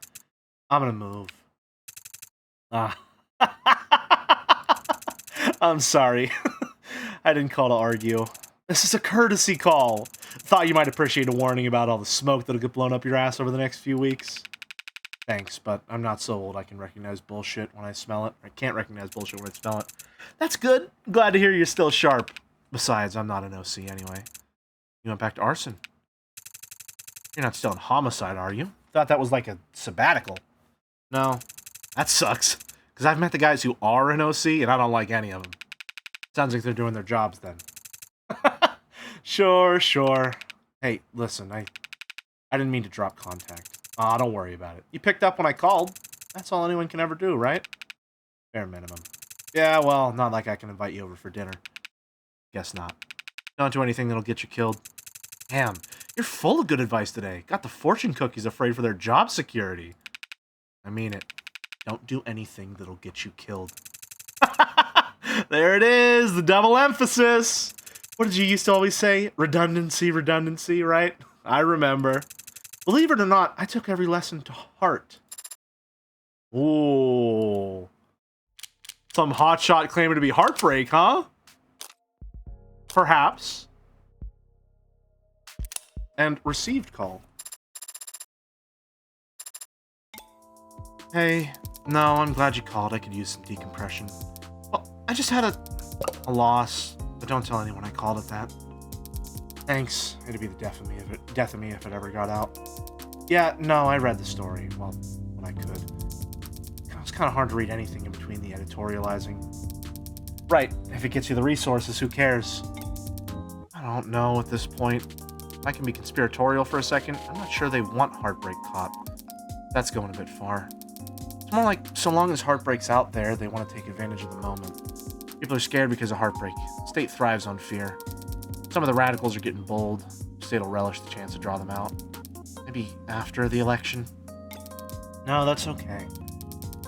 Thought about it myself. It just, I want to go that path if I don't have to, you know? Still got my pride. Really? Wow, they're taking it pretty seriously then. Flex their priorities, of course. Data's their lifeblood. No, I mean, that's great. How long will we be in town? Yeah, I'm excited to finally meet, in person. We should get dinner. Haha, yeah, definitely. Sorry if you were hoping for that kind of excitement, but no. There's no jealous ex in the picture you don't need for you to worry about. I think you'll be fine. Uh-oh!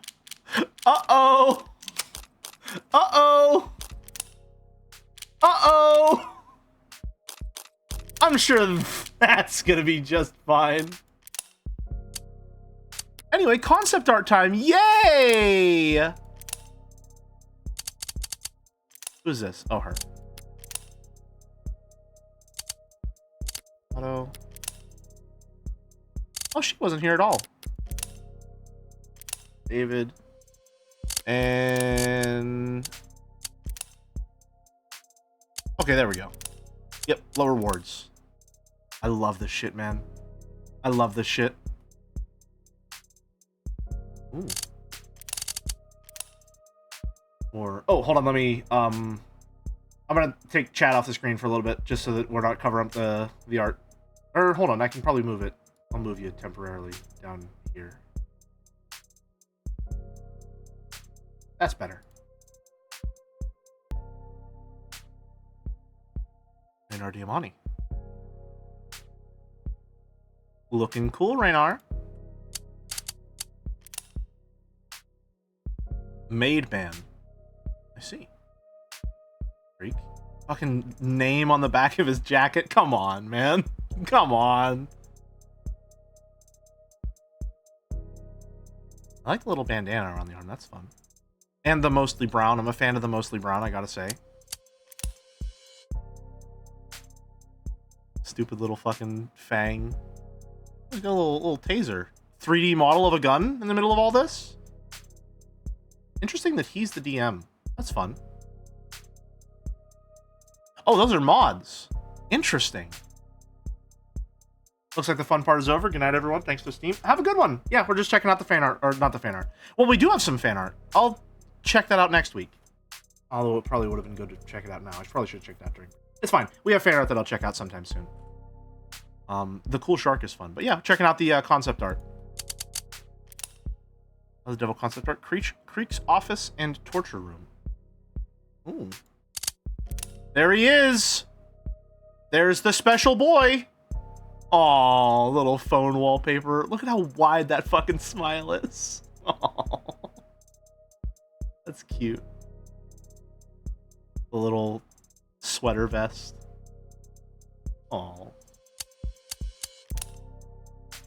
Aria Garden and throne room. Cool to see them simplified, like using different lighting and stuff like that.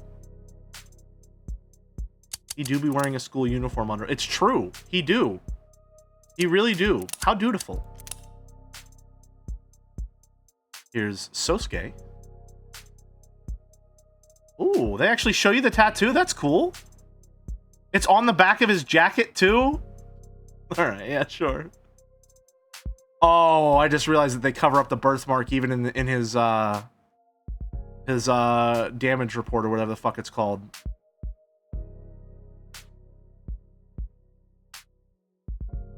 That's fun. Flower dog polka dot pattern goes hard. It's pretty cool, yeah. It's fun. I was wondering what the brace around his neck was. That's a spinal mod. Okay. Kintsugi. Ooh. I didn't even notice. Well, yeah, I guess it would be called Kintsugi. Yeah, that's what the gold would be. Right. That's cool. So originally it was a tree. Huh. That's a cool concept. Here's Han. I love that she has a fucking fidget tubby. Offline. Ooh. Ugh. I don't know, her mods freak me out for some reason. I don't know why.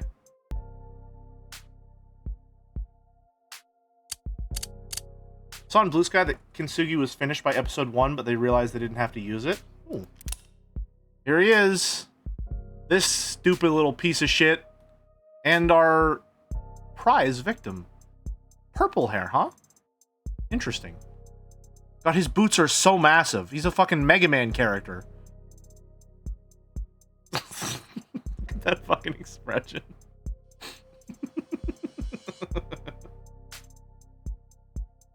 Huey Rogers. Why does that name sound familiar? Fucking Huey. You're a murderer and your name is Huey. That's gotta be fucking embarrassing, man. Oh my god. Post Club. I was not expecting his legs to be so rounded. Ooh. Okay, so that's him when he was younger and her when he was young. That's cool to have those. Ooh. Fun.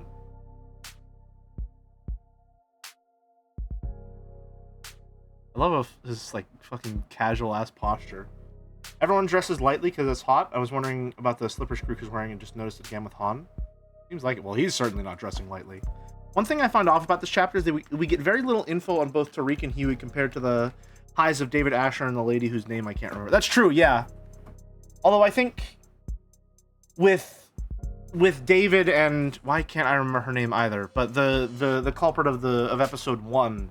It was a lot more of an insulated case. There was a lot more stuff. It was just like with the two there. It was also a case that we weren't involved in.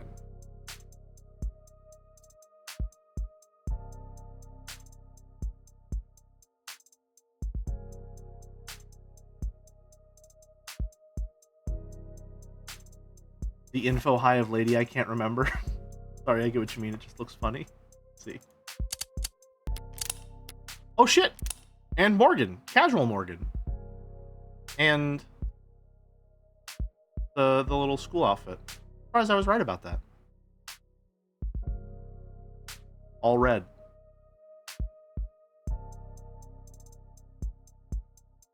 Young, yeah, Helen Young. There we go. Yes. And the no mask. Oh, it's got like little horns on it. And a big clear visor. Because they fucking get it. They understand. They know what that good shit is. Ev and Red Rider Hood. That's so fucking... That's amazing. That's awesome. All right. That was clear visor, though. It's, I don't know, actually. Would it be opaque or would it fill something in? I don't know. Either way, that's some Destiny 2 Warlock drip. It has a hood, so it has to be a hunter. Sorry. That's Of the Devil Episode 2. If you couldn't tell, big fan over here. Big fan over here. Gotta say, quite a big fan. That was fucking awesome. Massive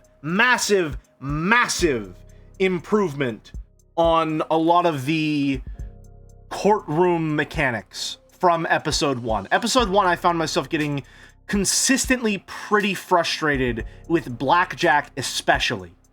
Reworking that to be a much more intuitive and less punishing system was definitely the right choice, because a lot of the time with Blackjack, I felt like I was being punished just for kind of like exploring my options, and that did not feel good at all. I don't know if they added like extra elaborative text on a lot of stuff there as well, but I felt like in episode 1, I remember getting frustrated with a lot of the courtroom mechanics. I don't remember that. I don't have any strong memories of that in this one. There was a couple where I was like, it could be this. It seems a little unclear, but I like this a lot. Really fun story. It felt really cool to piece together some of the smaller details before they were actually revealed or came into play. I like that you're given enough information to have those sorts of theories, and honest to God, there was one moment where I would say the level of reader interactivity with solving the mystery was on par with Umineko. Which, if you read Umineko or you watched Joe stream Umineko, you know that that is insanely high praise. That is one of the things Umineko does better than maybe any other visual novel I have ever seen. Better than most games, even. The level of interactivity that Umineko has with understanding where the reader's thoughts are at, or possibly guiding the readers. Which moment in this episode? The moment whenever they are in Kintsugi and they start discussing whether Chopin could be the Little Lord. Because that conversation took place directly after me and you, chat and I, discussed it. The moment we started to have those suspicions, the story addressed it.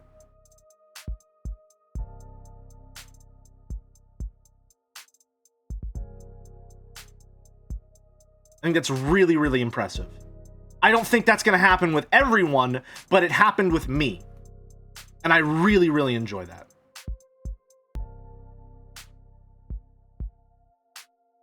It was also kind of dumb that a lot of the argument could have been shortened if they just showed Reyes' body cam. I don't think Reyes' body cam would have given us that much information if she was arriving technically third on the scene there. But who knows? We didn't see it, so it would have shown the knife? It wouldn't have shown the knife. It wouldn't have shown the knife. How would it have shown the knife? The knife was gone by that point.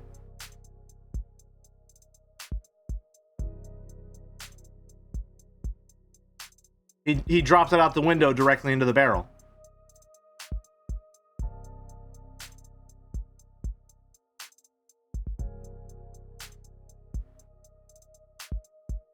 I'm sure it could have been used for something, maybe, but I think by the time that Reyes and London arrived on the scene, there was nothing that either of them would have seen that would have been all that pertinent to the final moments of the case.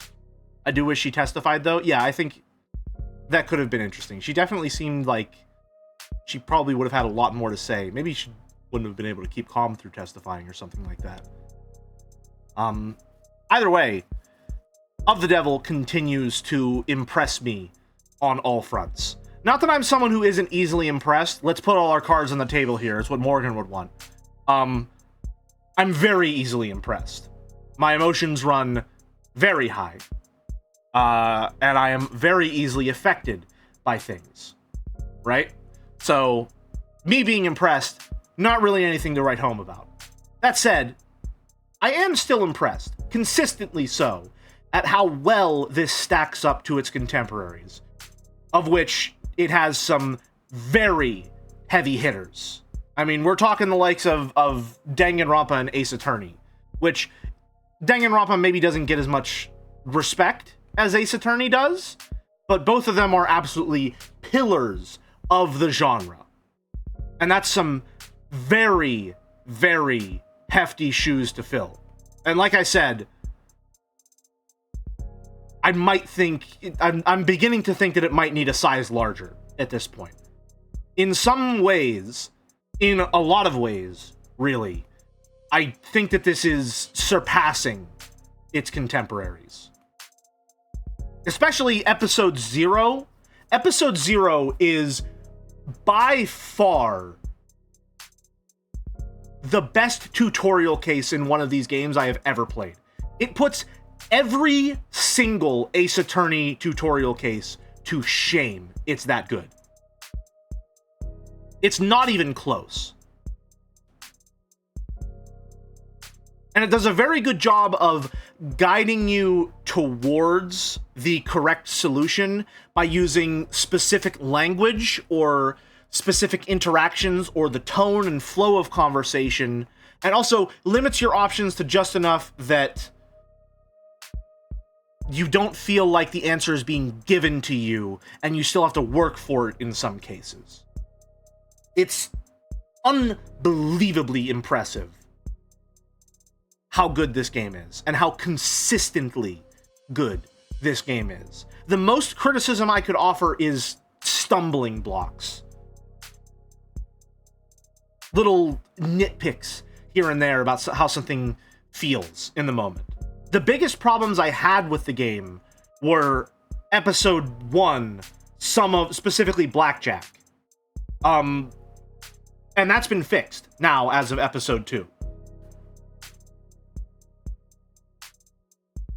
I disagree because AA3 opening cases are typically short. AA3 developed a very good villain in 1 hour, where this game, though much better, took 4. Length is definitely a factor to consider.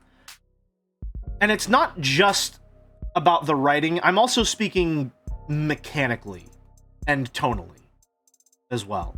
I'm not saying, what I'm not saying, let me clarify. What I'm not saying is that the Ace Attorney opening cases are bad. Some of them can be a little hit or miss. All right, on a replay or something like that, but they are usually excellent at setting the tone and easing you into the mechanics of the game. They do a great job a lot of the time. What I'm saying is that Of the Devil does an excellent job with Episode 0. I generally think that the concept of this episode of you trying to solve a murder you commit wasn't done as well as it could have been. Like, you know, you killed the Blue Bloods, but no one else seems to care that Chopin's murder was solved. You can do a lot with Morgan trying to deflect from her guilt, but there wasn't really any of it. Well, yeah, because if she's having to deflect her guilt, she's already fucked up, is the thing. Then again, I understand what you're saying. There could have been more near misses, but we had that a lot with the knife, especially, I think.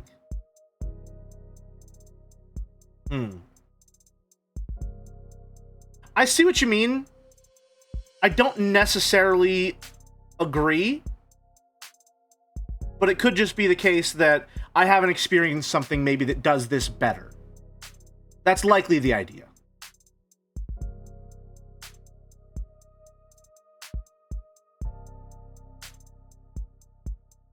It'll take 3 more episodes before Morgan starts meeting her match. It might be next episode. Honestly, next episode feels like something might happen there. I don't know. How many episodes is there going to be? 5? I can't imagine how this game can end other than Morgan's Gambit pile-up collapsing at some point. Anything less than a finale where she either gets done in or has to disappear into the crowd, so to say, feels like it'd be disappointing. To be completely honest with you, that's exactly what I'm expecting. I'm fully expecting her to be the last witness breakdown. If she even cares enough to break down in the first place.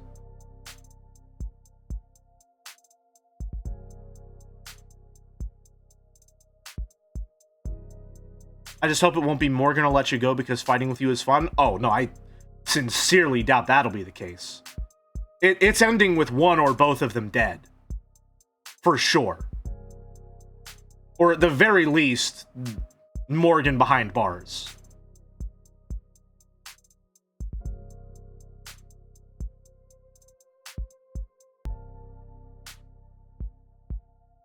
Morgan has never lost. She's constantly under all her bravado, extremely afraid she will break down. She's lost a couple of times to Rockford, to Emma. She does lose in court. I want Sarah to be her defense if she goes on court. That could be fun. Either way, again, thoroughly enjoyed this game. Thoroughly enjoyed this episode. Thoroughly impressed with their ability to continue to set new bars for themselves in terms of quality. Which, granted, that's what happens when your game is successful and catches public attention and allows you to get more money to pour into it, right? This is the kind of thing that happens when an indie game gets the kind of mainstream success that allows it to become that one in a million kind of hit, right? This is what you expect or hope happens when a game of this quality receives the attention it deserves, right? So it's very, very exciting and very gratifying to watch this game grow. And I'm very excited to see where episode 3 takes us. For now, the only place episode 2 is going to take us is the end of this stream. That's right, baby. It was a segue, clean as a whistle. Who are we rating? It looks like Walrus is no longer live. However, you know who is? Allison. /raid Alisandera, because she changed her Twitch username, so let me make sure I'm spelling that right. No, spelled it wrong.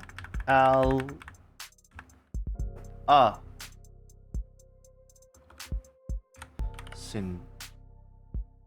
Is that right? Alisandera? End the stream by title dropping yourself? No, I don't think I will. Instead, I'll end the stream by saying thank you very much for watching. It's been a pleasure. And until next time, have a good one, folks. See ya. We'll be back next week with Titanfall 2. Bye-bye.